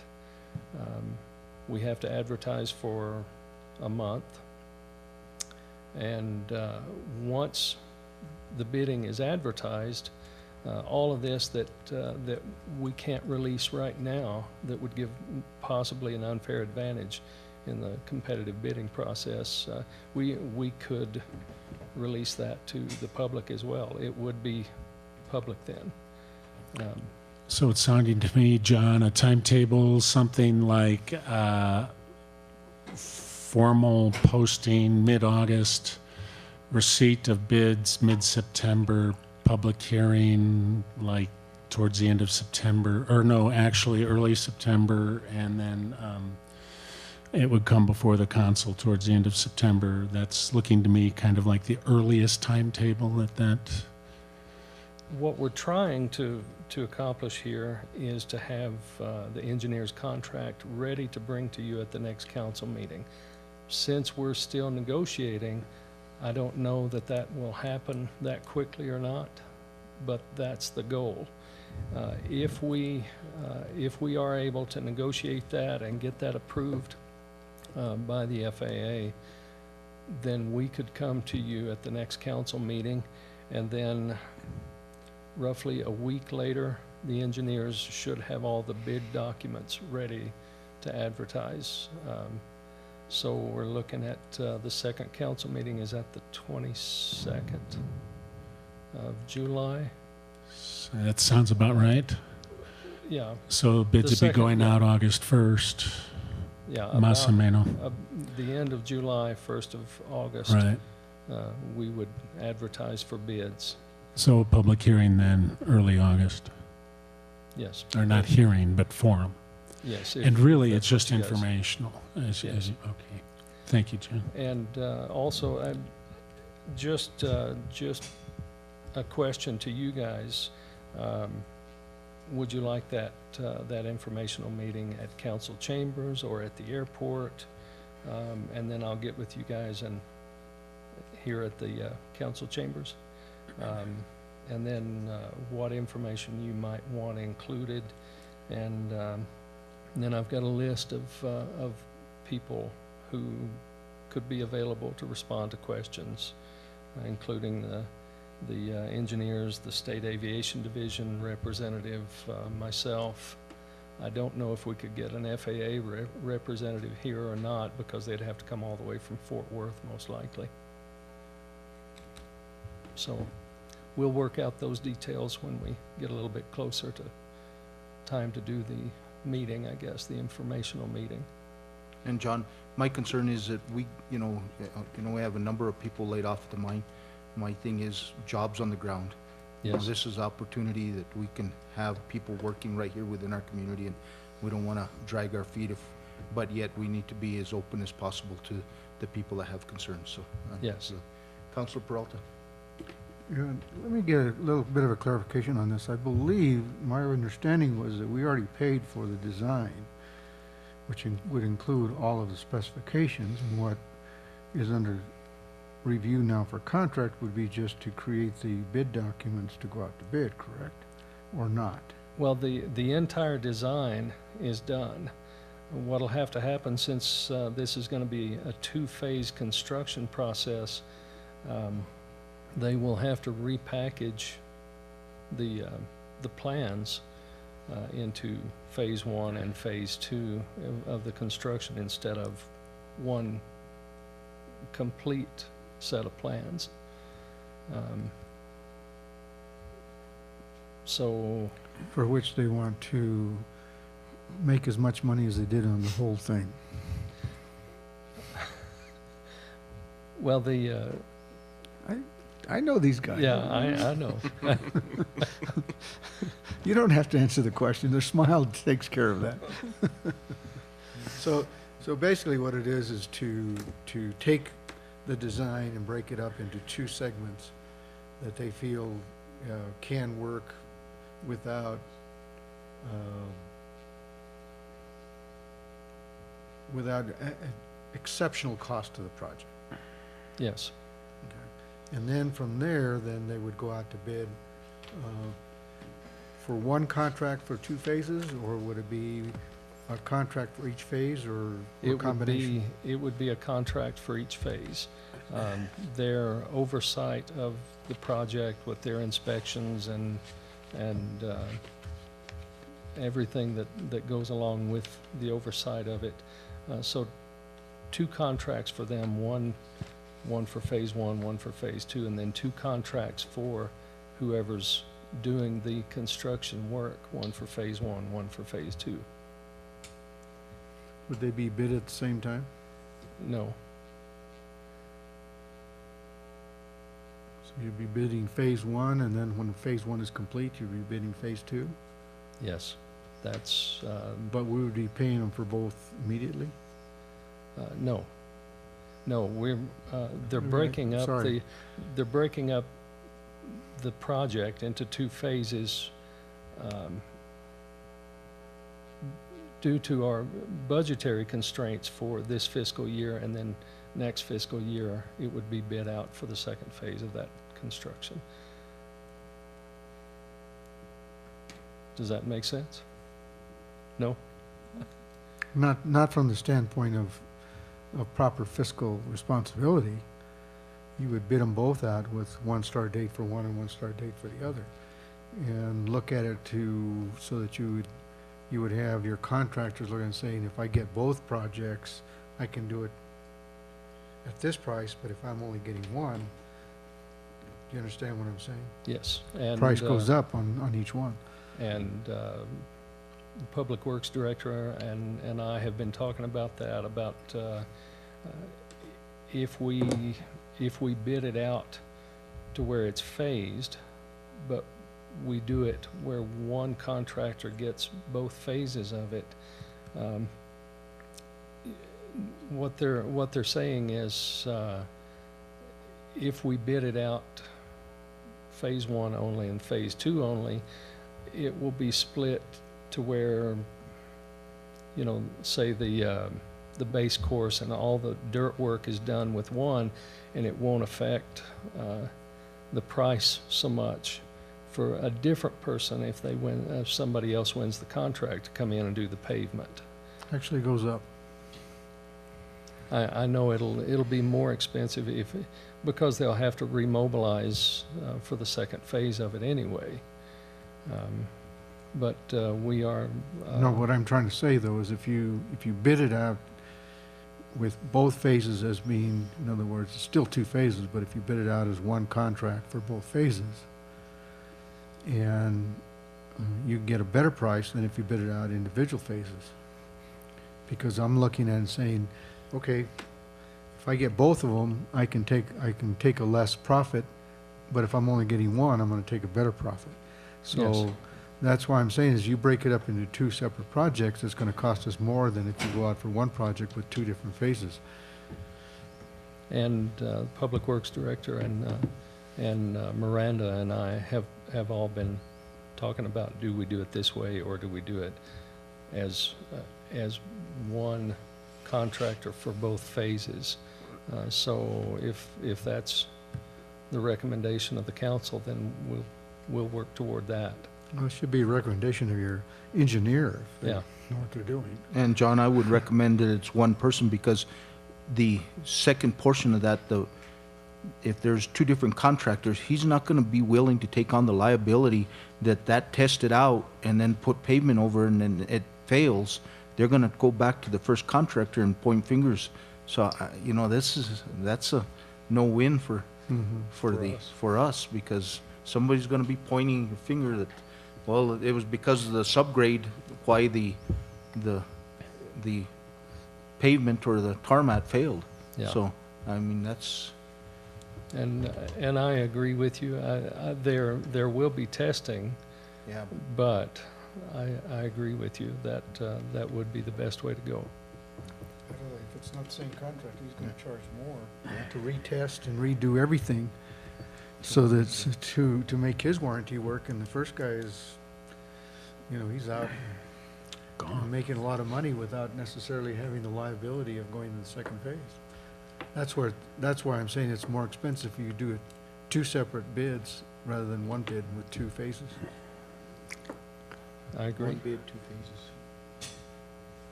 Don't the prices go up though on phase two?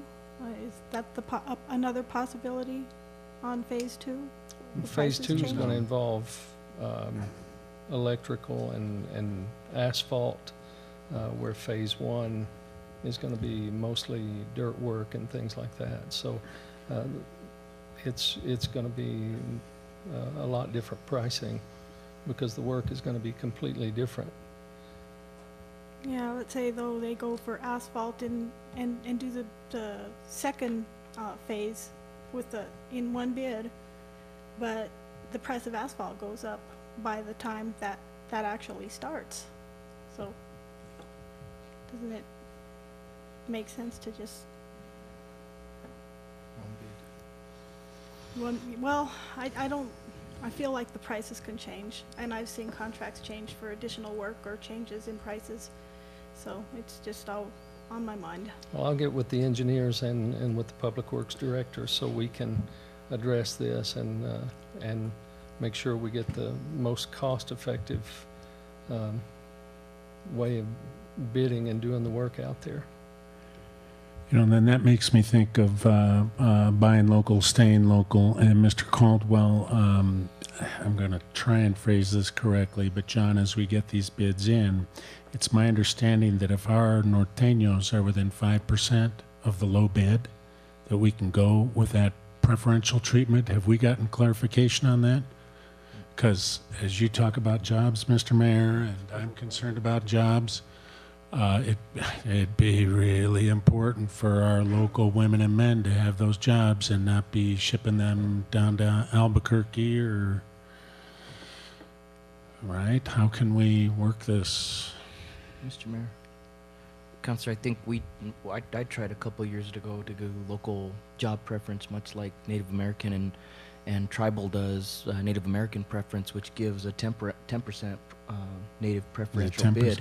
But I think it had something that would have to be enacted across the state for municipal. We can't do it solely on our own.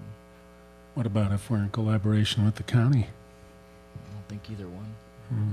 There is a New Mexico preferential treatment for New Mexico contractors at 5%. But it's New Mexico. But it's New Mexico. It's not just Taos. In other words, you can't do it for here, but this is federal money.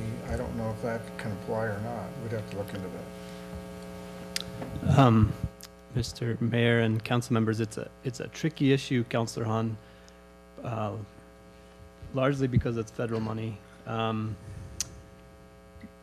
There is a registered state vendor preference, and what that means is that vendor gets in this case, a contractor gets a 5% bonus essentially on their bid response over any non-state, non-registered contractor. Entities both throughout New Mexico and throughout the United States have tried to pass local contractor preferences, and I'm not aware of one that's worked really well. It's something I'll research. I know the county tried in building its new complex to lean heavily on the contractor that was awarded the bid to hire locals to the extent possible.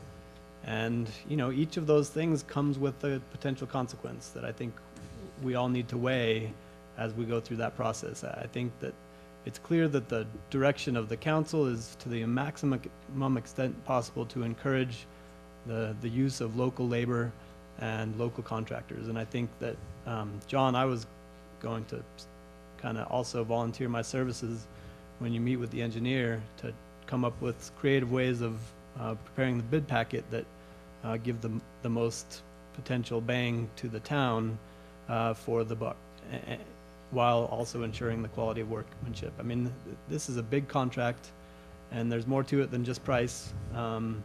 There's a real quality of workmanship issue that we need to be aware of because we want this thing to last as long as it possibly can. So I will make myself available for those purposes, and I think Rick should be involved too.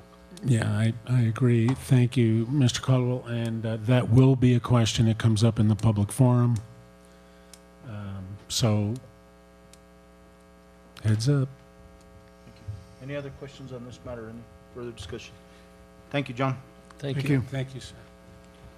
So we'll go on to Farmers Market, Mr. Bellis. Again, Mayor, an item that we'd indicated when I had met with the downtown businesses in regards to moving the farmers market to its current location, that we would do a follow-up meeting with them. And unless there's any objections by council, we'll schedule that for Tuesday, July 15th, which will allow us to put notice in the paper as well as to distribute to our email list and door-to-door. And that'll Rick? be at 6 p.m. Mr. Mayor, if we Counselor? could, I mean, and I think just to get full community involvement and not just special interest groups, could we make it some way of form of advertising that at the farmers market in the Saturdays leading up to the meeting? And the only reason being is because I've had huge support in us moving it there with very little to get it out of there. So I would like to see everybody that's involved. It is my understanding, Councilman, that the farmers market themselves have taken it upon themselves that as soon as we announce the date, that they will distribute flyers to Awesome. the community at large. Good, thank you. And do we have somebody else, you know, from the town that would distribute those also, maybe Judy or? Yes. Thank you. Mr. Mayor. Counselor?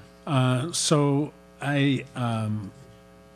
that is the week of fiestas, and I would really like to be here for that annual celebration, but we have a family reunion, so I'm going to miss it. Point being that Tuesday the 15th, I will be not here, and I'm wondering if we could do it post fiestas on the 22nd or 23rd. I don't want to unnecessarily postpone, but I just wonder about the timing a little bit. I would really like to be there. I've not missed one of these, and I have gotten a fair amount of negative feedback from a number of brick and mortar businesses. So I feel it's important that I be there if it's possible. I don't have a burning desire to attend another meeting in my life, but it's part of my commitment. So pending council and Mr. Bellis, your approval, I'd ask for reconsideration on that date.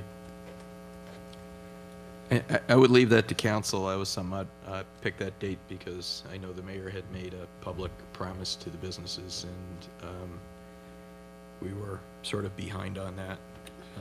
We should have held it this week, but because we did our change in times. I have a So real you're- big you're- concern, because the clock is ticking away, and I've had a lot of negative comment about it.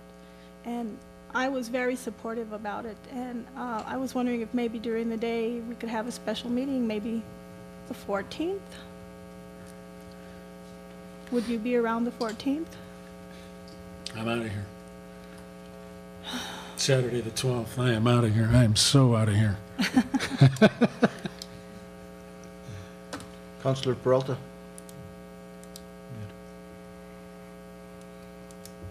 Well, I've had a real mixed bag, you know, about it. Yeah. And from both goers and merchants and that. So I'd like to see the sooner the better that we make a decision on this thing. But I do want to consider Councilmember Han's situation in doing that. I don't know. So, Mr. Mayor, fellow councilors, I have a question with regards to timing. Excuse me, let me ask Go a ahead. real quick question. When will you be back? That following, we should be back Sunday night, the 20th. And, you know, if the rest of the council can be here, we should do it, and I'll just get a report. I just feel, I've never missed one of these meetings, and I'm trying to talk to the brick and mortars all the time, so. It might be an interesting experiment to because it's not going to be on the plaza for Fiestas week, and you know, some people have suggested it be in the park, so maybe we can try it in the park, and then we'll have a good measurement of whether that's even a possibility. This is something we can have around 8:30 in the morning before people go to work? You know, I've been told that's ideal for the businesses, and I've had 2 meetings now at 8:30 in the morning, and I've got 4 or 5 people show up. The evening meetings get, as Councilman Hahn and yourself are aware, get a pretty good attendance. 21st? Yes. I'm okay with that. But I guess my question is, Mr. Mayor, I know this is follow-up, but is this to discuss the full intention of leaving it there? Because my understanding was, I mean, in the interim was to be just during construction at Town Hall. And I mean, obviously it doesn't operate after the fall months. We could maybe really explore it for a hardcore next year where it permanently resides. So, I mean, are we premature in this? Because leading up to the time that school starts, it's not going anywhere, right? Well, I think that's part of the issue, Counselor, is, you know, some of the people or some of the issues that have come up saying, well, is there another place that we can move it to or get it out of the plaza? Is some people's, you know, I guess feedback. We need to get it off the plaza, and I think that's what we're wanting to. You know, some of those people are saying that. Other people are saying it's the best thing since sliced bread. That's what It's I've bringing heard. people together on the plaza. They're sitting down, they're talking. Other people say it's bad for our business, and then other people say it's great, just the parking situation. So, I guess we just want to sit down and have that discussion and get good feedback so we know that we want to keep it there or we want to find another home for it. I think it generates business, but that's... Mr. Mayor, Councilman Gonzalez, if we move it for Fiestas, then move it back, then move it again, we're going to lose them. Because there were already complaints by some of the farmers coming over here that people just get in a pattern of where they want to go. So we had to really represent to them that with the exception of Fiestas, that would be they would be there. Because the construction here is going to end just about the time school starts anyway. So there's only really 20 days in October at the most, depending on the weather, and then it would just be September. I know one thing, I ain't spent that much money on the plaza in the last 10 years since the farmer's market moved there, but okay, 21st is fine with me. And Mr. Bellis, well, we need a vote on that? I guess we need a... No, that was just advice and consent, Mayor. Okay, so then we make sure that those notices and they people, all those that are informed so that they won't come back and say we didn't know about the meeting, so. 21st, when in what time and where? 6 p.m. 6 p.m. and we normally have them at the old county courthouse. Oh, okay. But if you're expecting a larger audience, we can hold it here. I'm not sure this room holds many more people than the county courthouse. I think they hold 150 there. 6 p.m., 21st Courthouse Business.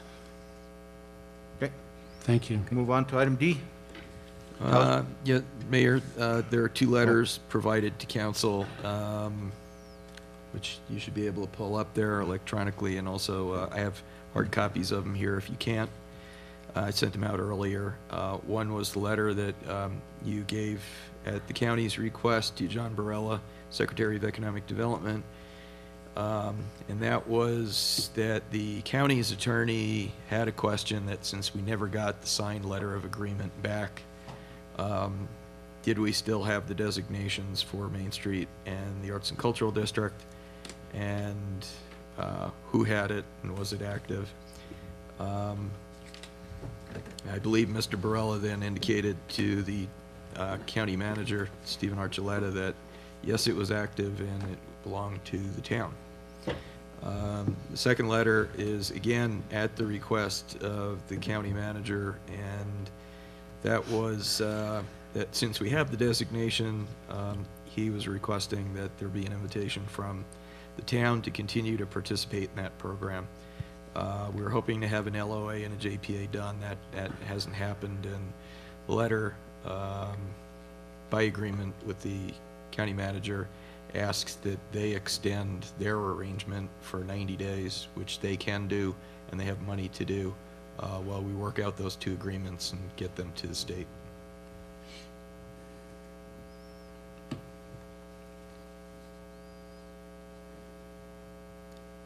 I have a question. I was pulling things up on the internet. I've been doing a lot of research, and I have a lot of concerns about the arts and cultural district as a group, and what they do.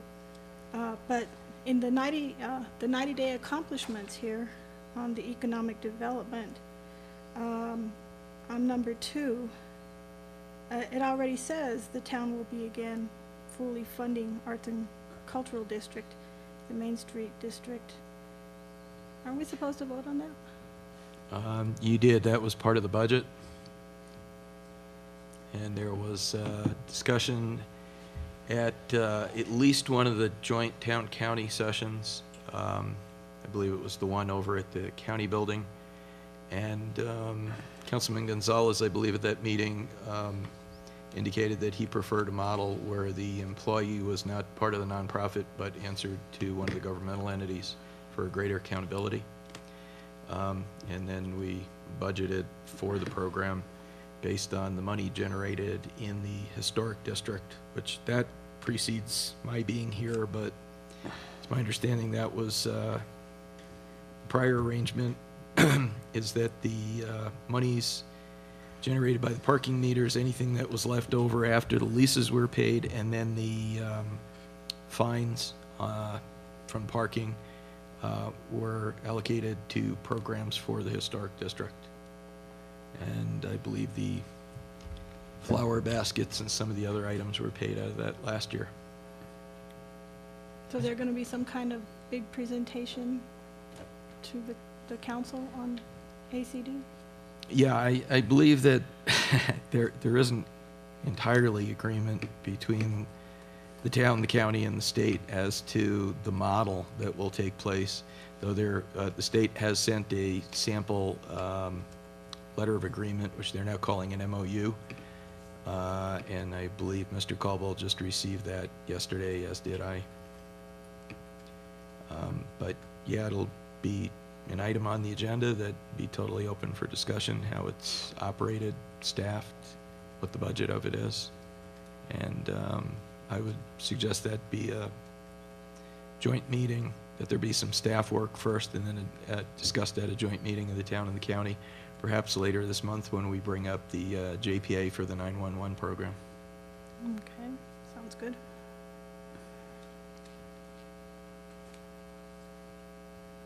Mr. Bellis, in reading this letter, I meant to bring this up earlier. There is a couple of typographical errors.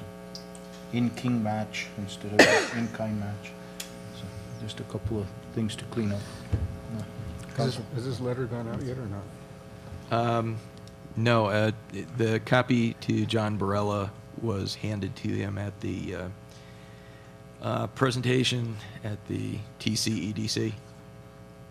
The one to Steve Archuleta, has that gone out? It has not. Okay.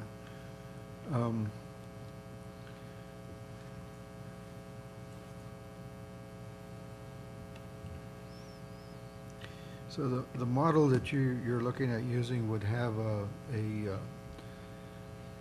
town employee as the director of the ACD Main Street program? Yes, at the end of the 90 days, that if the county continues currently, that, yeah, that person would become a... The county is running the program right now? The county has been running and funding the program, correct. I kind of heard through the grapevine that they ended July 1st. They ended it July 1st, but indicated that if they got a letter from town asking to continue the program, that they could continue it for 90 days. Okay. Now, since budgetarily we said that this funding for this project would come out of the parking meters and parking meter fines, Where are we on collection of that? Is it meeting expectations? Is it below, or is it above, or? I don't have that answer for you right now. Because as far as enforcing the parking meters, I sure haven't seen any in the last 4 or 5 months. And I'm talking about previous administration and this administration. Now, I understand that, you know,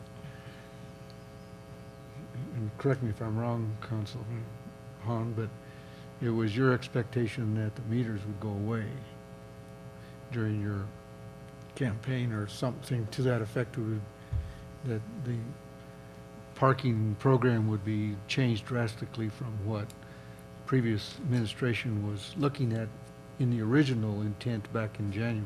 Radically. Free parking, no meters. So I got outvoted. Until you saw the Well, budget, but- I hope, right? but we're still Only at- 80,000.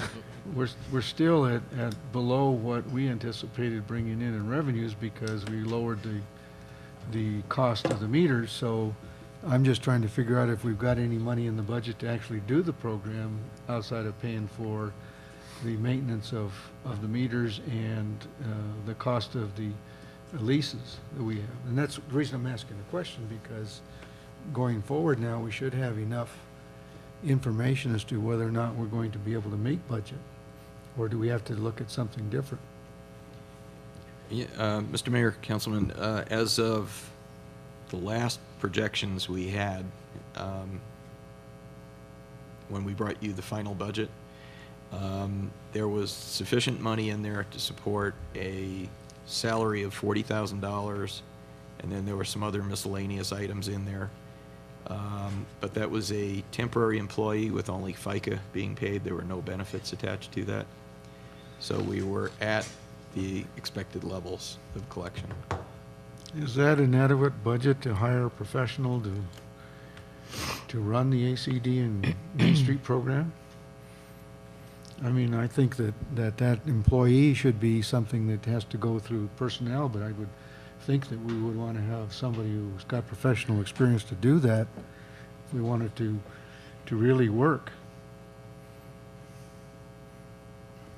I agree with you, Councilman, but that is the rate at which it was advertised, and staff were hired by the county, and they had multiple respondents at that level, which, as I understand it, was actually an increase over when it was funded at the town. It was at 35,000, so it was at 40 at the county, and it's in the budget at that. I do agree with you long term, but the anticipation was that the town and the county would fund the program jointly going forward. However, subsequent to that, the county backed out and said it would put in $20,000 for staffing and $30,000 for work on the old county courthouse. And that's officially what's in the budget. However, there have been discussions with the county manager which indicate there may be other monies, but officially the 20 and the 30 is all that's in the county budget at this point.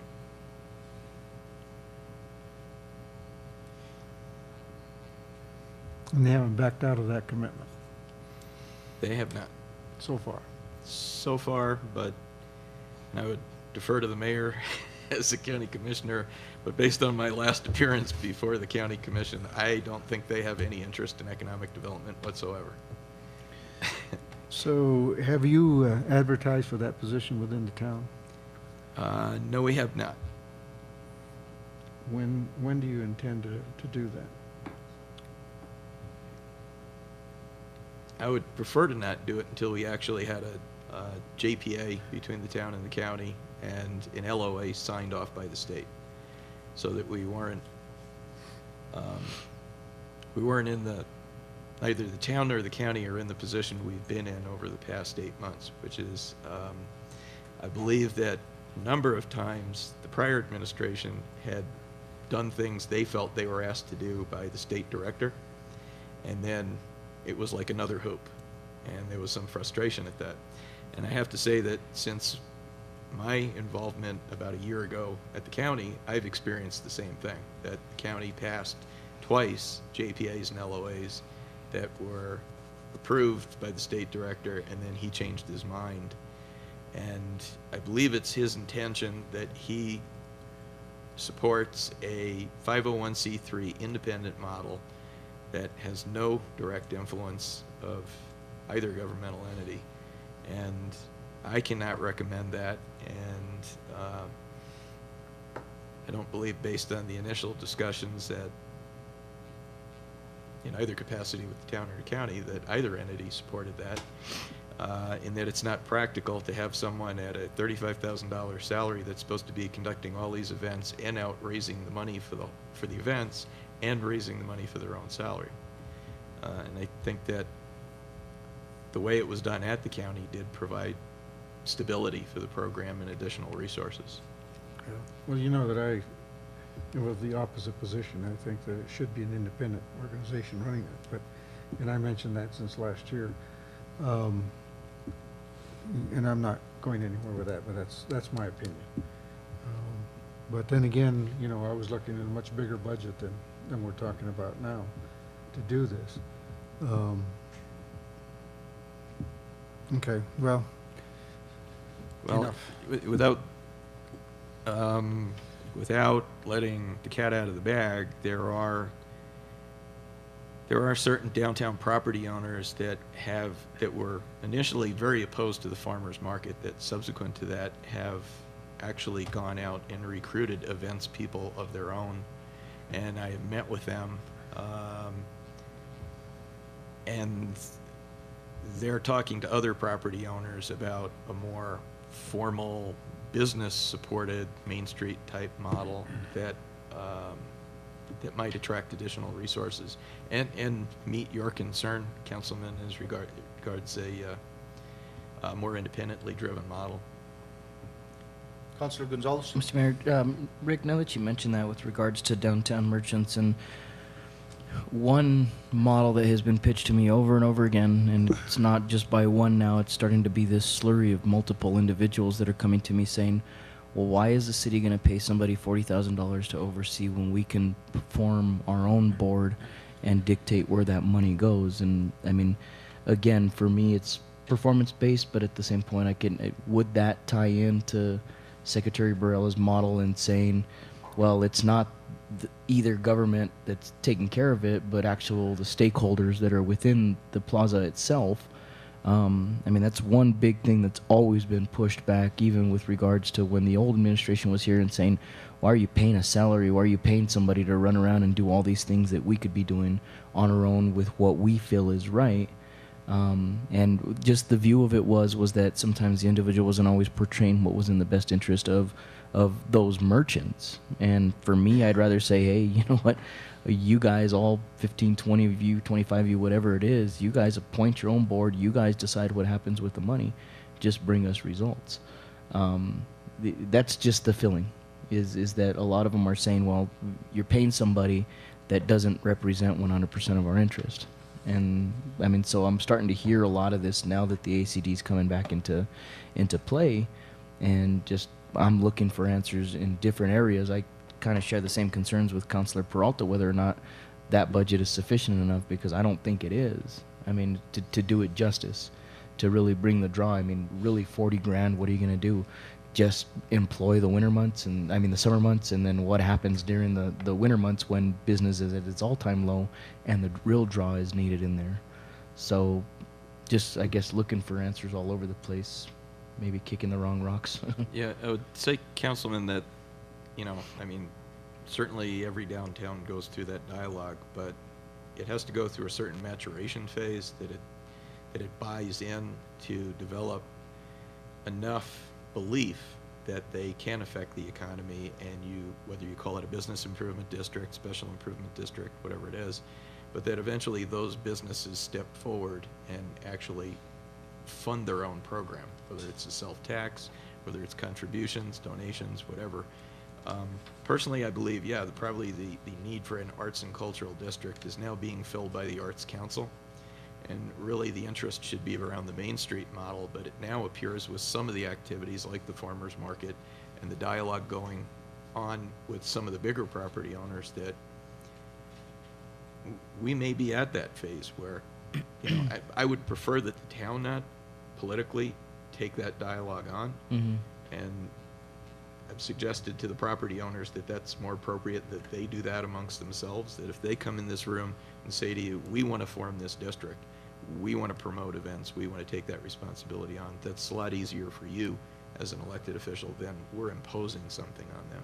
Well, But I look do at that, think that dialogue is what you're hearing that's going on right now. and I do look at that in several pretenses, and I look at this towards the future, even with regards to parking. I mean, if we're looking at rates now where the parking meters haven't proved to be a revenue generating source of income to at the very least pay the leases, how long can the city operate in the pretenses of continuing to provide parking, yet let alone free parking? And I guess I look to models outside of Taos, other cities that have small, well, just take San Diego, for example, small downtown district area where the business owners in Old Town contribute to the parking expenses. Parking's validated, and it's a done deal. I mean, there's got to be some... I never like to say thinking outside the box, because then that puts me inside one, and I have four walls to operate within. But I think at the same point, I think something needs to give where, you know, our revenues are continuing to decline. Obviously, the parking meters, which was the big blame because we had increased rates, was cause for decline. And now yet we're back to the old rate, same circumstances, even a little more generous, and we're still not seeing the results that were anticipated out of it. So I'm looking for the straw that's going to break the camel's back to say we can't continue to operate like this because we just don't have the money. I think that all of the council members and the mayor have made that very clear to staff, that something has to be done with parking, that it has to be part of a bigger solution for the downtown. We have met with the state in regards to adjusting the boundaries on the historic district to make the historic district, the arts district, all the districts the same border, and to make it a functional economic district. And they were very receptive to that. In fact, they've given us another grant to do a study on the plaza. I think that our proposal to the county of leasing the courthouse would have been a first step, because we had some of the other properties around that kind of lined up to fall in. And it would have been not just a venue, but it would have been a revenue generator. Somehow the county found that offensive, that we might actually increase business and make money. So I think we're at a bit of a stalemate, and they've asked, perhaps out of sincerity, perhaps not, that we come back with a detailed proposal telling them how that would happen. But there is an ongoing dialogue with owners of properties that we currently lease, and with people in the downtown that own critical properties that I think they're all pieces of a puzzle that have to come together to make it economically viable to do it. But in the end, we have to get out of the parking lot leasing business.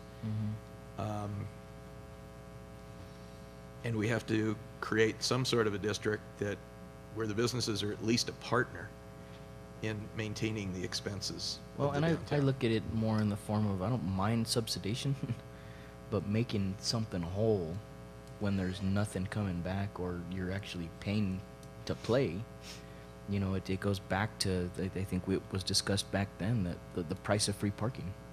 You know, there is a price to it. Nothing's technically free. So I look back on this and saying, I mean, if our revenues are declining even at a lower rate, there should have been no expectancy that they'd be up at a higher rate. But yet, how do we move past this? How do we move through this? And does this ACD district, does this Main Street district prove to be viable at a time when we don't, I mean, we're juggling how to pay for just parking. So. Parking revenues, excuse me, Mr. Mayor, but your parking revenues aren't gonna go up if you don't have enforcement.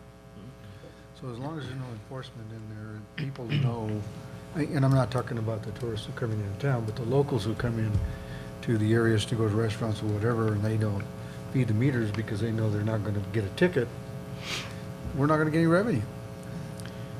And also, I believe that during the farmer's market on Saturdays, it's free parking, right? From beginning of the morning till 2 in the afternoon, or 1 in the afternoon. 1 in the afternoon. But the problem is if you don't enforce after 1 o'clock, it's all day. So you know, that's the problem is, and people know this, and they're talk to their neighbors about it. Don't worry about it. They're not gonna give you a ticket for not feeding the meter.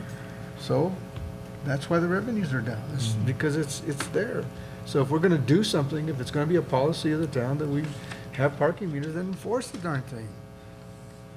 And you'll see the revenues go up. But if we don't enforce it, it ain't gonna happen. I would say, actually, if you check Facebook last week, it was a very hot issue that, in fact, everybody got ticketed at 5 minutes after 1. And what I indicated to people was that because they said the hours were too small. So I indicated to people that if they brought the ticket in, along with receipts that, in fact, showed for the same time period they were eating or buying things, that we would waive the tickets. Everybody thought that was great. Interestingly, nobody came in. Well, do we have that ability, or does the judge have that ability?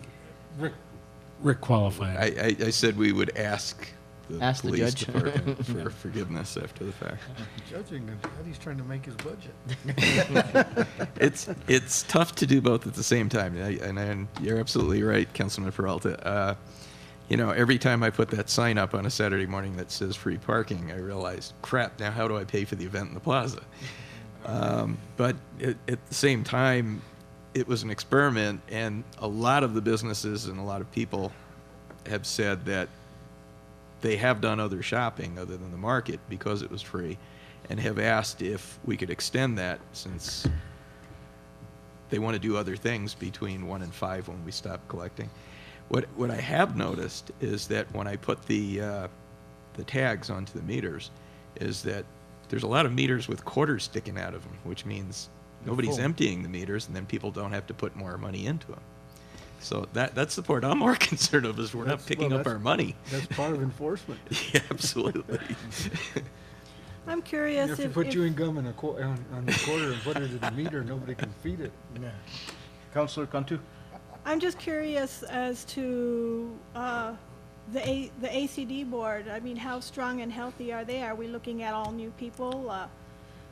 Looking at the website that they have, it's pretty much everybody's gone or resigned. So There was a few deceased individuals on there for a while, too. I think it's really in a holding pattern at this point, waiting to go to the next level, for there to be a signed contract between the state and the two entities, so that we can move to a Main Street board, which is a business-oriented board. And when the mayor and I attended the meeting with which I guess mayor must have been around April, I guess, with Rich Williams and the team from the state, that was sort of the discussion. Is that board actually said they wanted to go out of business at that time, but they were just place sitting till the agreement got signed and a Main Street board could be appointed. yeah, I was looking at the websites this morning, and my concern was they haven't been updated in like 2 years. So, you know, who's paying attention and who's lighting the fire under the people who should be paying attention, and is it something we really need? Well, I don't know that you need the program if, you know, once upon a time we had Judy Escoval here. The town paid a full-time events coordinator to do the Christmas tree lighting and to do the Christmas crafts fairs and all of that, and then we did away with that.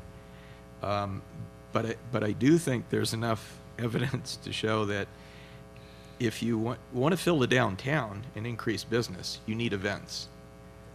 And, you know, I can bring you the charts that when we were studying were we getting our money's worth out of Griffin and Associates, that said there was the only correlation between increased business, increased tourism, increased web activity was when we had events in the town. It had nothing to do with how much money we put into advertising.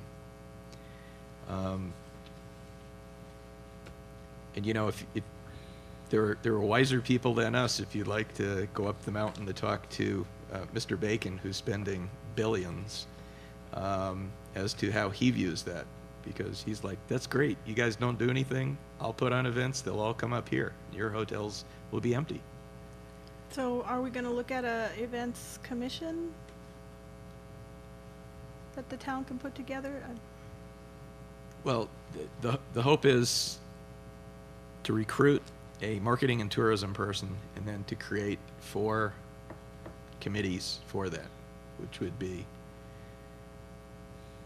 kind of dealing with events as one of the committees. And our budget is designed to do that. We have $100,000, which we will RFP out to attract events that create tourism and economic development, and another $50,000 to create community activities. Is that RFP already out, or? No, it's not. Because it's like half the summer's gone already, so this is something Well, yeah, we're our looking fiscal at year for begins next July year. 1, so I couldn't really do anything till that. Any other questions on this? No? Any more to add, Mr. Billis? No, sir. Okay. Go on to item E. Did we need action on this about the letter? I'm sorry. Go. No, I think that was an advice and consent item. Just put there to keep the council informed. So employee compensation plan, discussion and consideration and direction or possible action with regards to, Mr. Bellis?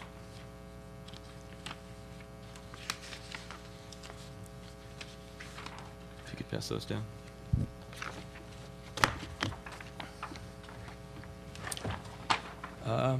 Unfortunately, our finance director isn't here. However, representatives from our HR department are. Before we put this plan into effect, as you're aware, it was not, the model was not put together under the current administration. It was done earlier, and once I looked into it, it seems that actually my predecessor had very little input as well. There was an employee morale committee, and in discussing the model with both that committee and the management team, I'm not too sure how much direct knowledge the members had of the actual numbers behind these and how they were being calculated. One of my concerns was that that people might be being treated differently. For example, there's one item in here where, I'll give you an example of the clerk's office, where both staff in the clerk's office had temporary assignments that escalated their salaries, but those were discounted when it was calculated for purposes of this model as to what their compensation and increase should be.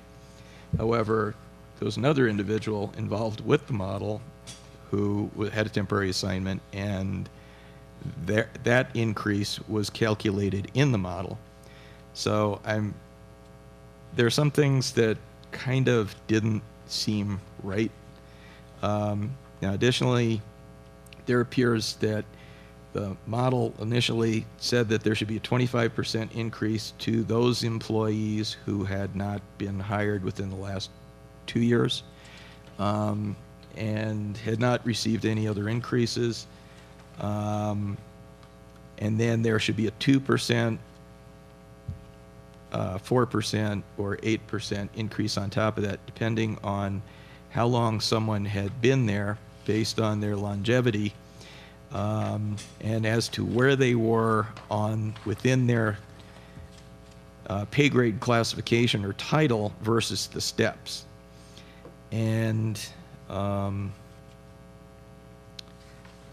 there's a couple of problems with that.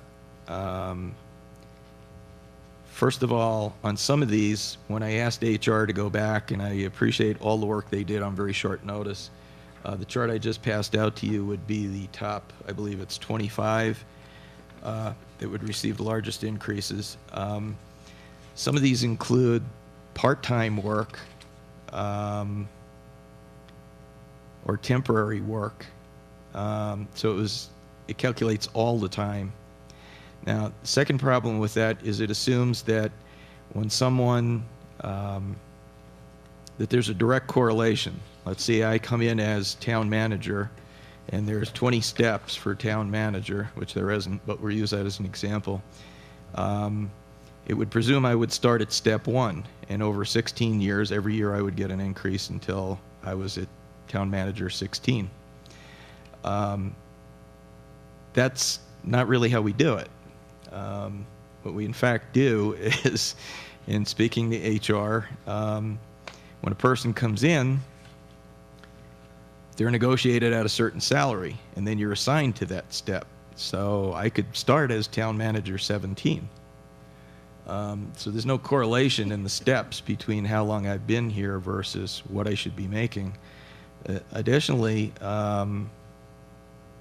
people obviously change jobs and move up.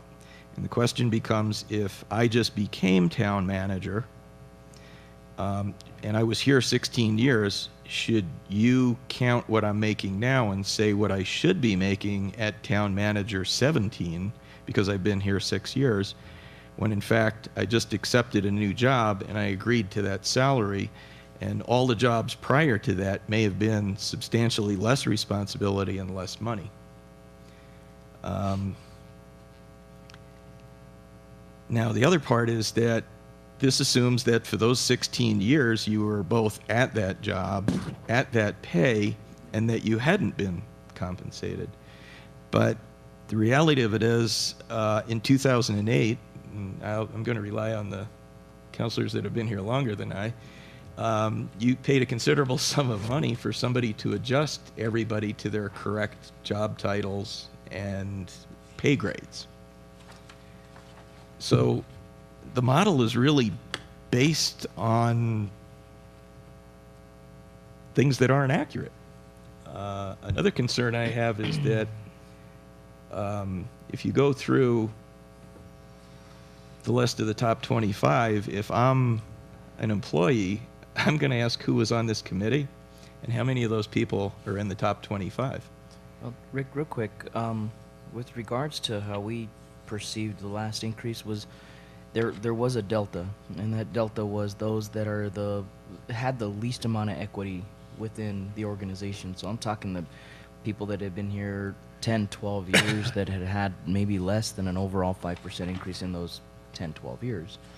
I understand the movement, but what I'm looking at in the top 25, some pretty substantial increases for individuals that are already making, for what I feel, above par.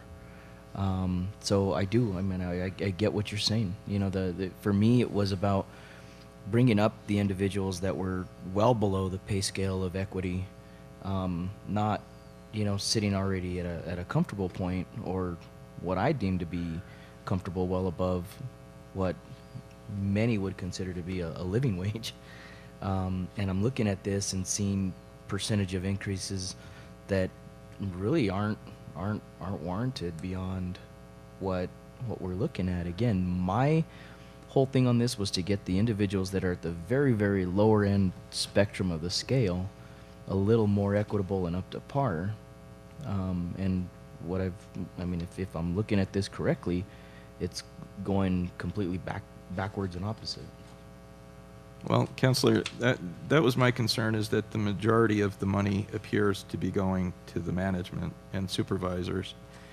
And I didn't think, in reading the folder that was left to me, that that was your intent. And normally when you're doing this kind of longitudinal compensation to reach the goal you're suggesting, the managers aren't part of that, because your managers may have certain credentials, qualifications, that you're going to pay them the market rate to do their job. Now, it may very well be that our managers, and I think a number of them are underpaid given the level of their responsibility and their credentials, regardless of the number of years. But you don't typically correct that by a formula throughout the organization. You deal with the managers one-on-one as opposed to the line staff. My assumption would have been that if you're, we gave a 3%, except to those employees who were totally out of kilter with the market. And that's based upon length of time in a position rather than the position and length of time on the job, I mean, with the town. So if you're into a position for 6 months, you don't get longevity except for 6 months. But if you haven't changed positions in the time that you've been with the town or in the last 5 or 10 years, you're stuck with a 3% raise. You're not going to get more than that, regardless of whether or not that's particularly in the management side of it, rather than the rank and file employees, because some of those are just totally out of range. But the other ones were expected to be strictly a 3% max. I'm not, I would ask the HR staff to come forward because they're far more familiar with this than I am, but I'm not sure this achieves that. Well, no, what I'm looking at here doesn't. It won't. Yeah, there's no way it can. The other concern I have is that we have some real financial needs that, let me give you an example, the IT department. Now, given the credentials of the people in that department, they're grossly underpaid. They could walk out of here, they could go across to the county, I know, and get a job tomorrow making significantly more than this, as well as the private market. And yet, no one in the IT department is scheduled for any increase at all. And I know, and I would say that of certain other high-skill jobs in here also. Well, and Rick, beyond that, I guess for me as a counselor, I'm looking to solve the inequities for the backbone of this organization, not so much the management, but the individuals out at 3 o'clock in the morning shutting off water in sub-zero temperatures because of the fact that a pipe burst.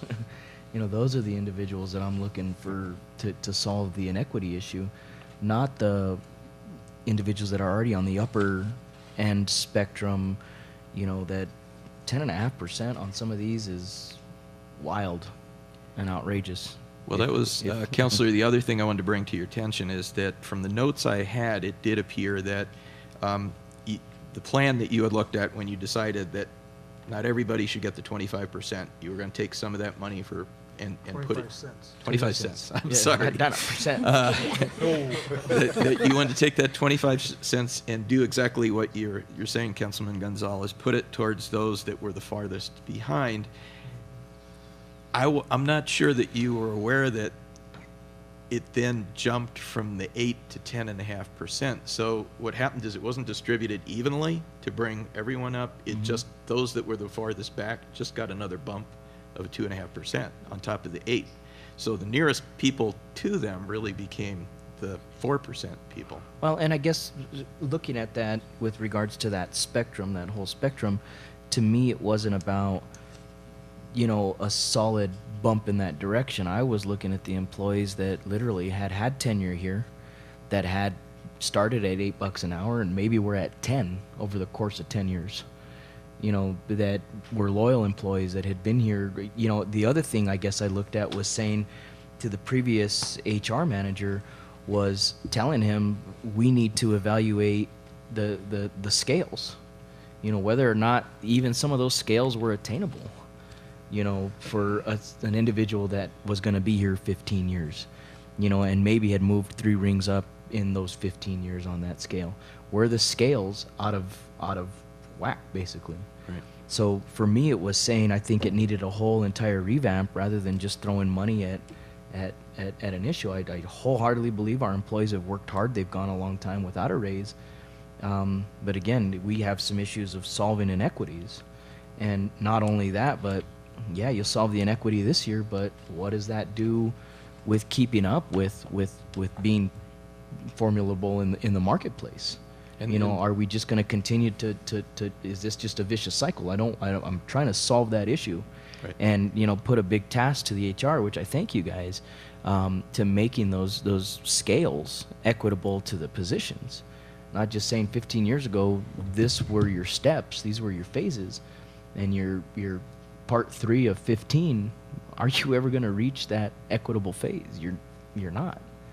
So I think it needs to be looked at more in pretense of value to the job as opposed to the individuals that bounce from department to department, picking up raises because they're taking on a duty, and then maybe once it comes full circle, ending back up where they started with the pay that warranted somewhere else. So if you understand what I'm saying by Yeah, that. Councilman, there are a few of those that people that have actually gone up the ladder and then are actually Come back coming down. down the ladder, but still are getting Kept the benefit pay. of having been there, Yes. and probably would then be overpaid for the job that they're now doing. And that's where I think that scale comes into effect of saying, hey, if you're this position and you're already at this level and your scale is, you know, well below that, then you've performed above, or your pay is above equity. Now that doesn't warrant a raise. You know, I think this was too general and just to throw money at the entire overall spectrum, like you said. Now it leaves the individuals next to some of these guys at the 8%. Doesn't really bring up the inequity. And my concern, Councilman, were threefold. One is that I didn't see in this what I was hearing from our budget hearings that you thought you were getting, and that was a concern. That I wanted you to understand the model. The second one was that this is $380-something thousand, and you have, in theory, a union coming in a couple of days. From what I see of the budget, and you had gotten budget projections last year from the prior administrative team that showed flat revenues for the foreseeable future. And modestly rising expenses. Well, we already know those expenses are not flat, they are rising. This may be your last shot to fix the system. And if you do this and then find out the next thing is 3 months from now you have a union going, we want a 3% raise, you not only don't have any money to compensate those highly competitive positions that you want to keep after you've invested in the training at that point, or your managers, but you don't have any money to do anything. So I look at that, I guess, in a sense, with negotiation with union as a twofold problem, in that, one, they could come back and ask for a 3.5% raise, which doesn't do anything to the individuals that maybe warrant an 8% raise. So we don't solve any problems. And those employees that feel that they're the least valued, even through a union standard, remain least valued. So I completely get that. You know, for me, it's saying I want those employees that are on the lower end of the spectrum to feel valued, to take a compensation that's worth what they're doing. And the employees that are on the upper end of the spectrum, you know, they're already up there. So I don't think a union, and I hope that disseminates to the employees as well too, is that a union's not a save-all to problems. You know, I look at it as, yeah, they're going to be collective bargaining 3%. That doesn't mean, yeah, you're going to get 3%, but that doesn't solve the issue that you're still below the equity. You've been bargained for across the board. So I guess, Councilor Peralta. Mr. Mayor, Rick, what's your recommendation at this point in time, though? I mean, I'm assuming we're still looking at the pot that we discussed in the budget. So are you looking at redistributing it, or are you adding to it, or what are you saying? I think there's a sincere desire by everyone to do something as soon as possible for the employees, and certainly the 25 cents brought the whole ship up, brought everybody up. And I don't see any reason to not do that. You know, and I want to make it very clear by my critiquing this method, I'm in no way saying that anybody in here isn't deserving. Everybody in here is below where they should be. But now maybe you want to go above that 25 cents, and I don't know if HR got to it, but one of the things I asked them to do is, given the pot of money we had, if we gave a flat number to everybody as sort of a foundation, what could we afford to do? You know, is it 50 cents? Is it 75 cents? So that's one thing we could look at. I would recommend going ahead with immediately with the 25-cent increase and maybe increasing that. But I would want to take a look at, I think, the things that you're concerned about that you're seeing here. There are, you know, and if we went into executive session, I could give specific examples of employees in here that the model doesn't hold. There are exceptions to the rule, and that upsets me because I have to defend this in a few days to the Public Employees Relations Board that somehow we designed a model that we didn't understand and that people that participated in the model may have benefited from unfairly. And that's why it was held back previously, that both from my side and the attorney's side, we couldn't bring a resolution to you asking you to sign it. So we have done more research, as you can see, and there are exceptions, and that is a concern.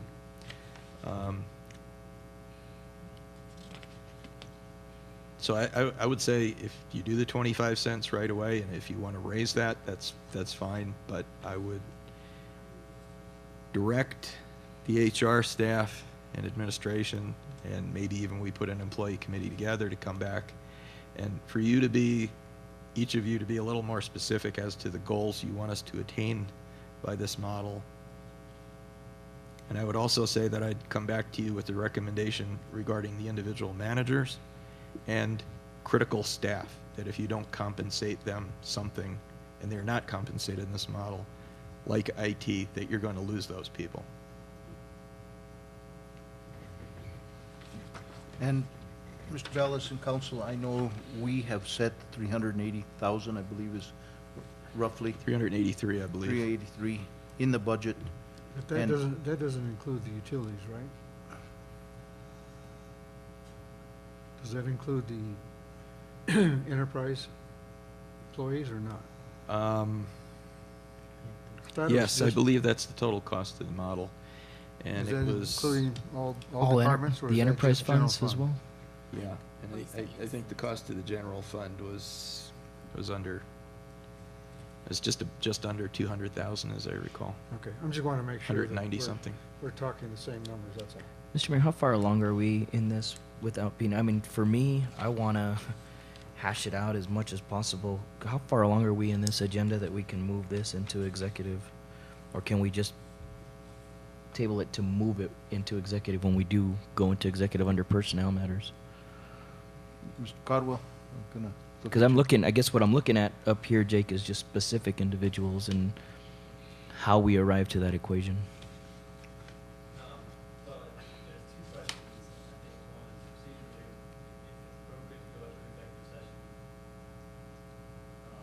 Sorry. I think there's two questions. One is, assuming it is appropriate to go into executive session, can you table this until later in the agenda? And I think you can. I should point out that the purpose of the limited personnel exception to the Open Meetings Act is to discuss specific employees related to their performance or qualifications, really. So to the extent there's a desire to discuss, you know, performance and qualifications as it relates to a proposed pay increase, then I think you can. And that's what I'm looking at, is the steps that have come to this conclusion as to what warrants the pay increase at that level. So, Councilor, before we make a motion, I know we have the two ladies here from HR, and we want to hear from them before we make Yes, a motion, because there'll be two motions, I think, that need to be made. One to amend the agenda to hear this in executive session, and then I maybe would just suggest, Mayor, you also might want them to be available for the executive session. that's what I would Okay. be Oh, considering. then we, yeah, okay. And I'm okay, if you guys are okay, tabling it off to get through all our other items and make that last. Okay, is that in a form of a motion, Council? Yes, Mr. Mayor, I'd like to move to table this until executive, and then when we reconvene from executive, we can take a look at what we're going to do with it. Okay. We have a motion. Do we have a second to that? Second. And a second. Any further discussion? Call for the vote. Councilmember Han? Yes. Councilmember Peralta? Yes. Councilmember Gonzalez? Yes. Councilmember Concho? Yes. And I guess the statement that I was trying to make is we have put money aside, and we want to recognize our employees because we know the value of them. So we want to make sure that everybody knows Do that. the Yes. best job we Right. can for them. Yeah. We also made a commitment, Mr. Mayor, to enact those changes on July 1st. And in fact, I have been asked by department heads about that, and my response was, yes, July 1st. So I'm anxious to find out what's going on. Thank you. Okay. Thank you. So the next item then matters from the mayor and council, appointment to the Historic Commission, consideration and approval of their recommendation. Mr. Bellis, I think Councilor Peralta had a question.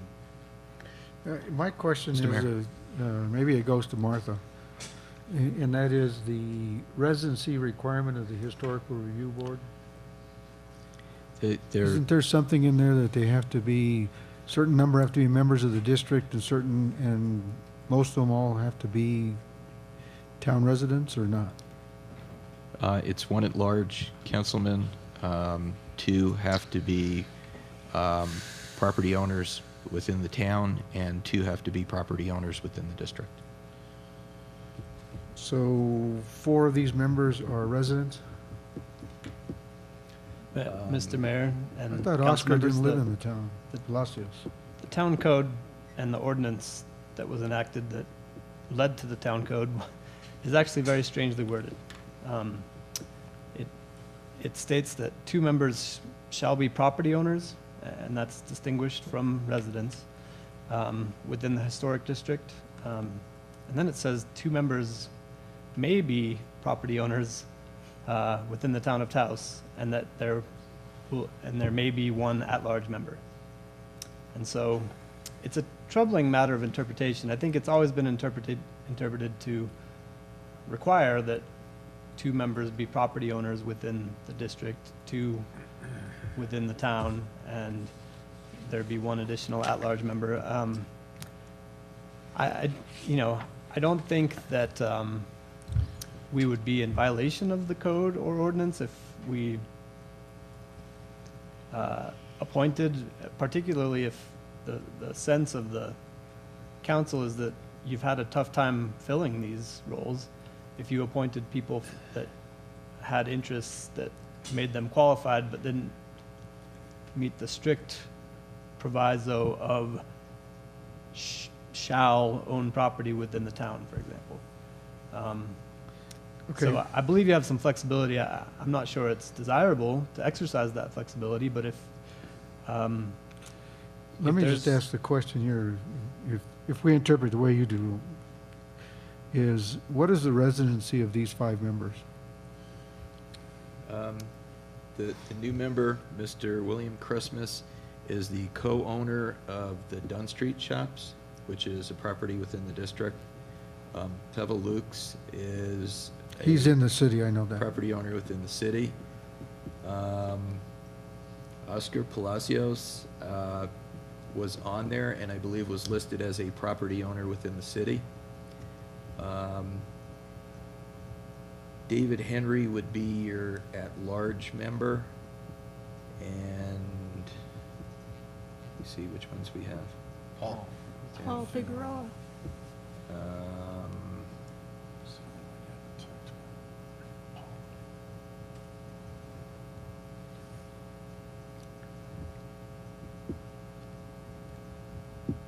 I believe you would have 2 at-large members in David Henry and Paul Figueroa.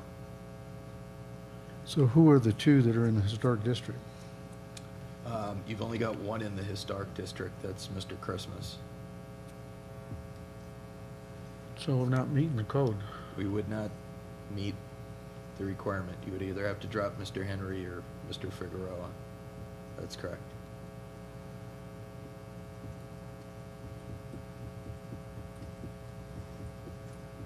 And one of the reasons we kind of put these names out there is because, again, you know, there's a lot of, you know, we've asked for people to volunteer, and we just don't get a whole lot of names out there, and so, Yeah, I mean, if we can get any volunteers or any people that are willing to serve on this, I'd love to take them.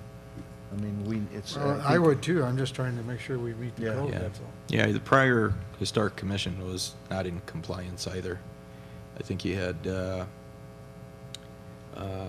Lukes, Mr. Palacios. There was one on there that was a realtor who was a resident, but I don't believe owned property. And then Cindy Spray, who was a business owner but did not own property and was not a resident. Oh, Marika. But you were on there too, weren't I you, was at on one there time? too, yeah, on my own property in the historic district. But Marika does own her property in the historic district. Did she? Okay. Yeah, she does. Mm-hmm. She was on there previously? Yeah, for several years. She's still willing to serve? I guess we didn't hear from her. No, she I- resigned. Oh, okay, that's. But there was a woman who left a resume in my box who's extremely well qualified, and I just feel like women really need to be represented on the commissions, and this is 5 males, and I agree. she could be in at-large, and she was a former mayor, former council person, very, very qualified to be on the historic commission, and just feel like there's room to. I don't believe she lives in town, does she? She's a town resident. But you'd have to be a property owner. Could she be at large? Well, She could, but then you would, we still have a. it still position wouldn't within the balance historic it. district.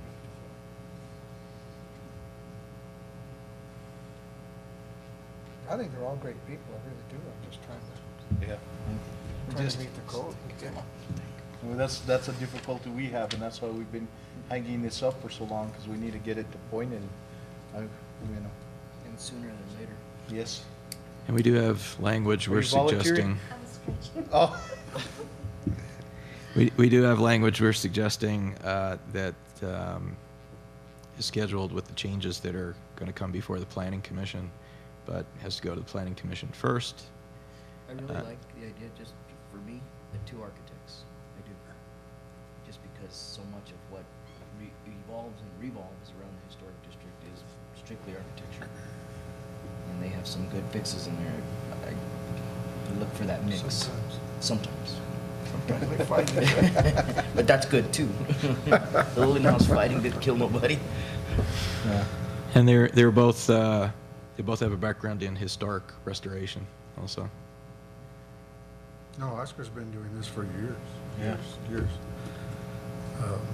Well, I've always felt there's been a conflict of interest when Mr. Lucas is on Planning and Zoning and Historic Commission. Yeah, we are not recommending that there be any duplication between any of the bodies. That's the only body left because everybody wants to be on the Planning Commission, so that's the easy one to fill. So we were trying to talk people into being on some of these other groups instead, particularly Lodgers Tax and Historic Commission that have very difficult criteria to meet. When I was on the Planning and Zoning Commission, 2 members of the Planning and Zoning Commission sat on the Historic Review Board. That was back in the 70s and 80s. I'm presuming you didn't have these requirements for property ownership then to meet the membership. You did have the requirements for representation from the historic district, though. How long are these assignments for? Is it 1 year? 1 year. Mr. Mayor, Councilwoman Cantu, the terms are meant pursuant to the code to be staggered, where appointments vary between 2 and 3 years. Does anyone? I will find it, but That's correct. I believe it's staggered terms where you either serve a 2 or a 3-year term.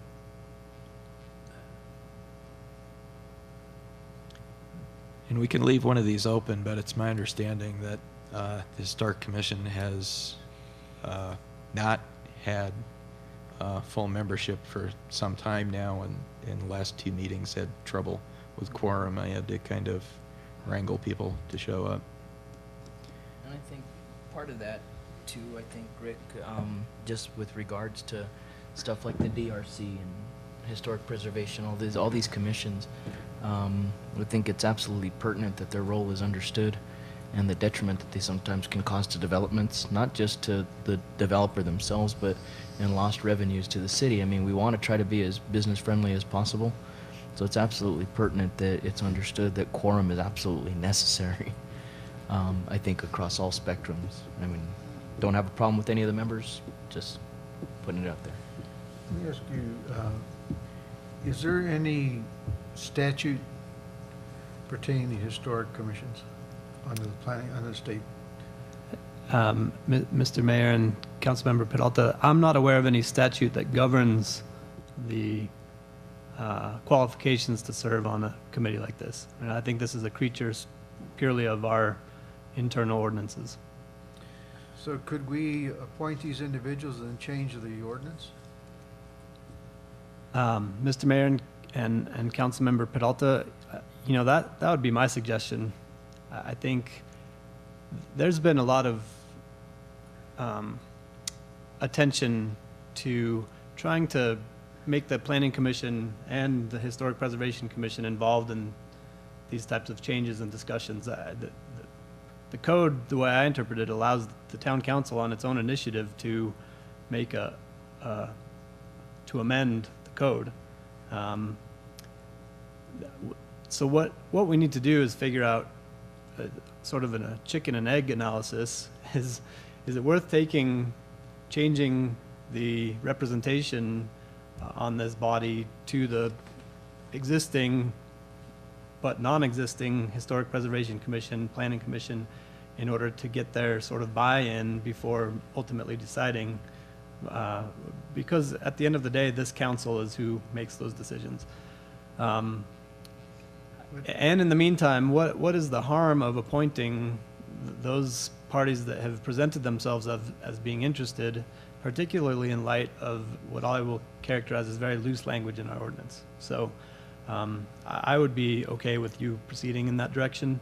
I think it would be helpful to staff to have some direction about whether you want to propose an ordinance amendment, which is what it would be, and have that prepared as soon as possible and come directly to the council, or whether you want to go a more circuitous route through either or both of the other bodies we've discussed.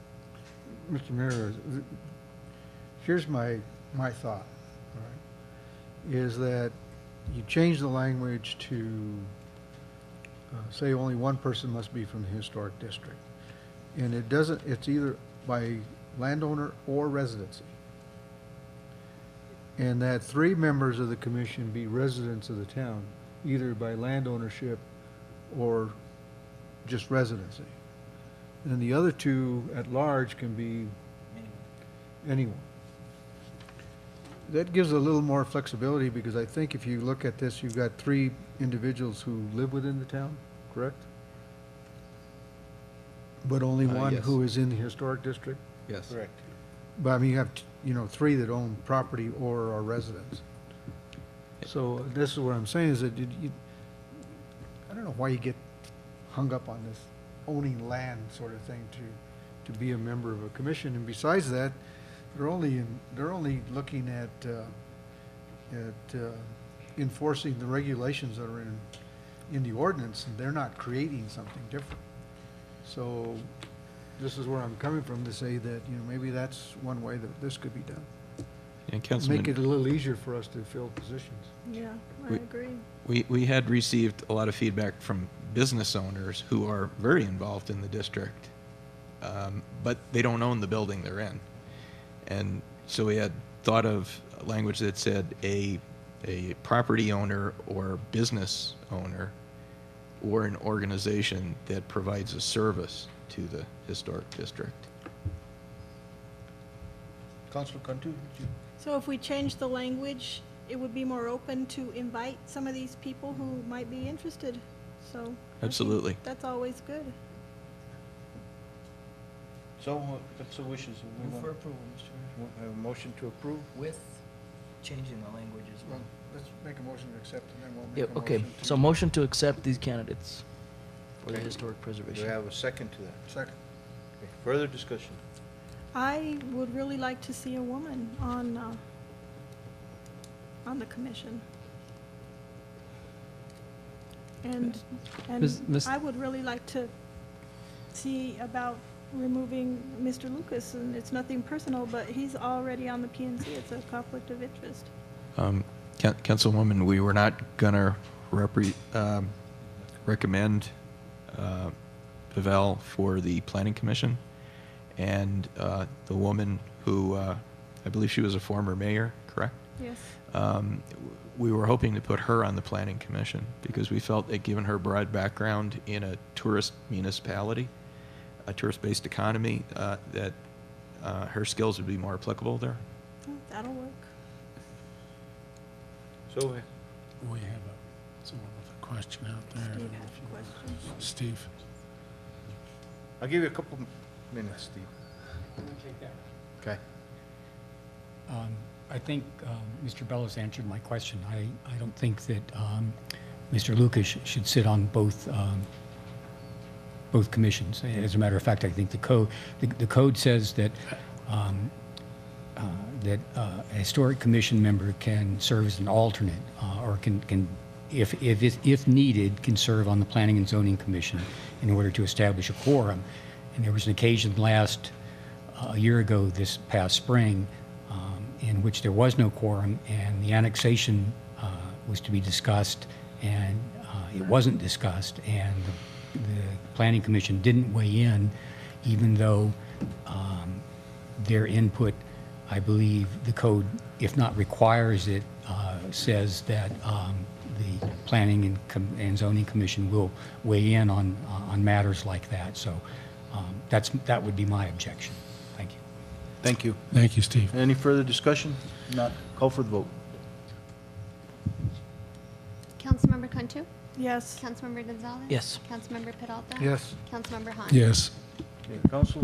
Mr. Mayor, I'd like to make a motion that we direct staff to look at the ordinance concerning the historic district and the requirements for members of the commission, and look at updating the language.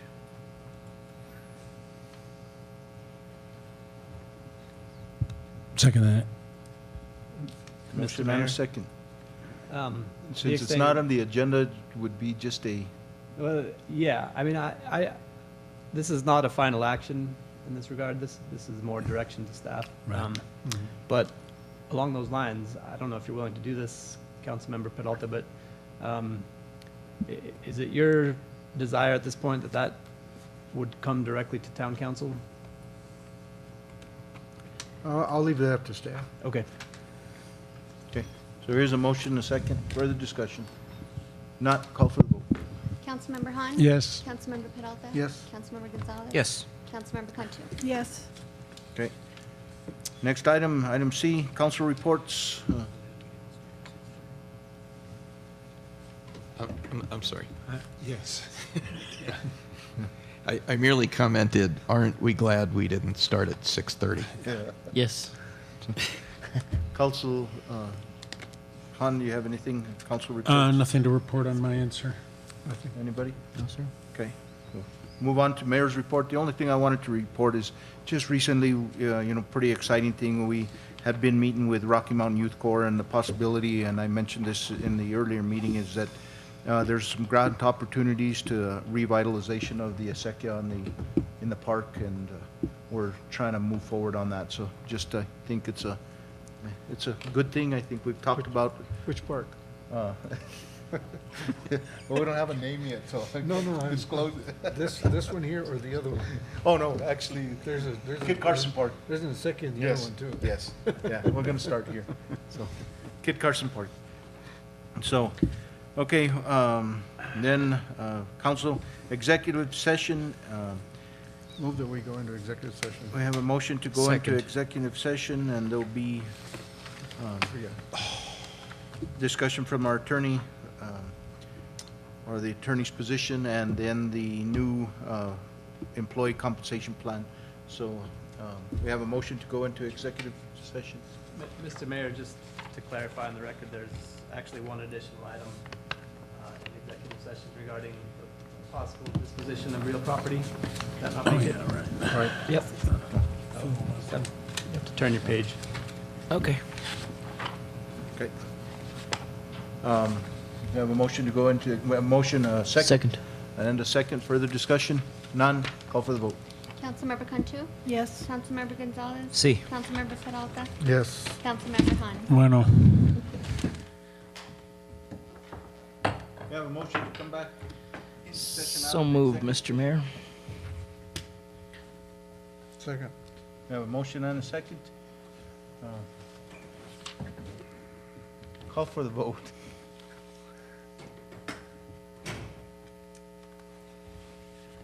Yes, yes. Yes, yes, and I yes. took on these Yes, duties. clerk, please. We were missing people. Councilor Gonzalez. Yes. Councilor Peralta. Yes. Say, You need the mayor? Where'd he go? Mayor Barrone. He In doesn't the vote. absence of this temporary absence of a quorum. We have a quorum. Oh, right. Never mind. Mayor Barrone, you don't get to vote. Oh, there he is. there he is. Sorry, it's all right. We'll turn to you, Mr. Codwell, for our executive session.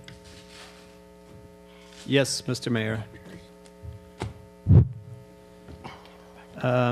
The record should reflect that the town council went into executive session, though it should also note that with the exception of Councilor Cantu, who left, to discuss items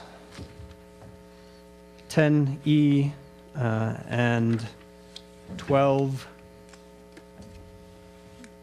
even though there is no A, it's subpart 1 of item 12 on the agenda, both pursuant to Open Meetings Act exemption 10-15-1H2, which allows for discussion of limited personnel matters, and with regard to item 12B, which I'll also call subpart 2 to item 12, regarding disposition of real property pursuant to Open Meetings Act section 10-15-1H8. Only those items were discussed, and no decisions were made and no action was taken, although for further clarification on the record, the town council, with regard to item 12B, the disposition of real property known as the Phil Lovato Senior Center, the town council has directed staff to approach the county and to try to negotiate a long-term lease for the use of that building in its ongoing capacity as the senior center. And once again, in every other sense, no decisions were made and no action was taken, except that I believe there may be a forthcoming motion. Mr. Mayor? Councilor? I'd like to make a motion. I'm sorry, Mr. Mayor, but Motion to councilors, accept the county, thank you. the town manager's report? Yes, sir. Do we have a Second. second to that motion? Any further discussion? None, call for the vote. Councilor Han, Yes. Councilor Gonzalez. Yes. Councilor Peralta. Yes. Councilor Gonzalez? Mr. Mayor, I'd like to make a motion with regards to item 12, matters of personnel matters with regards to pay and compensation with regards to our employees. And I'd like to make a motion that we move to give an increase to all those employees that are eligible for a pay increase at this time of 25 cents per hour, with the stipulation that they've having completed a year with the Town of Taos or in their current position or job title. With the spirit that with what we have left over with regards to our pay increase in the budget, that we put an emphasis on those employees that have that are in the least amount of equitable pay scale. And I would like to give direction to the manager to take action with regards to that and finding those employees that are least equitable, and we give them a pay raise that brings them up to pay scale. So with that, Mr. Mayor, I'd like to move with that motion. Oh, and if we could also make it date certain to be completed by August 1 with regards to the inequities, but everything else to take effect immediately. Council, we have a motion on the floor. I'll We have a second. second. We have a second. Mr. Bellis, everything seems Understood. clear? Okay. Thank you. Any Mr. further- Mayor, once again, just as a point of clarification, the agenda item that I believe this motion is with regard to is item 10E. Correct. Yes, sorry. Employee compensation plan. Thank you. So, that said, no further discussion. Call for the vote. Councilor Peralta, Yes. Councilor Gonzalez, Yes. Councilor Han. Yes. All in favor? Believe this is the only item, the last item. We have a motion to adjourn. Move to adjourn, Mr. Mayor. And we are adjourned. Second. Does anyone